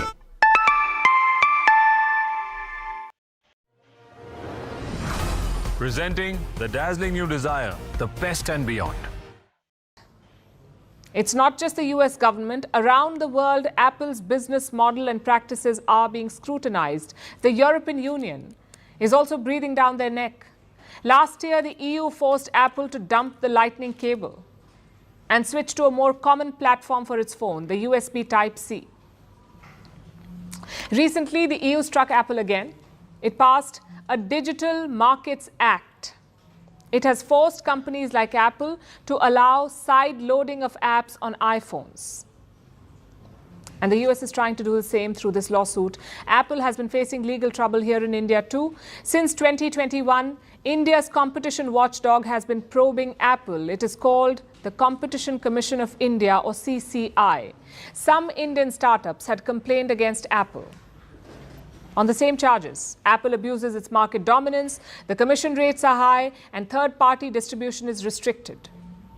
Plus, India has been mulling a new law, something along the lines of the EU's Digital Markets Act. It's called the Digital Competition Bill. Its provisions are similar to the European law.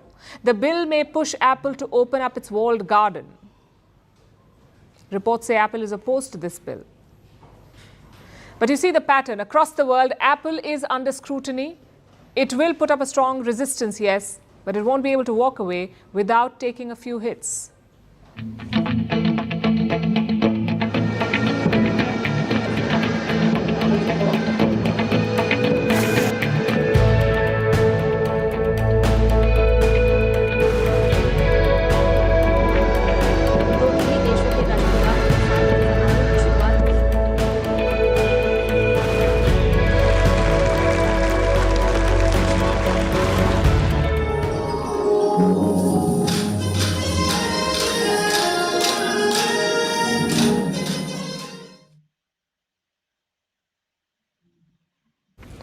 Now let's turn our attention to Bhutan, India's northeastern neighbor, a country of less than 1 million people and often called the last Shangri-La.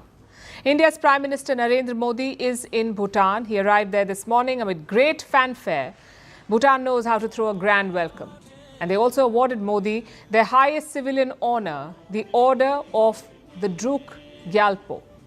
Bhutan की इस महान भूमि पर मैं सभी भारतवासियों की ओर से यह सम्मान नम्रता से स्वीकार करता हूं और इस सम्मान के लिए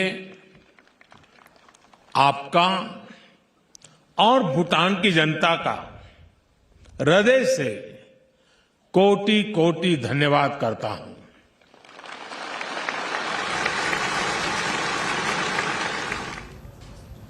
It's a great privilege, and it shows the importance that Bhutan places on its ties with India, and the bond extends both ways. Modi's visit comes on the eve of Indian elections. The dates have already been announced. And it's a first for a sitting Prime Minister, really, to focus on diplomacy in the middle of an election. And that is not the only unusual part. This visit comes after Bhutan's Prime Minister was just in India. Prime Minister Tshering Tobgay was in New Delhi this week. It was his first foreign visit after being elected in January. He was in India for 5 days. He left on Monday. So if talks took place so recently, it seems strange that Modi has gone to Bhutan now, unless there's something bigger at play. We have much to talk about. I will need your support as we move forward. Bhutan's Prime Minister has called for support and India is rushing to deliver. India's Prime Minister himself is answering that call, and you can see how thrilled Bhutan is. There was the award, and Bhutan's Prime Minister even referred to Modi as his elder brother. Why do you suppose that is? Why the call for support?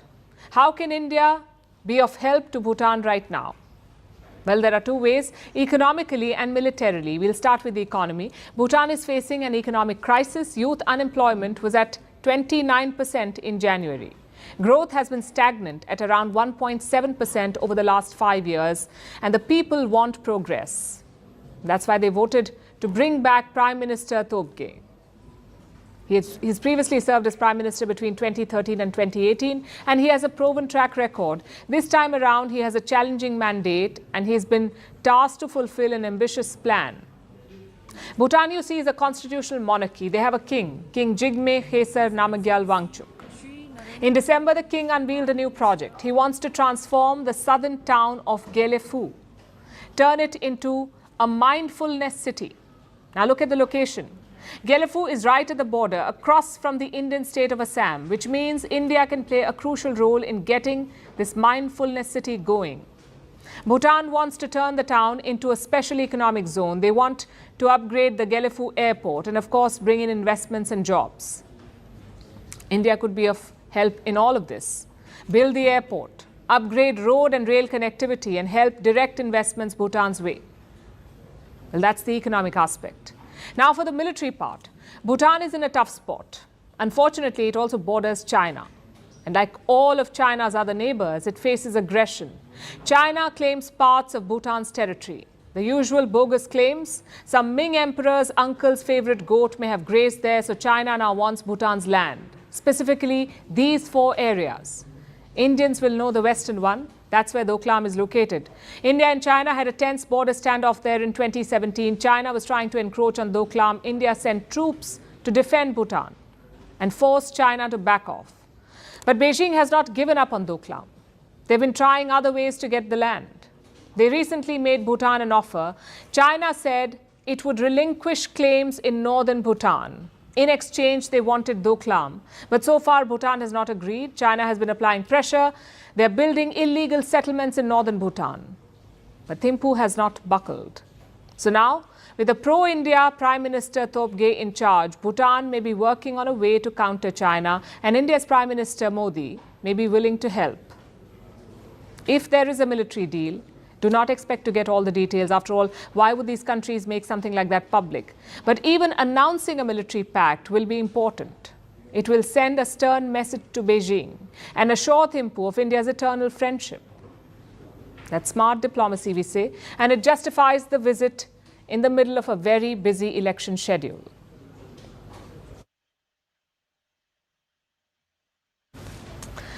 What do you do when a system does not work? A, you try to fix it, or B, you can build your own.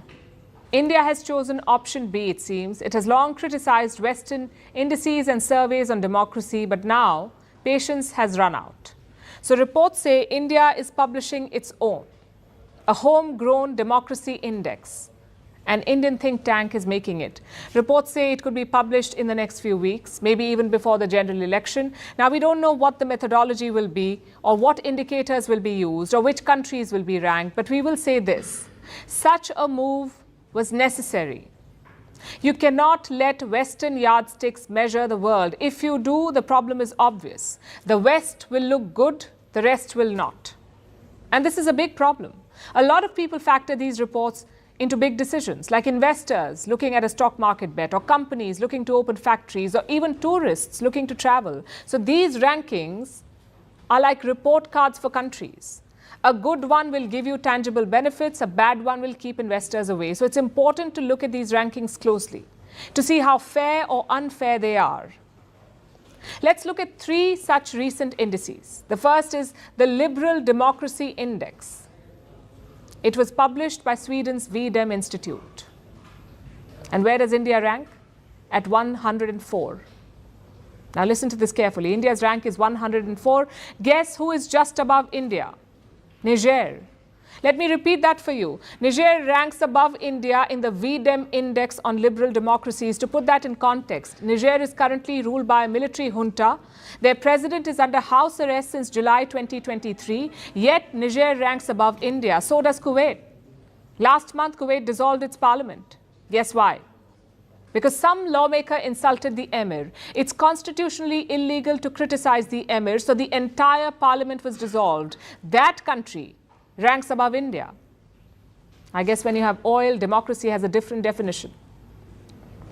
The next index is on happiness. India ranks 126th on that list. Look at all the countries above it. Pakistan is at 108. This is a country where inflation is higher than the average age, where terrorists attack every day, where generals rig elections, and where the IMF decides the budget. I guess that's what Pakistanis are happy about, being broke and unsafe. Also above India is Myanmar, a country that has been at civil war for 7 decades. Ukraine is ranked 105. Palestine ranked 103. Iran is ranked 100. We are honestly lost for words here. Ukraine is being invaded, Palestine does not have statehood, and Iran is ruled by a supreme leader, yet people there are happier than Indians. Finally, we have press freedom. This one is published by the RSF, Reporters Without Borders. India is ranked 161 on this list of 180 countries. Press freedom, 161. Afghanistan is at 152. That's Taliban's Afghanistan. Let me show you what press freedom looks like there.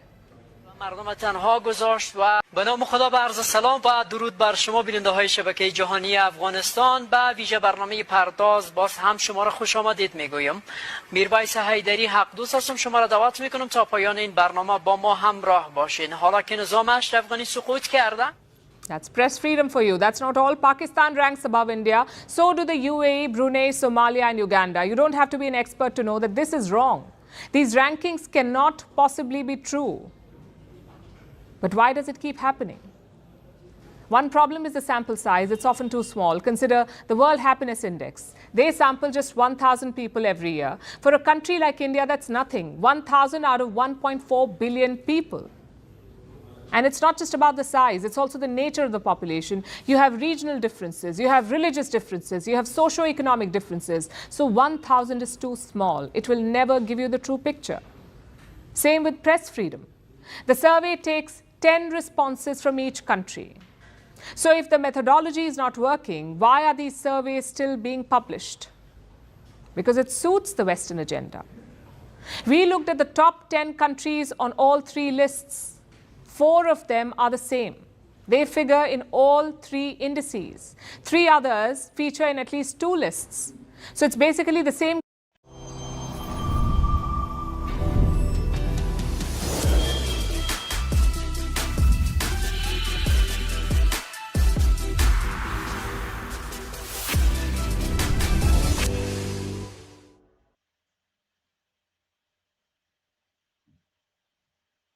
Countries leading all these reports, the same Western countries. So why would they stop publishing it? Which is why having a homegrown index is not a bad idea. It's not about one-upping the other side. It's about offering a different system, a different perspective. Maybe for a change, we can factor in the gun deaths in America, or the hijab bans in Europe, or the brutal migration laws, or the restrictions on abortion. Then it would be a fair survey.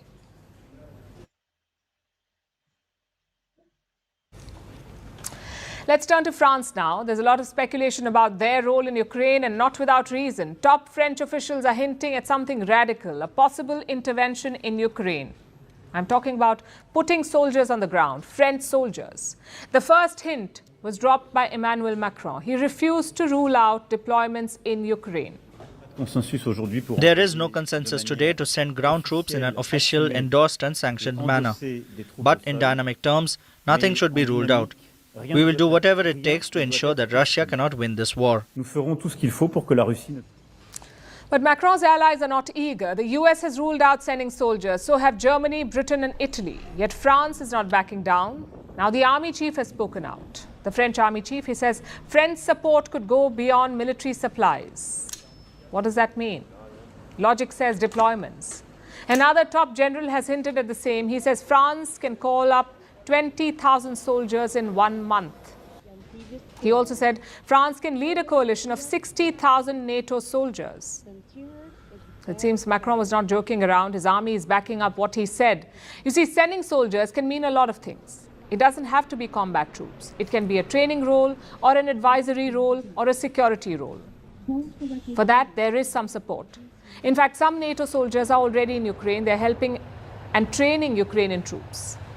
But that's a very small deployment. Some reports say just 97 NATO soldiers. Macron is hinting at a larger deployment. The question is why? What is he hoping to achieve? Well, grand plans are not new territory for Emmanuel Macron. He's always had big ambitions, whether in Europe or the Indo-Pacific or in NATO. So Macron is not a stranger to such policies. But what is the strategic angle here? Well, we can think of two. Number one, to deter Russia. We know that Ukraine's military aid is drying up. Around $60 billion is stuck in the US Congress, plus Russia is on the attack. They're making rapid battlefield gains. So maybe Macron is throwing a spanner into the Russian war machine. He's giving Putin something to think about. We have a goal. Russia cannot and must not win this war.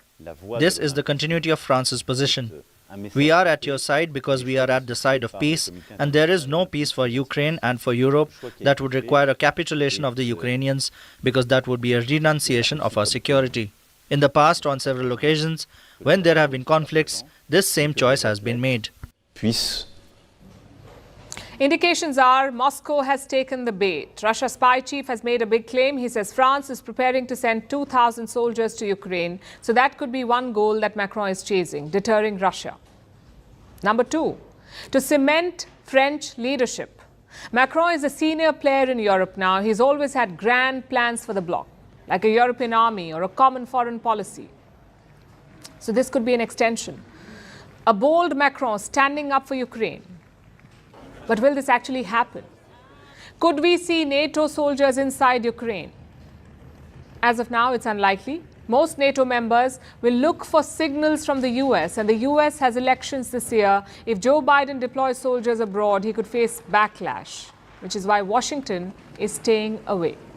President Biden has been crystal clear since the beginning of this conflict. There will be no US troops on the ground in a combat role there in Ukraine. There's also a double standard here. Macron talks about sending soldiers to Ukraine, which is a radical and dangerous move. But why doesn't he look at the safer option? I'm talking about military aid. Just look at the top donors to Ukraine. The US occupies the top spot. They've given some $46 billion. Germany has given almost $20 billion and the UK around $10 billion. How much military aid has France given? Just $700 million. Now, Macron's government has disputed this number. They say the actual figure is 2.8 billion. Even then, it's quite low. So Macron's words and actions do not quite match. Yes, NATO soldiers in Ukraine would deter Russia, but it would also require a lot of political will, something that NATO does not have. Macron would be better served looking at other options, like mobilizing the European defense industry or convincing Germany to send long-range weapons. These are more achievable options. But then again, there's no immortality in achievable goals.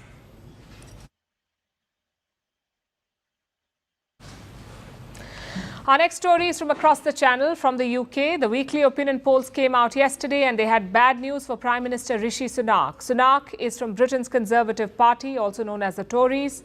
This party has been in power since 2010 and now their popularity has hit its lowest level. This week's survey put their approval rating at 19%. This is the second time it has fallen so low, 19%. You know the last time this happened? It was back in September 2022 under former Prime Minister Liz Truss, the one who couldn't outlast a head of lettuce.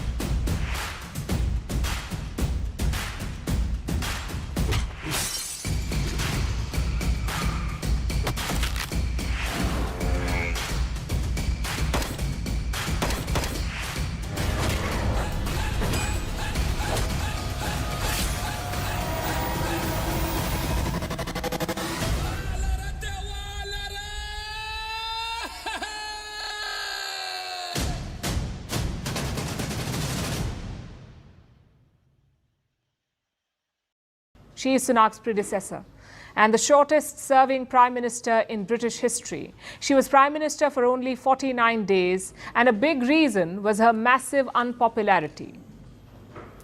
Now, Rishi Sunak has gone ahead and matched her record. He's also fallen below the 20% threshold.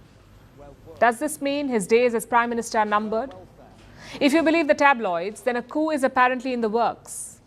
Bring out your lettuce.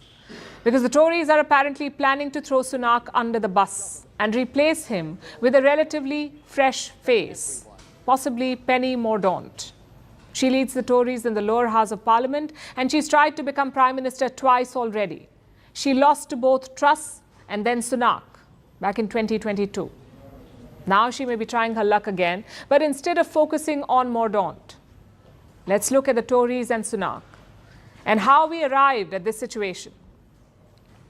The Tories are desperately trying to hold on to power. They're extremely unpopular, a whole 25% behind their chief rivals, the UK Labour Party. Britain will hold elections soon, no later than next January, but in all likelihood way before that. So the Tories do not have much time to win back support, which is why they may be thinking about ousting Rishi Sunak. So he becomes their fall guy. There's a grand show of remorse, proclamations of a change in direction, the usual spiel. And this is an old Tory tactic. It's the same way they got rid of Liz Truss, a rebellion followed by an internal vote. Before her, there was Boris Johnson. Before Johnson, Theresa May. And before that, the Tory who started this carousel, David Cameron. The Tories have had 5 prime ministers in less than 15 years, and now they're apparently thinking about PM number 6. But no matter how many times they change the face, the party keeps losing support. So maybe it's time they get some new ideas or accept their upcoming defeat and let Rishi Sunak finish his term with as little fuss as possible. Because for Sunak, that's the best case scenario. He's deeply unpopular, reaching Liz Truss levels, despite slowly chugging along with his plans. Inflation is down in the UK. It hit 3.4% last month, the lowest level in 2.5 years, but the Bank of England is not convinced. It hasn't reduced interest rates, meaning it doesn't believe that Rishi Sunak has succeeded yet. Sunak has also tried solving illegal migration with the controversial Rwanda bill. The bill passed the lower chamber of Parliament, but the British House of Lords refuses to move it along. So, in his desperation, Prime Minister Sunak has come up with a new Rwanda scheme. He now wants to pay asylum seekers to go to Rwanda. He's reportedly offering £3,000 per refugee. He wants to pay them to leave. You can imagine how a conservative supporter base reacted to that. So it makes sense that Sunak's popularity keeps diminishing. It isn't just one poll saying this. Every poll is painting a grim picture for Rishi Sunak. Earlier this month, the public was especially harsh. They called him weak and useless. The Labour Party is loving this. They keep goading Sunak, calling him a coward for not holding elections immediately. It shows their confidence in Sunak's dire situation. For him, the best case scenario is that he remains Prime Minister till early next year. Worst case, today's lettuce lasts longer. But either way, Rishi Sunak and the Tories have capitulated, and no political manoeuvres are likely to turn things around.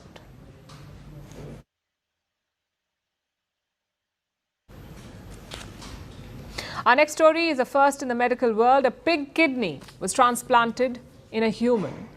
It was given to a patient who had end-stage renal disease. The kidney was genetically modified. It was to reduce risks of the human body rejecting it. For now, the patient is stable, the kidney is working. Does this mean animal organ transplants are the future? I ask because globally, organ demand is much higher than supply. Thousands wait every year for organs and many even die in the process. Animal organ transplants can solve this problem, but there are still many risks. Our next report explains. It was a 4-hour-long surgery. The patient was Rick Slayman. He was diagnosed with end-stage kidney disease. Slayman has been on the transplant list for 11 years. In 2018, he received a human kidney. It failed in about 5 years. So last year, doctors suggested an alternative, a pig kidney. Slayman weighed the pros and cons. He wasn't doing so well, so he decided to go with it. The surgery was performed on 16th March. It involved a 15-member team. Size of the pig kidneys was exactly the same as human kidneys. And despite difficult patient because advanced vascular disease in this patient, the procedure went well. When we saw the first urine output, everyone in operating room burst in applause. It was truly the most beautiful kidney I have ever seen. It was a first ever pig to human kidney transplant. The organ came from a pig, but the kidney was later genetically modified. 69 precise edits were made to the Decathlon. This new year, move with Decathlon. Oh snap, it's me again. Knock, knock, that swag is in.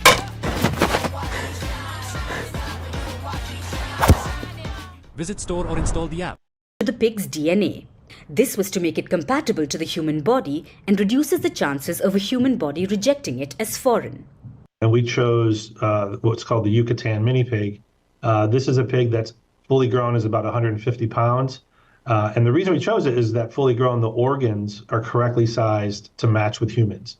In regards to Mr. Slayman's transplant, the organ that was from the pig matched perfectly the size of his organ. This is the third time a pig organ has transplanted into a human. The first 2 transplants were pig hearts, but they weren't very successful. Both patients died within weeks. So does this kidney have a better chance? Doctors believe it could. They think it can last for at least 2 years.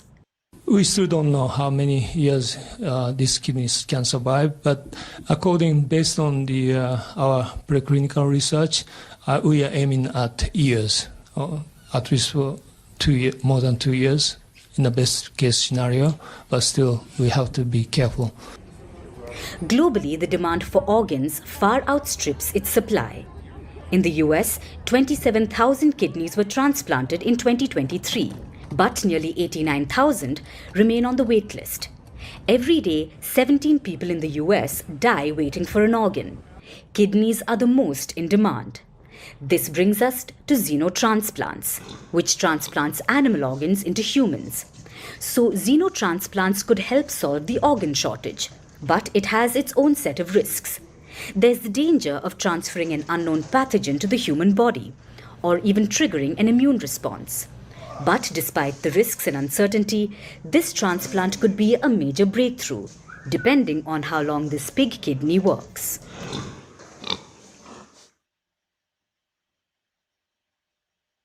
Something unprecedented has happened in India. A sitting chief minister has been arrested.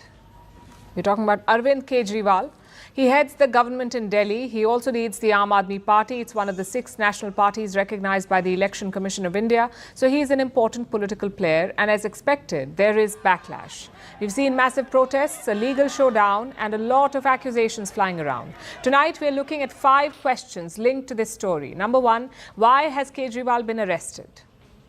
It was brewing for a while now. The Delhi government is accused of corruption in a liquor case. It's being investigated by multiple agencies. One of them is the ED, the Enforcement Directorate. This month, they named Kejriwal as a conspirator. So they asked him to appear for questioning, but he refused to go. He skipped 9 summons by the ED. So last night, an ED team turned up at his house. At around 9 p.m. local time, he was taken into custody.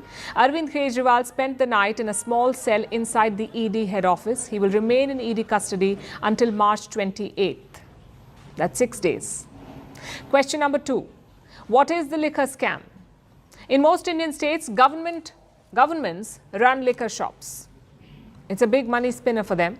But Delhi tried to change that. Kejriwal's government in Delhi introduced a new liquor policy in 2021. It allowed private players to open liquor stores. At the same time, government shops were shut.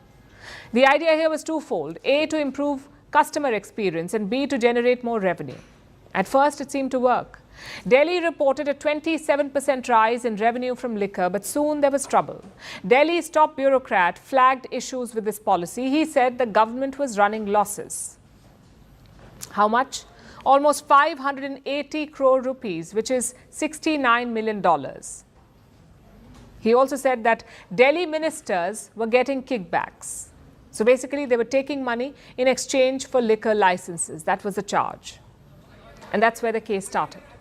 First, the CBI opened a probe. That's the Central Bureau of Investigation. They started the probe. And then the ED, the Enforcement Directorate. Which brings us to question number 3. Is Arvind Kejriwal the only one behind bars in this case? He isn't. Delhi's former Deputy Chief Minister Manish Sisodia is also in jail. So is Satyendra Jain, another former minister, Sanjay Singh, a party lawmaker, and K. Kavita, a politician from Telangana. She's the daughter of a former chief minister. So some big names have already been arrested. Now to question number 4. What will Kejriwal do next? Yesterday night, his party approached the Supreme Court of India. They wanted to quash his arrest, but today that request was withdrawn. So Kejriwal was presented before a Delhi court. The ED wanted his custody for 10 days. They said he was the kingpin of this liquor case. His lawyers rejected this. They said there was no evidence to keep him in jail. The court gave its verdict just a short while ago. Arvind Kejriwal will remain in ED custody for 6 days, which raises a constitutional question. His party says Kejriwal will remain chief minister. But how will he govern from jail?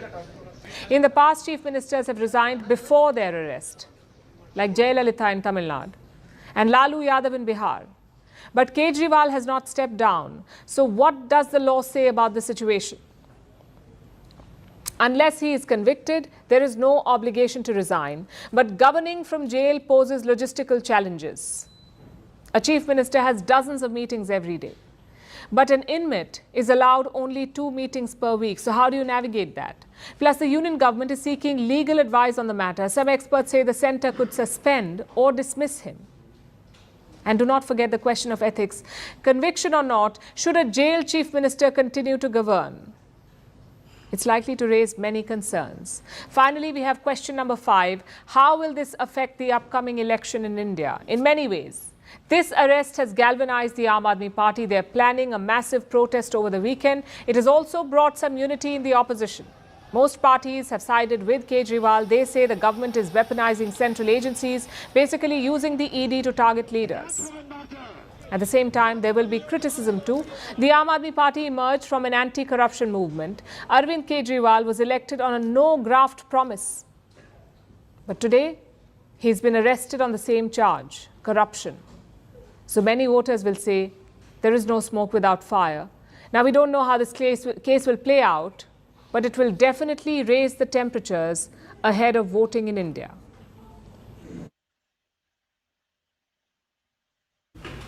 Now let's turn our attention to South America, to Venezuela, where President Nicolas Maduro is at it again. Venezuela is set to go to polls soon. Maduro has a tough fight on his hands. So what does he do? Stir up trouble with the neighbor. Venezuela has a territorial dispute with neighboring Guyana. It's a small country of less than 1 million people and an area of about 215,000 square kilometers. But Venezuela claims over 2/3 of Guyana. It claims an oil-rich region called Essequibo.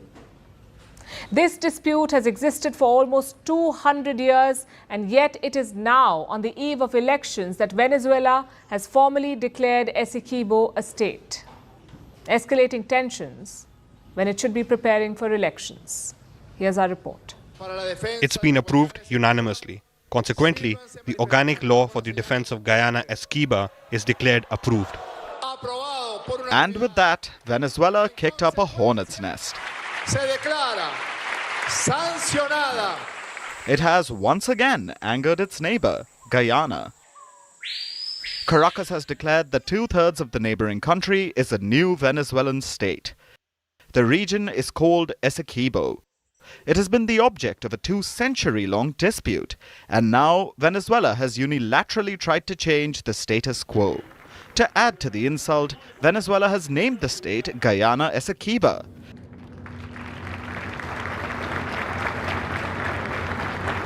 Imagine someone stealing your land and then naming it after you. Venezuela seems to be itching for a fight. Now technically, Venezuela has not taken over the land. Not yet anyway. Essequibo is still administered by Guyana. Caracas hasn't sent in the army to annex the territory. But by luxury is becoming neo-luxury. You want gossip? Yes, why not? declaring it a state and saying that they have a right to defend it, Venezuela has escalated tensions, and it has raised the specter of conflict. So why is Venezuela doing this? Why does it claim the land? And is the claim legitimate? These are tricky questions, because the dispute is older than the countries of Venezuela and Guyana. It stretches back to the 1800s, when both nations were European colonies. Venezuela was a Spanish colony. Guyana was first a Dutch territory, then the British took over. That's when the problem began. Britain were mapping the new acquisition, they walked into Spanish territory and thought it belonged to them. They drew up new maps, and Essequibo was considered a part of British Guyana. Basically, a mapping error has led to a centuries-long dispute, which is British colonialism in a nutshell. However it happened, Guyana has governed Essequibo for almost 200 years. The region makes up 2/3 of Guyana. So, does Venezuela have the right to take over? Should Guyana be punished for the crimes of the British? These are questions the world has been struggling with. The US played mediator back in 1899. The United Nations had their say in 1966. And in 2018, the International Court of Justice was dragged in. But Venezuelan President Nicolas Maduro doesn't want outside interference. He held a dubious referendum in December, and then claimed that Venezuelans wanted him to reclaim the territory. He has been sending troops to the border and expanding military bases. Now, Venezuela's parliament has formally declared Essequibo a state. Why is Maduro escalating tensions? Well, one thing to note is that Essequibo is full of oil. Guyana has also seen a boom in oil production, with the influx of firms like American giant ExxonMobil. For the last 3 months, Guyana has exported more oil than Venezuela. And Venezuela has the largest oil reserves in the world. Their exports have slumped because of US sanctions on Maduro, and likely competition from Guyana. So, is this a move to take out the competition, or is it a distraction? Venezuela goes to polls in July. Reports say Maduro is losing support. So, is Essequibo a way for Maduro to unite Venezuelans behind him? There are many questions, and no one seems to have the answers. But one thing is clear, the world cannot afford another war.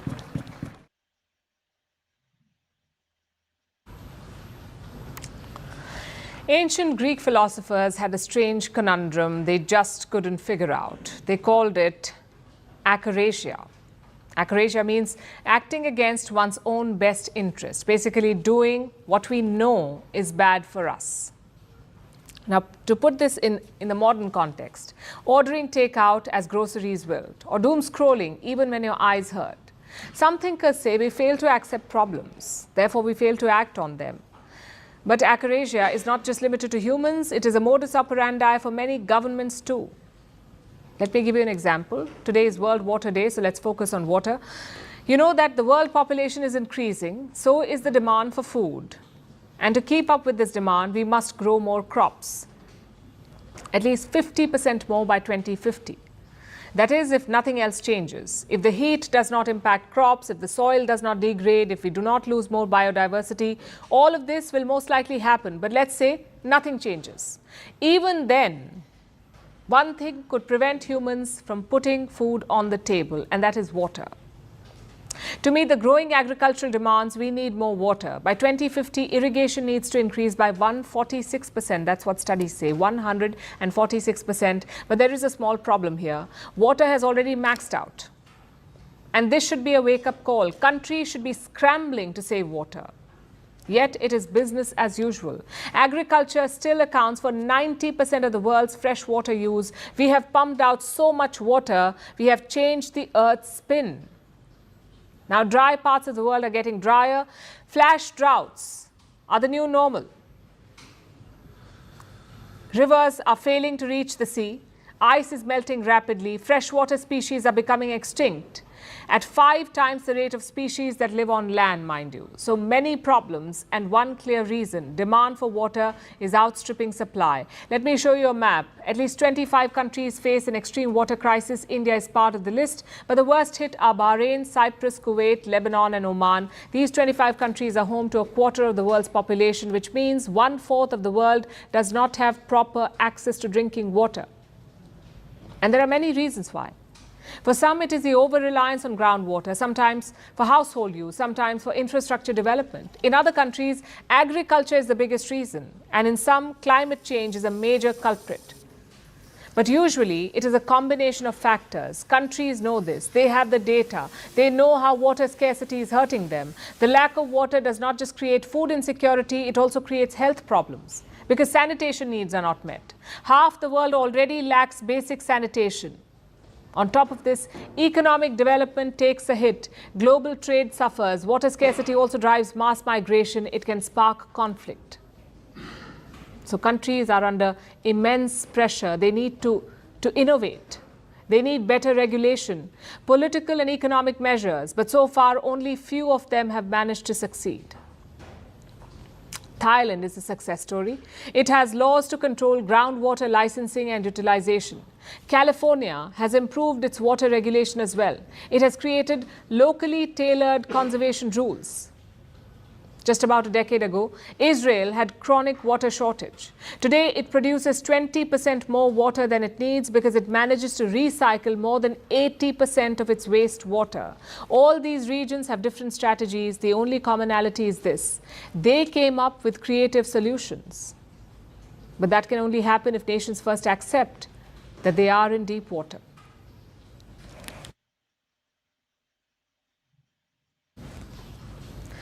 This week, Elon Musk made the news again, this time about his drug use. He shared details about his ketamine use. Ketamine is a drug primarily used in hospitals as an anesthetic.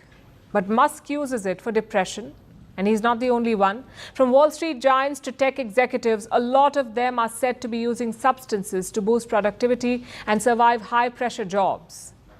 It's called biohacking, or a means to enhance the body's functions. But what risks does it pose? Here's a report. Wall Street with a drug problem. Elon Musk microdosing on ketamine. High-powered women taking mushrooms. Tech executives using psychedelics. Traders and pilots using nicotine patches. We're not making this up. These are headlines from the past few months. Apparently, this is the new normal. Want to survive a high-pressure job? Just do drugs. A far cry from just say no. Clearly, that's a relic from the past, which is concerning because we know the risks that drugs pose. Addiction, overdose, health problems. Plus, if drugs are bought on the street, they could be contaminated. That's even more dangerous. Even so, many professionals are using illicit substances. Why? To battle their long working hours. Many say they don't have the time to unwind or to connect with their friends. They need a quick fix, a pick-me-up. Others say drugs help them work better, keep up with their fast-paced jobs, and increase creativity. Many people get pushed into drug use through their network, but others are inspired. Take the billionaire Tesla CEO, for example.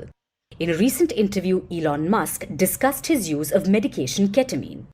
Ketamine is a drug. It's primarily used in hospitals as an anesthetic. But now, it's increasingly being used as a potential treatment for depression, anxiety, and other mental health conditions. Musk said, "There are times when I have a negative chemical state in my brain, like depression, I guess, and ketamine is helpful for getting one out of the negative frame of mind."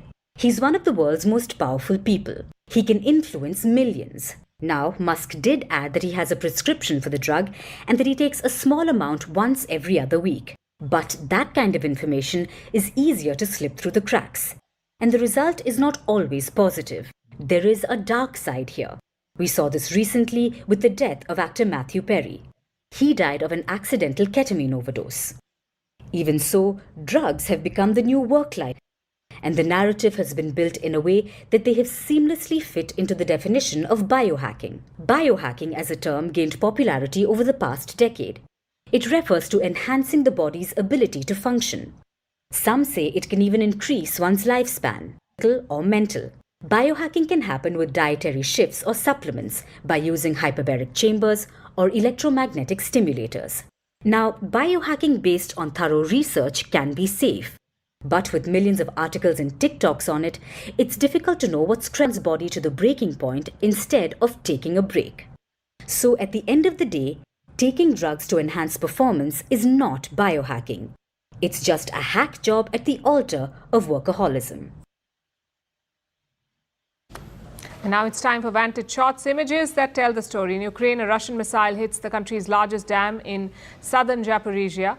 In Bolivia, 60 Paddington bears were found, raising hope for conservation efforts. And scientists are rushing to regrow Thailand's dying coastal coral reefs.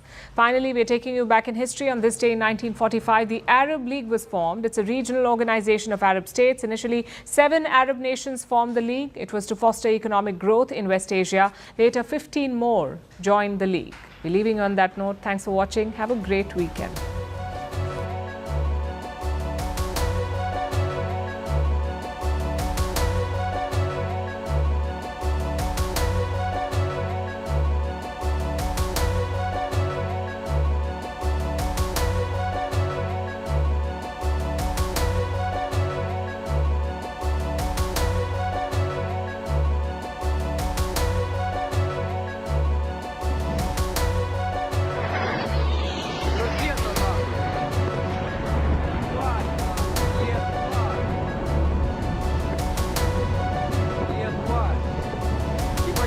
Сейчас будут ебашить нахуй.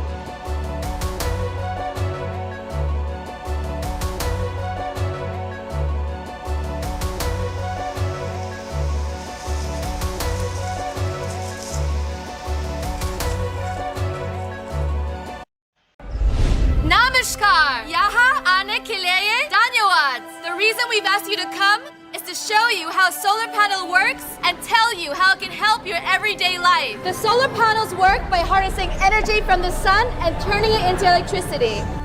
Now think about all the things you can power with this free electricity from the sun. Homes, schools, and even sports fields. It could have been Lindsay's conviction or the truth behind her words, but finally, the villagers agreed to install the solar panels. And now, it's not just their days and nights that are brighter, but their futures too.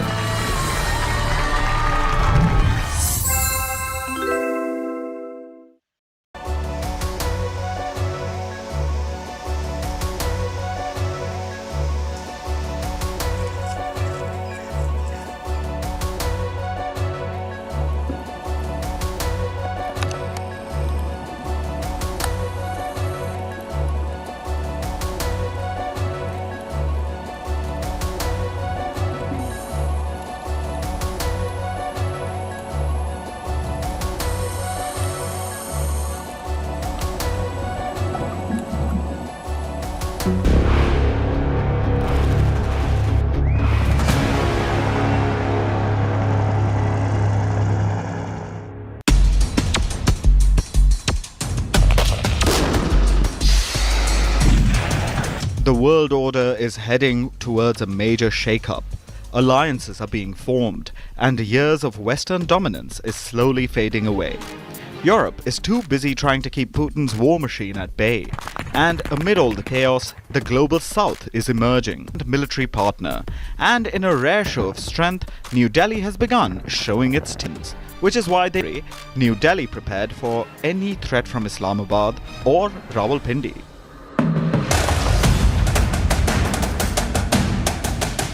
For the first time ever, India hosted the United Arab Emirates and Saudi Arabia in back-to-back military exercises. And the drills were held very strategically.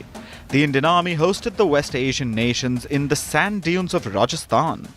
Rajasthan shares a long border and has seen its fair share of war with Pakistan.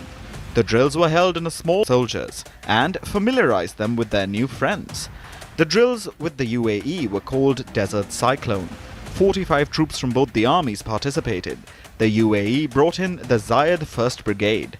India was represented by the Mechanized Infantry Regiment. Troops worked together on cordon and search operations, domination tactics, and heli-borne missions. These Saudi troops were also hosted in Rajasthan, marking the first time that the Royal Kingdom's troops trained on Indian soil. 45 troops from each side took part. The kingdom was represented by the Royal Saudi Land Forces. India sent in its Brigade of Guards. The soldiers took part in house intervention drills, slithering and live firing, followed by cordon and search operations. There was a time when Pakistan would train Emirati and Saudi troops, but now India has emerged as the trusted partner. Opportunity to hold drills on Pakistan's doorstep. India's most trusted friend Japan also tasted the action. Japan's self-defense forces made their way through the sand dunes of Rajasthan. इस exercise का M और मकसद platoon level exercise है जिसमें दोनों देशों की एक प्लाटून मिलकर समी उसके ऊपर ये ट्रेनिंग बेस्ड है. Destroy drills, heli-borne operations and live fire displays. The troops also performed yoga and learned about each other's battalions. Inviting the United Arab Emirates, Saudi Arabia and Japan for military drills just a few hundred kilometers away from Pakistan shows just how much New Delhi trusts its allies.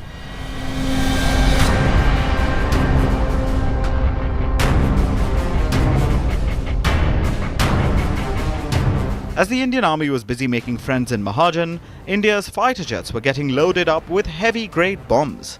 The Indian Air Force launched Vayu Shakti 2024, its largest exercise ever. Like the army drills, these too were in Rajasthan, in the sand dunes of Pokhran, a few hundred kilometers south of Mahajan, where the army was in combat mode. It was a clear message to the forces across the border. New Delhi was in no mood for any foul play. Air Force Station Jodhpur is one of the biggest air bases of the Indian Air Force and is one of the primary air bases for launching a plethora of aircraft towards exercise Vayu Shakti 24. The aircraft which are likely to operate from here are the versatile Su-30 Mk and our newest induction, the Rafale aircraft. A number of weapons will be fired by these aircraft. Some of the weapons which will be fired by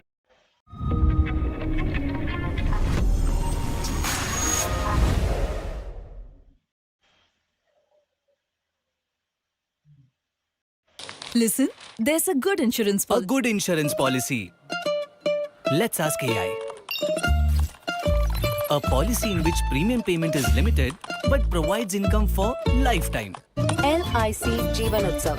Wow. Lifetime celebration. With LIC's Jeevan Utsav, your future is set. Rafale constitute of air-to-air missiles, and Su-30 Mk will be carrying out carpet bombing, where they will be using number of 1,000-pounders. From impeachments to inaugurations, if it's a political story, we are on the scene. The race for the White House is heating up. We're beating Biden. How dare he say that? If it's breaking news, we're live with the latest coverage. From the White House, the State Department, and Capitol Hill, we know the issues, but above all, we know the players to bring you the latest in-depth analysis on all the key stories that we're covering. I'm Eric Ham. Join me from Washington here on First Post America.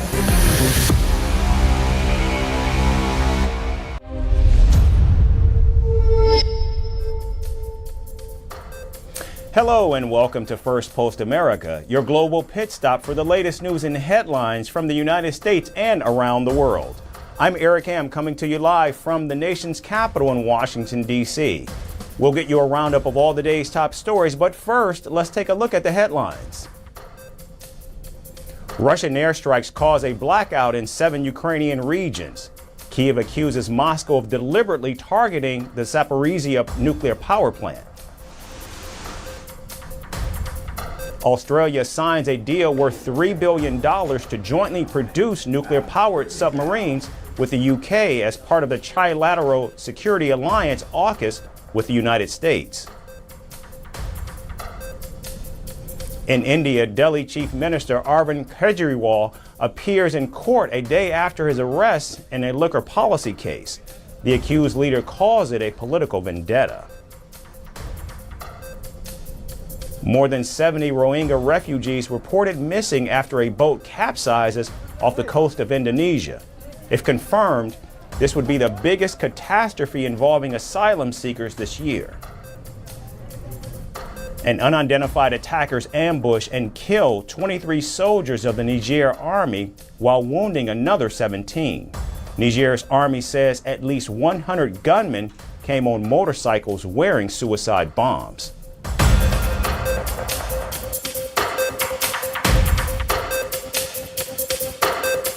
A truce continue. The United Nations Security Council is expected to vote on a U.S. resolution calling for an immediate and sustained ceasefire in Gaza for 6 weeks and the release of hostages. Now, it's important to note the use of the word immediate in the draft resolution, as Washington has refrained from using it while calling for a ceasefire. Now, the previous U.S. resolution, which was moved at the UN Security Council in February, called for a temporary ceasefire as soon as practical. Now, since the war began, the U.S. has vetoed 3 draft resolutions, 2 of which demanded an immediate ceasefire. In fact, just last month, Washington vetoed an Arab resolution that called for an immediate ceasefire. Now, Washington had said such an action could jeopardize talks and would interfere with negotiations surrounding the hostages. Earlier, the U.S. also was averse to the word ceasefire and vetoed measures that called for an immediate ceasefire. But the latest U.S. resolution marks a further toughening of Washington's stance towards Israel. In fact, the language backs talks brokered by Egypt and Qatar over a ceasefire. Now, in order for a resolution to pass in the Security Council, it will need France, Britain, Russia, and China. Now, U.S. Secretary of State Antony Blinken, who's in Israel today, said he believes talks in Qatar could still reach an agreement. The need for an immediate, sustained ceasefire with the release of hostages. That would create space to surge more humanitarian assistance to relieve the suffering of many people and to build something more enduring. We've been working, as you know, with Egypt, with Qatar, and with Israel to put a strong proposal on the table. Hamas responded to that. The negotiators continue to work. The gaps are narrowing, and we're continuing to push for an agreement in Doha.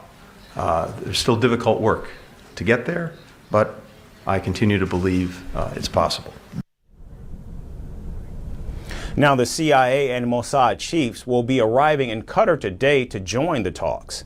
And the main sticking point has been that Hamas says that it will release hostages only as part of a deal that would end the war, while Israel says it will discuss only a temporary pause. The Netanyahu government has continued to vow to eliminate Hamas. Now, the latest U.S. resolution also increases pressure on Israel to allow more humanitarian aid into Gaza, where severe hunger is worsening and the United Nations warns of an imminent famine. The European Union leaders also called for a humanitarian pause in Gaza as well. And they also called for the unconditional. And one final signature there. Give us a minute.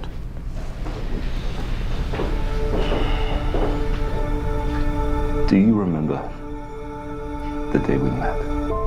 What I never told you about that day was that I was trying to get your attention the whole night.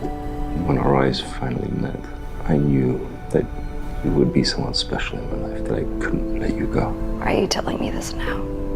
Because in my quest to be... So, ladies and gentlemen, I give you this successful business. Hello, Team DBS. I lost sight of what is truly important to me. Guys, have you seen Jasper's message? We got the funding. Zach Cito has pledged full financial... What's going on? Conditional release of all hostages and urged Israel to not proceed with a ground offensive in Rafah. What's happening today in Gaza is the failure of humanity. It's not a humanitarian crisis. It's the failure of humanity. It's not a earthquake. It's not a flood. It's bombing. The only way of stopping this humanitarian crisis, human crisis, is Israel respecting more civilians and allowing more support to enter into Gaza. The consensus of tonight is that we need an immediate humanitarian pause leading to a sustained ceasefire, the unconditional release of hostages, and the provision of humanitarian assistance.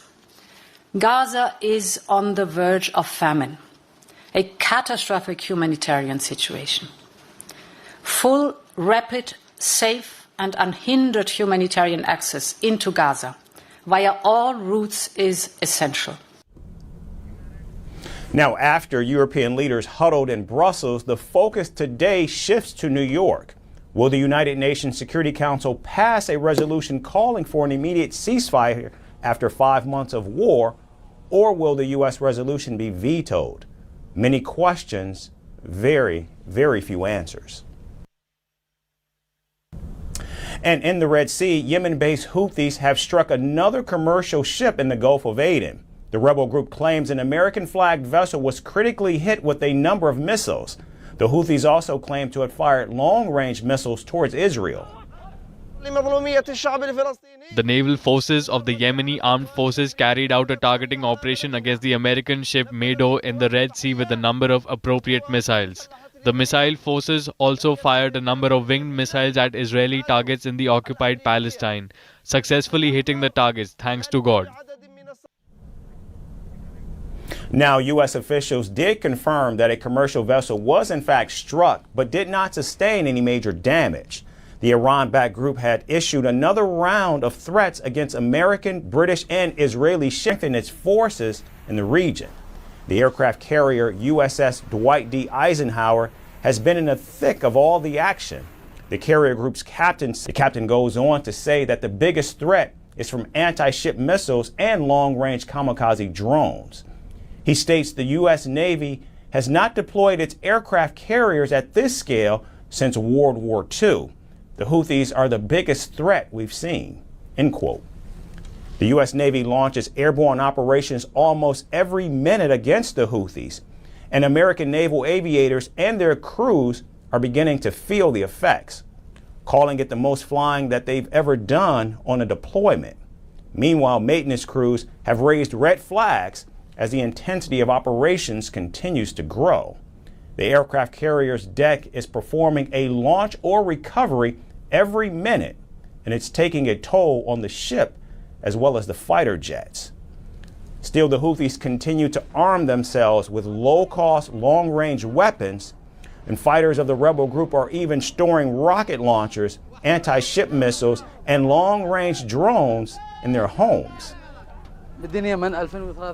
We have locally made rifles, pistols, rockets, and various types of sniper rifles, as well as RPGs and shells. All categories of heavy and light weapons are now available. All of this is in preparation for the upcoming phase with the Great Satan, the American and British and their proxies. Now, despite the large presence of Western militaries, the threat from the Houthis remains alarming. Even with the deployment of America's powerful carrier strike group, the waters of the Red Sea remain extremely dangerous. And now to the violence in the Caribbean. Haiti's police has launched a counteroffensive, killing at least 2 gang leaders in a span of 24 hours. During the operation, a gang leader named Ernst Jume was killed in Port-au-Prince. Now, Jume was the leader of a faction called Delmas 95 and a close aide of the man who started the entire chaos, Jimmy Cherizier.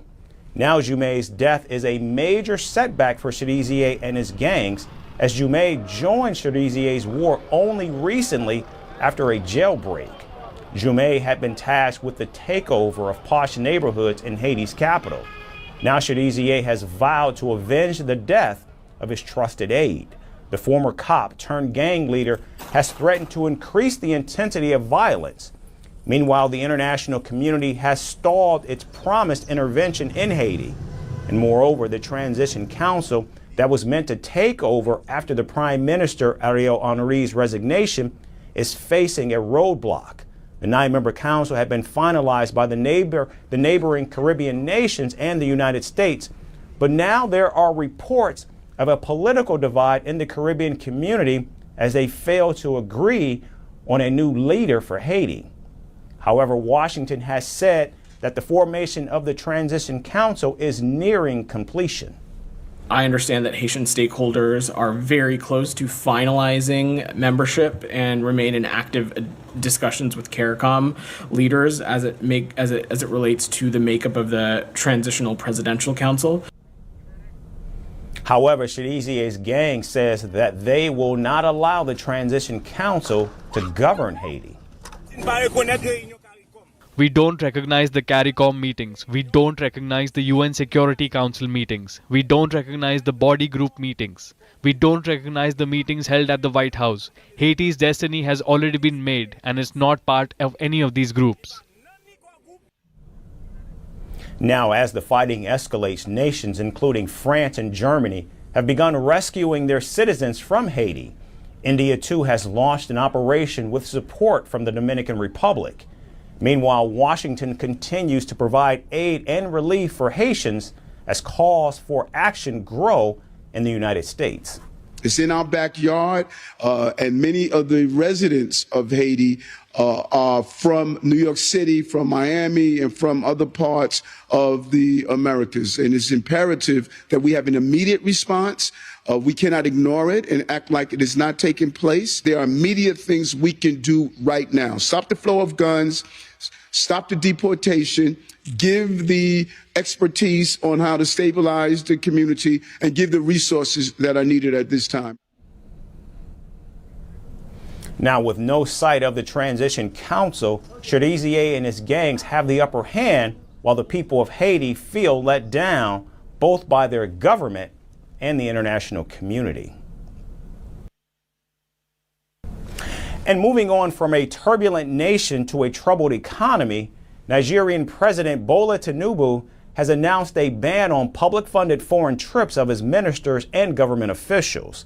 The decision comes amidst growing criticism over its government's travel expenses. Our next report explains the details. Nigerian officials will not be able to take public-funded foreign trips anymore. And that's because President Bola Tinubu has announced a travel ban for ministers and government officials. The 3-month ban will begin from the 1st of April. The Nigerian government will only allow tours that are deemed absolutely necessary. And even those trips would require President Tinubu's nod. His approval will be given at least 2 weeks before the travel date. The President's office says these travel restrictions will ensure that the government officials focus on their respective mandates for effective service delivery. Tinubu's chief of staff adds that the decision was prompted by concerns over rising travel expenses.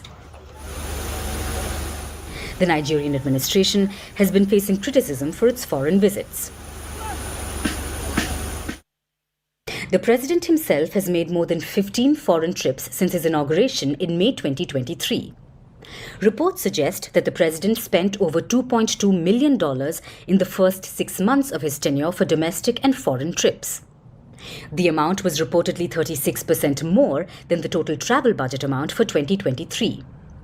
And what infuriated Nigerians more was the Dubai COP summit last November. The Nigerian government sponsored as many as 400 people to attend the summit, a move that was widely criticized on social media. Tinubu woke up to the backlash and took some measures to bring down expenses. In January, the Nigerian president announced a reduction in the size of the official travel delegations. He ordered a 60% reduction in the size of delegations, including his own travel entourage. However, it remains unclear whether Tinubu himself will cut down his trips. Earlier, the president and his representatives defended his trips as vital in addressing the economic issues of Nigeria, a problem that Tinubu is often accused of ignoring. Nigerians are reeling under a severe cost of living crisis. The country's inflation rate rose to almost 30% in February, which is the highest in nearly 3 decades. The cost of food has also gone up by more than 35%. There are a lot of friends that I know that used to buy tomatoes and they can no longer buy them. They cannot sell it again. They are just trying to find what they can eat now and not to do the tomatoes business again. Even those that push trucks, now a lot of them cannot push it again because the tomatoes are very expensive. Like today, it was the last food. That's what I made this morning. My son took it to school. I don't even have any in my pot now. I don't even have any to eat. I'm not even worried about that. I'm just thinking of what he eat if he comes back. These economic hardships have spread public discontent across Nigeria. Though the Nigerian president has announced travel curbs to cut down expenses, the question arises. With severe economic crisis grappling the country, are these measures enough to deal with the situation? And finally, in Latin America, where the policies of the Maduro government are intensifying Venezuela's long-standing dispute with Guyana, the two neighbors have been in a conflict over the oil-rich region of Essequibo. The Maduro government has approved the creation of a new state in Essequibo, which is currently under the control of the Guyanese administration. Now, is this a fight for Venezuela's sovereignty or Maduro's attempt to bolster support ahead of the presidential election? Our next report seeks to provide answers. The long-standing dispute between Latin American neighbors Venezuela and Guyana is brewing into a storm. They've been at loggerheads over the oil-rich region of Essequibo.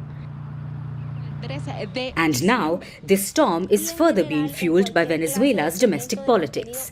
Las honorables diputadas y los honorables diputados que estén a favor de aprobar. Venezuelan lawmakers allied with President Nicolas Maduro have approved the creation of a new state in Essequibo, the disputed territory with Guyana.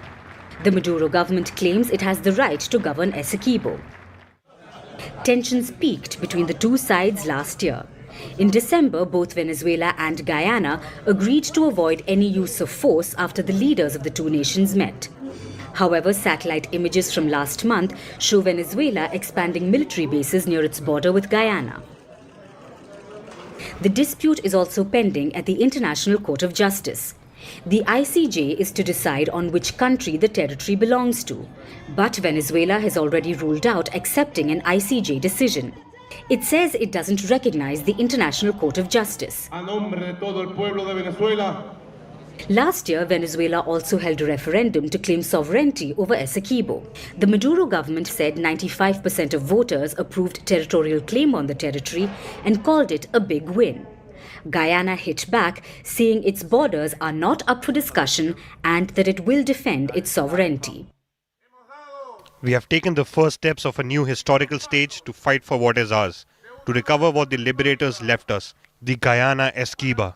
The Venezuelan people have spoken loud and clear, and this victory belongs to all the people of Venezuela, without discrimination or partisanship. The measures announced are in blatant disregard of the order given by the International Court of Justice on December 1st, 2023.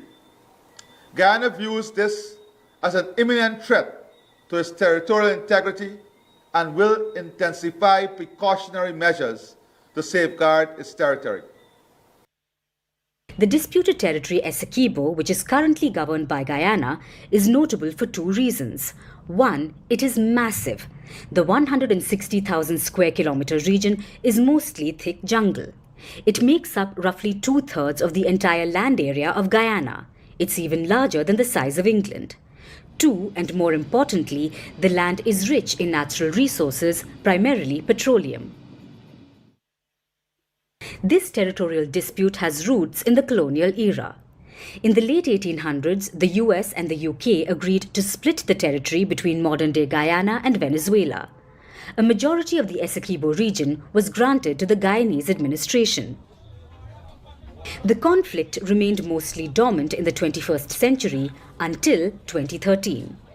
That year, Guyana discovered abundant petroleum reserves in the territorial waters above Essequibo. The discovery of offshore oil and gas continued in the following years. Today, Guyana's petroleum reserves are similar to those of Kuwait. It even outranks Saudi Arabia, Norway and Qatar as the country with the world's second highest oil reserves per capita. And access to even a part of these reserves could bring in respite for Venezuela's struggling economy. The Venezuelan economy has collapsed in the last decade despite having some of the largest oil deposits in the world. It has been battling spiraling inflation. There are domestic troubles too, including organized crime, gang violence and corruption. But President Nicolas Maduro has been amping up threats to annex the neighbor. Maduro has attempted to use the conflict with Guyana to bolster support at home. His saber-rattling has also intensified as polls in the Latin American country draw closer. Venezuela will go to polls in July this year to choose a president for a 6-year term. So, is Nicolas Maduro using the decades-long dispute to divert attention from domestic issues ahead of elections? That's our show for today. We certainly thank you so much for watching. We hope to see you right back here again on Monday. Have a great weekend, and thanks again for watching.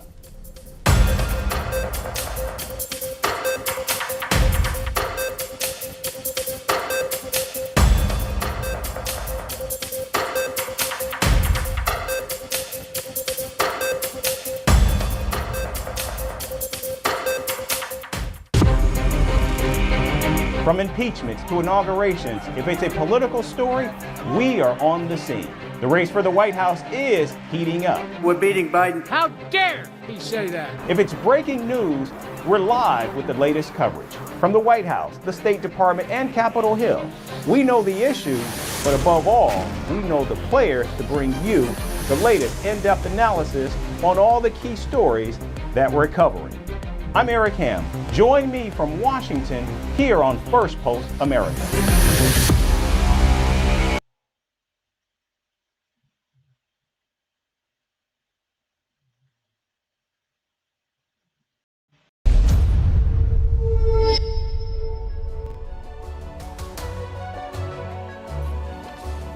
Hello, namaskar. This is First Post and you're watching Vantage with me, Palki Sharma. Eve Party and a year-end special. Meet the class of 2025. All this and more coming up. The headlines first.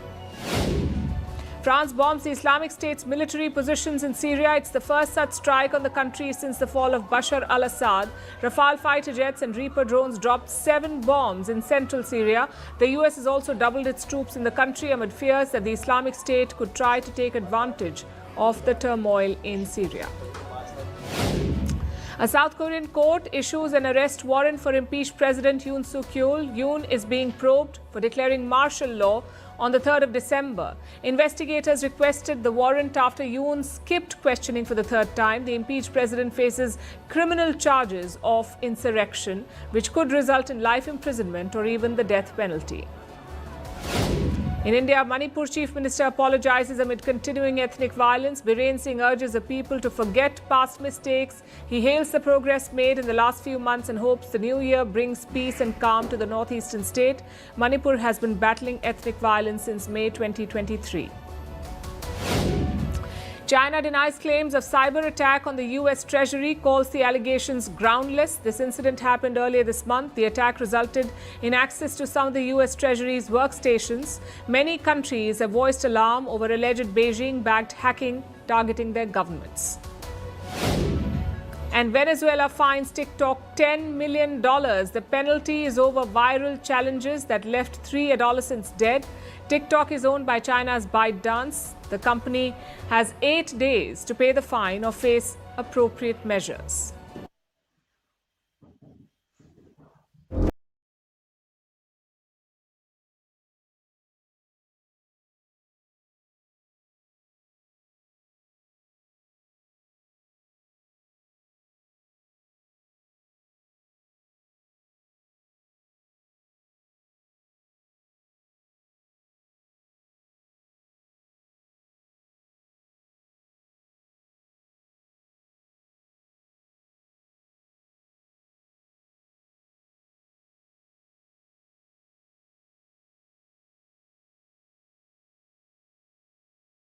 Off as a debate on visas, but it's now a full-blown racist meltdown. Far-right Republicans are on a rampage. Their target is the Indian American community.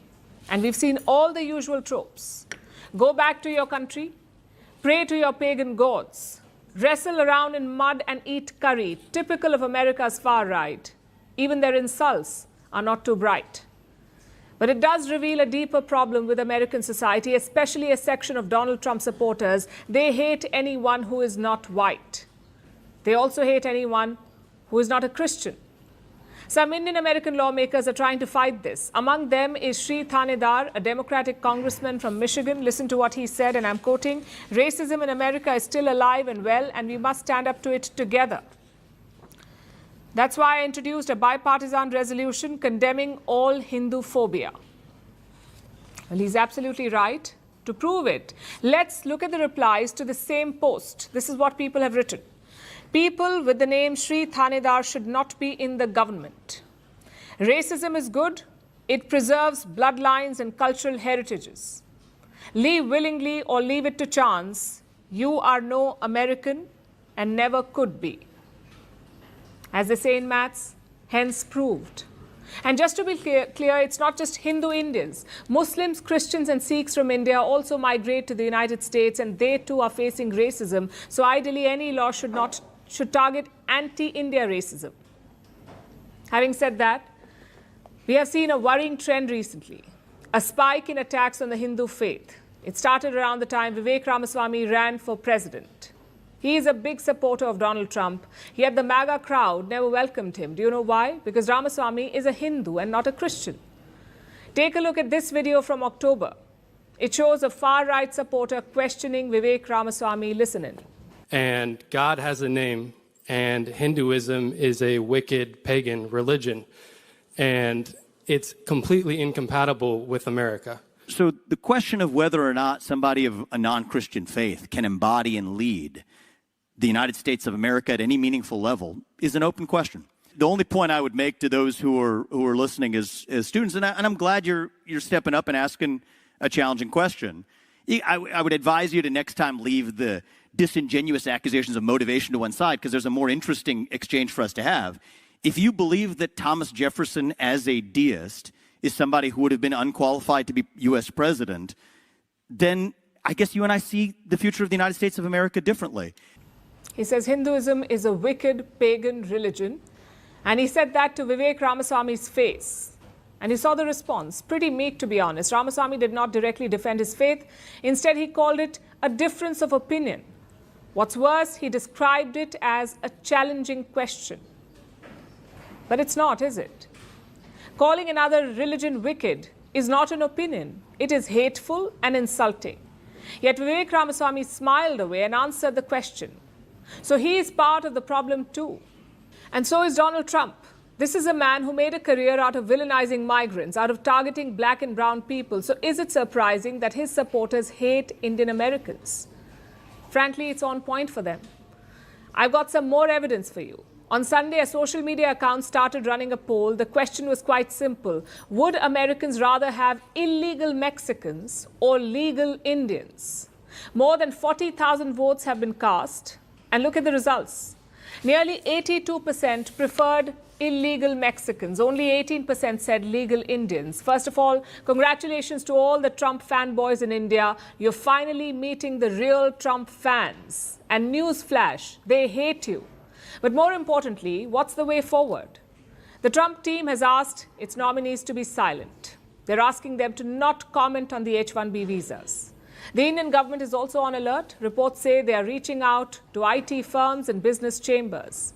Like we said yesterday, the problem is clarity. No one knows what to expect next month. Donald Trump has said that he likes the H-1B program, but his far-right advisors do not like it. For example, Steve Bannon. He was Trump's advisor during the first term. He says H-1B should be scrapped. Forget reforming or reducing the cap. Bannon says cancel the whole thing. Even Elon Musk appears to be backpedaling now. A few days ago, he promised to go to war over H-1B visas. Now he says the program is broken.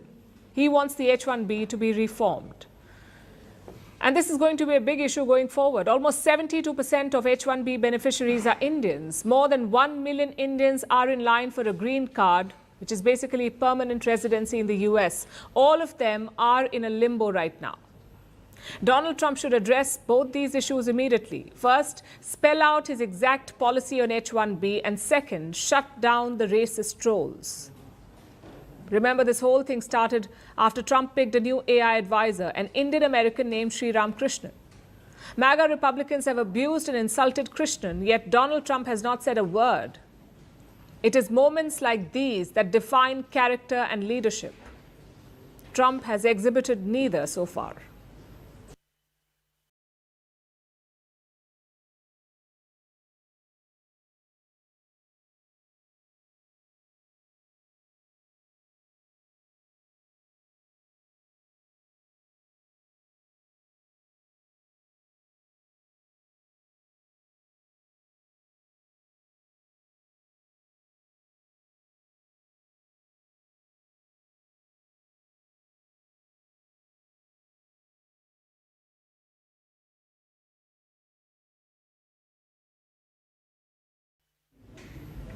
It's New Year's Eve. Most of the world is eagerly waiting for 2025. What will the new year bring us? How will we tackle the challenges and opportunities ahead? For most of us, the answers to these questions come from self-reflection. But that's not the case in China, because there the answers are given to the people, shoved down their throats by their president Xi Jinping, who has an annual tradition. He gives a speech every New Year's Eve. He tells his people what to expect and what to do in the year ahead. And Xi delivered his speech a few hours ago. Most of it was business as usual, a rerun of his greatest hits. He said no one can stop China's reunification with Taiwan. He says this every year, but this year the message was softer, we thought. He did not threaten to invade. He did not dial up the rhetoric. Instead, this is what he said. Chinese people on both sides of the Taiwan Strait are one family. No one can sever our blood ties, and no one can stop the historical trend of the reunification of the motherland.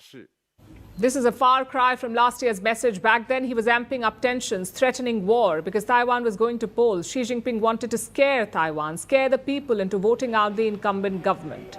It did not work.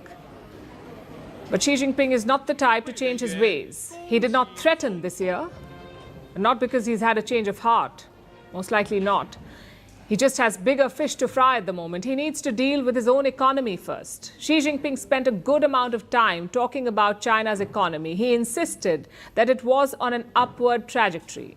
He highlighted the electric vehicle industry in particular. He said China has produced 10 million EVs for the first time this year. It was a matter of pride for him. Though he conveniently left out that the market was facing headwinds, with the European Union slapping tariffs on Chinese EVs. But this was his New Year's speech. I suppose it was more about vibes than hard facts. And it's not just European tariffs that he's going to be wary of. Next year, we'll usher in the second Donald Trump presidency in the US, and Trump has promised blanket tariffs on Chinese goods, ranging from 10 to a whopping 60%. Xi Jinping knows that this is coming, and he acknowledged the difficulties that lie ahead. Most of his speech was sunshine and rainbows, but a small part acknowledged the thunderstorm ahead. In fact, here's a rough translation of what he said. The Chinese economy now faces some new conditions, including challenges of uncertainties in the external environment and pressure to transform from old growth drivers into new ones. But we can prevail with our hard work. As always, we grow in the wind and rain, and we get stronger through hard times. We must be confident. That was Xi's attempt to reassure his citizens. It said a storm is coming, but China will be able to get by with hard work. Let's look beyond the motivational pep talk and try and decode what he means. He mentioned uncertainties in the external environment. Take that to mean external factors outside his control, which is probably a reference to Donald Trump and the tariffs he's going to impose. He says these uncertainties put pressure on China, forcing it to switch from old growth drivers to new ones. What were China's old growth drivers? A key driver was exports. The export of cheap Chinese goods to the US and other Western nations. This has been powering China's growth for years, but exports will nosedive once the Trump tariffs kick in. So what then? Well, that's where Xi Jinping's new growth drivers come into play. If the US market is closed, China will have to find other markets, new export destinations. The rest of the world, especially the global south, should get ready for this. We may become dumping grounds for Chinese goods. Other than exports, China doesn't have much going well at the moment. Domestic demand is still subdued. The property sector is still in a mess. Beijing tried to address these issues over the last few months. They introduced an economic stimulus package, which helped steady the ship a bit. But the stimulus won't be enough to power them in 2025, and Xi Jinping knows that. And that is what he's getting his people ready for. That's the key takeaway from today's speech.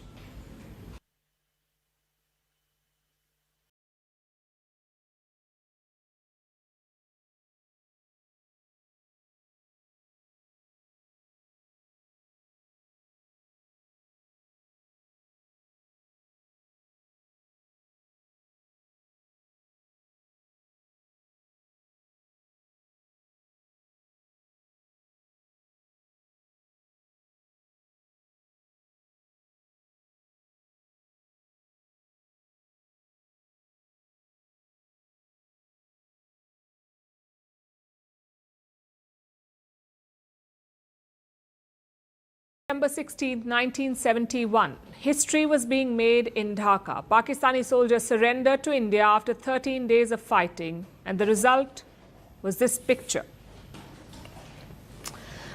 Arguably the most famous in India's military history. This is the picture we're talking about. It shows Pakistan's Eastern Commander signing the instrument of surrender. With that, 93,000 Pakistani soldiers surrendered, the biggest since World War II. Afterwards, these soldiers were taken to India. They had unleashed a bloodbath in Bangladesh, but they left defeated. Around 54 years later, Pakistan's army is returning to Bangladesh again, this time as partners. Reports say Dhaka and Islamabad have reached a deal.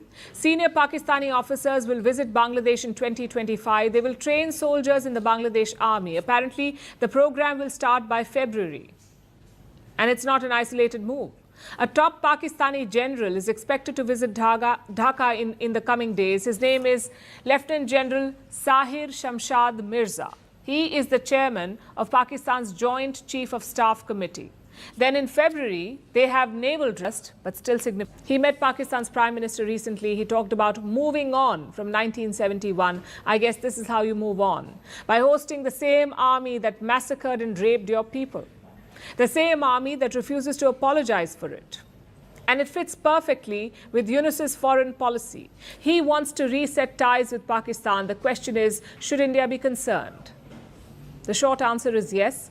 New Delhi should be concerned about two things. First is indoctrination. We saw that in the aftermath of 1971. Bangladesh's generals were all trained in Pakistan, so most of them had an anti-India tilt. Not to mention a disdain for democracy. Just look at Ziaur Rahman and H.M. Irshad. Both of them had close ties to Pakistan's army, and both of them led military coups in Dhaka.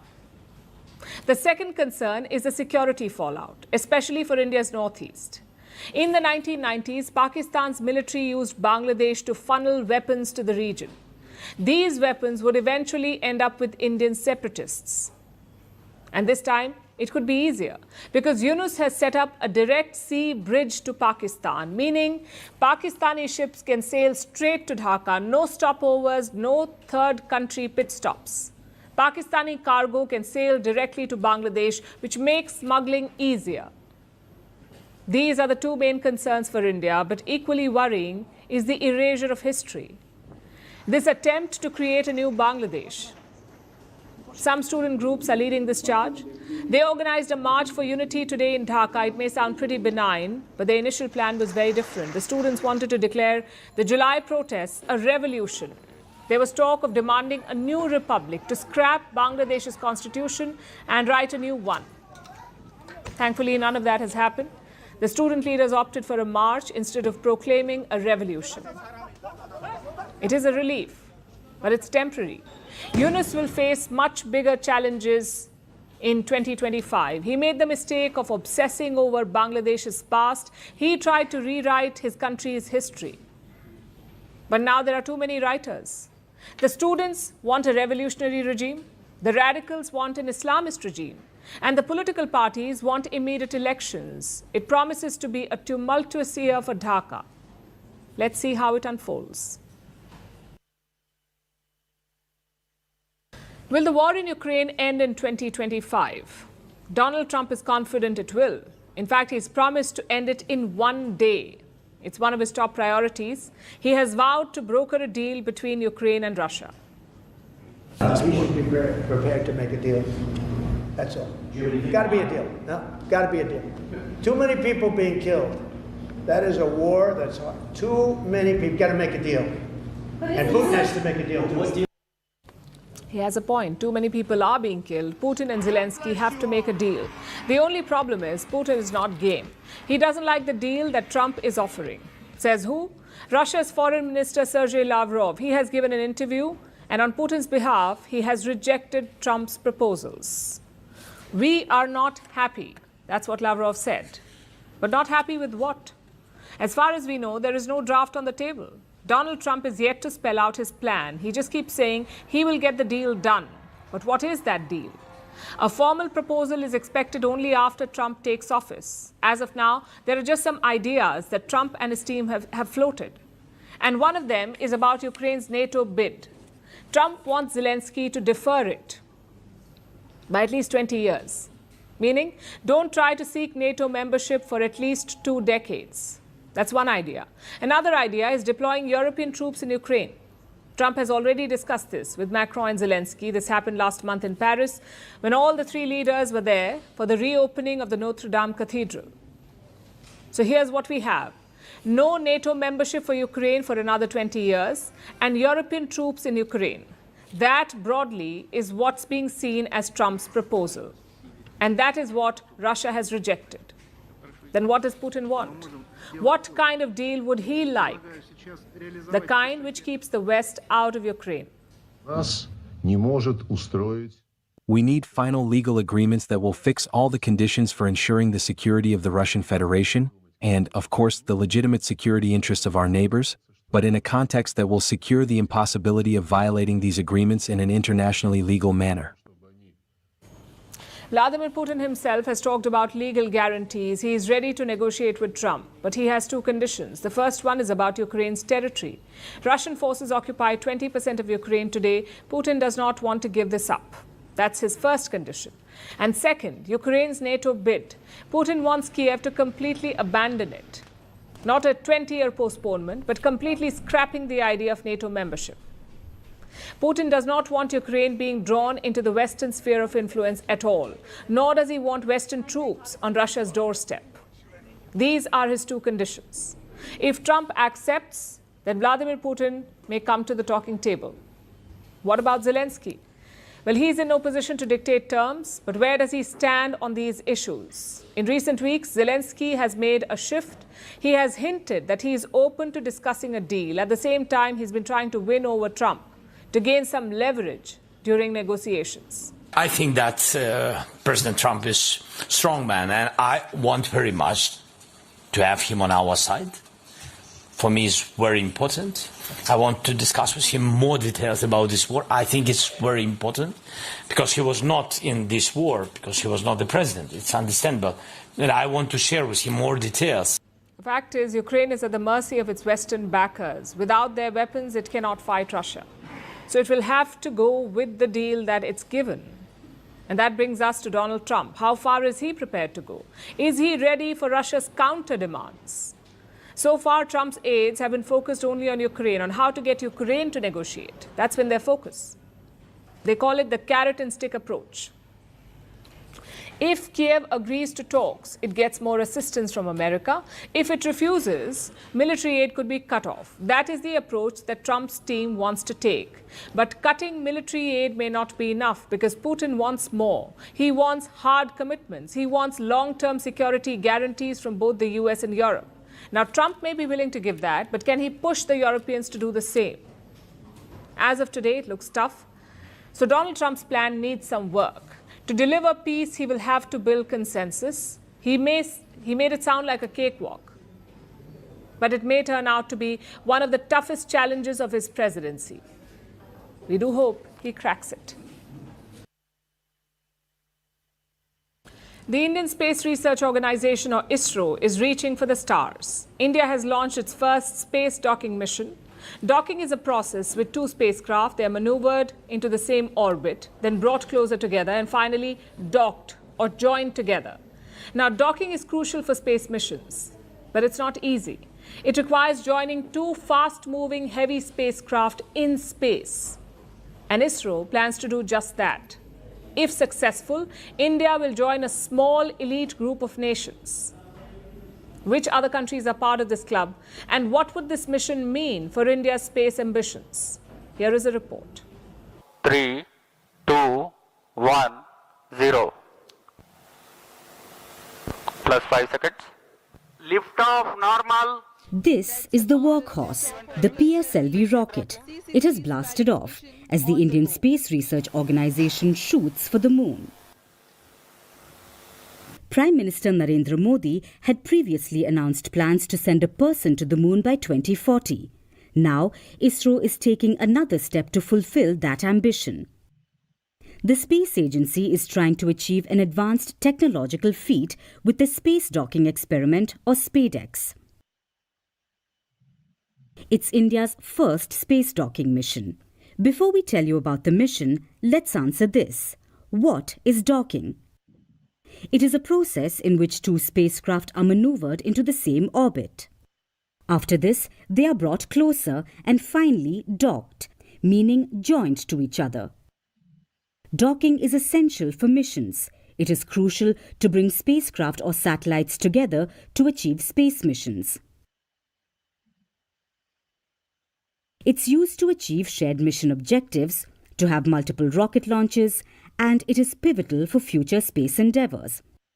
The future missions that the space race is eyeing, like satellite servicing, in-space robots, and complex space station operations. But here's the catch. Docking may be important, but it's a difficult process. It requires two fast-moving and heavy spacecraft to come together in space. So far, only 3 nations have been able to do this: the United States, Russia, and China. They are the only ones to have developed and tested this capability. And now, India plans to join this elite club. India's mission involves deploying the spacecraft into a 470-kilometer circular orbit before the docking can take place. Now, around 15 minutes after the rocket launch, after the spacecraft had reached an altitude of around 480 kilometers, the mission's director called the launch successful. I'm really happy to announce the successful accomplishment of the launch of PSLV C-60 for the SpadeX mission. The rocket has placed the satellites in the right orbit, which is 475 kilometer circular orbit. And this is no small feat. Not just because this is India's first successful docking launch, but also because it's a display of India's space tech prowess. In a first for the country, the docking spacecraft were integrated and tested in India at a private Indian company, not a government body. So if this mission is successful, it will be a win for India on multiple fronts. The country should have an answer on January 7th. That's when the docking technology will be tested. Safe to say, a successful test will launch India farther ahead in the global space race.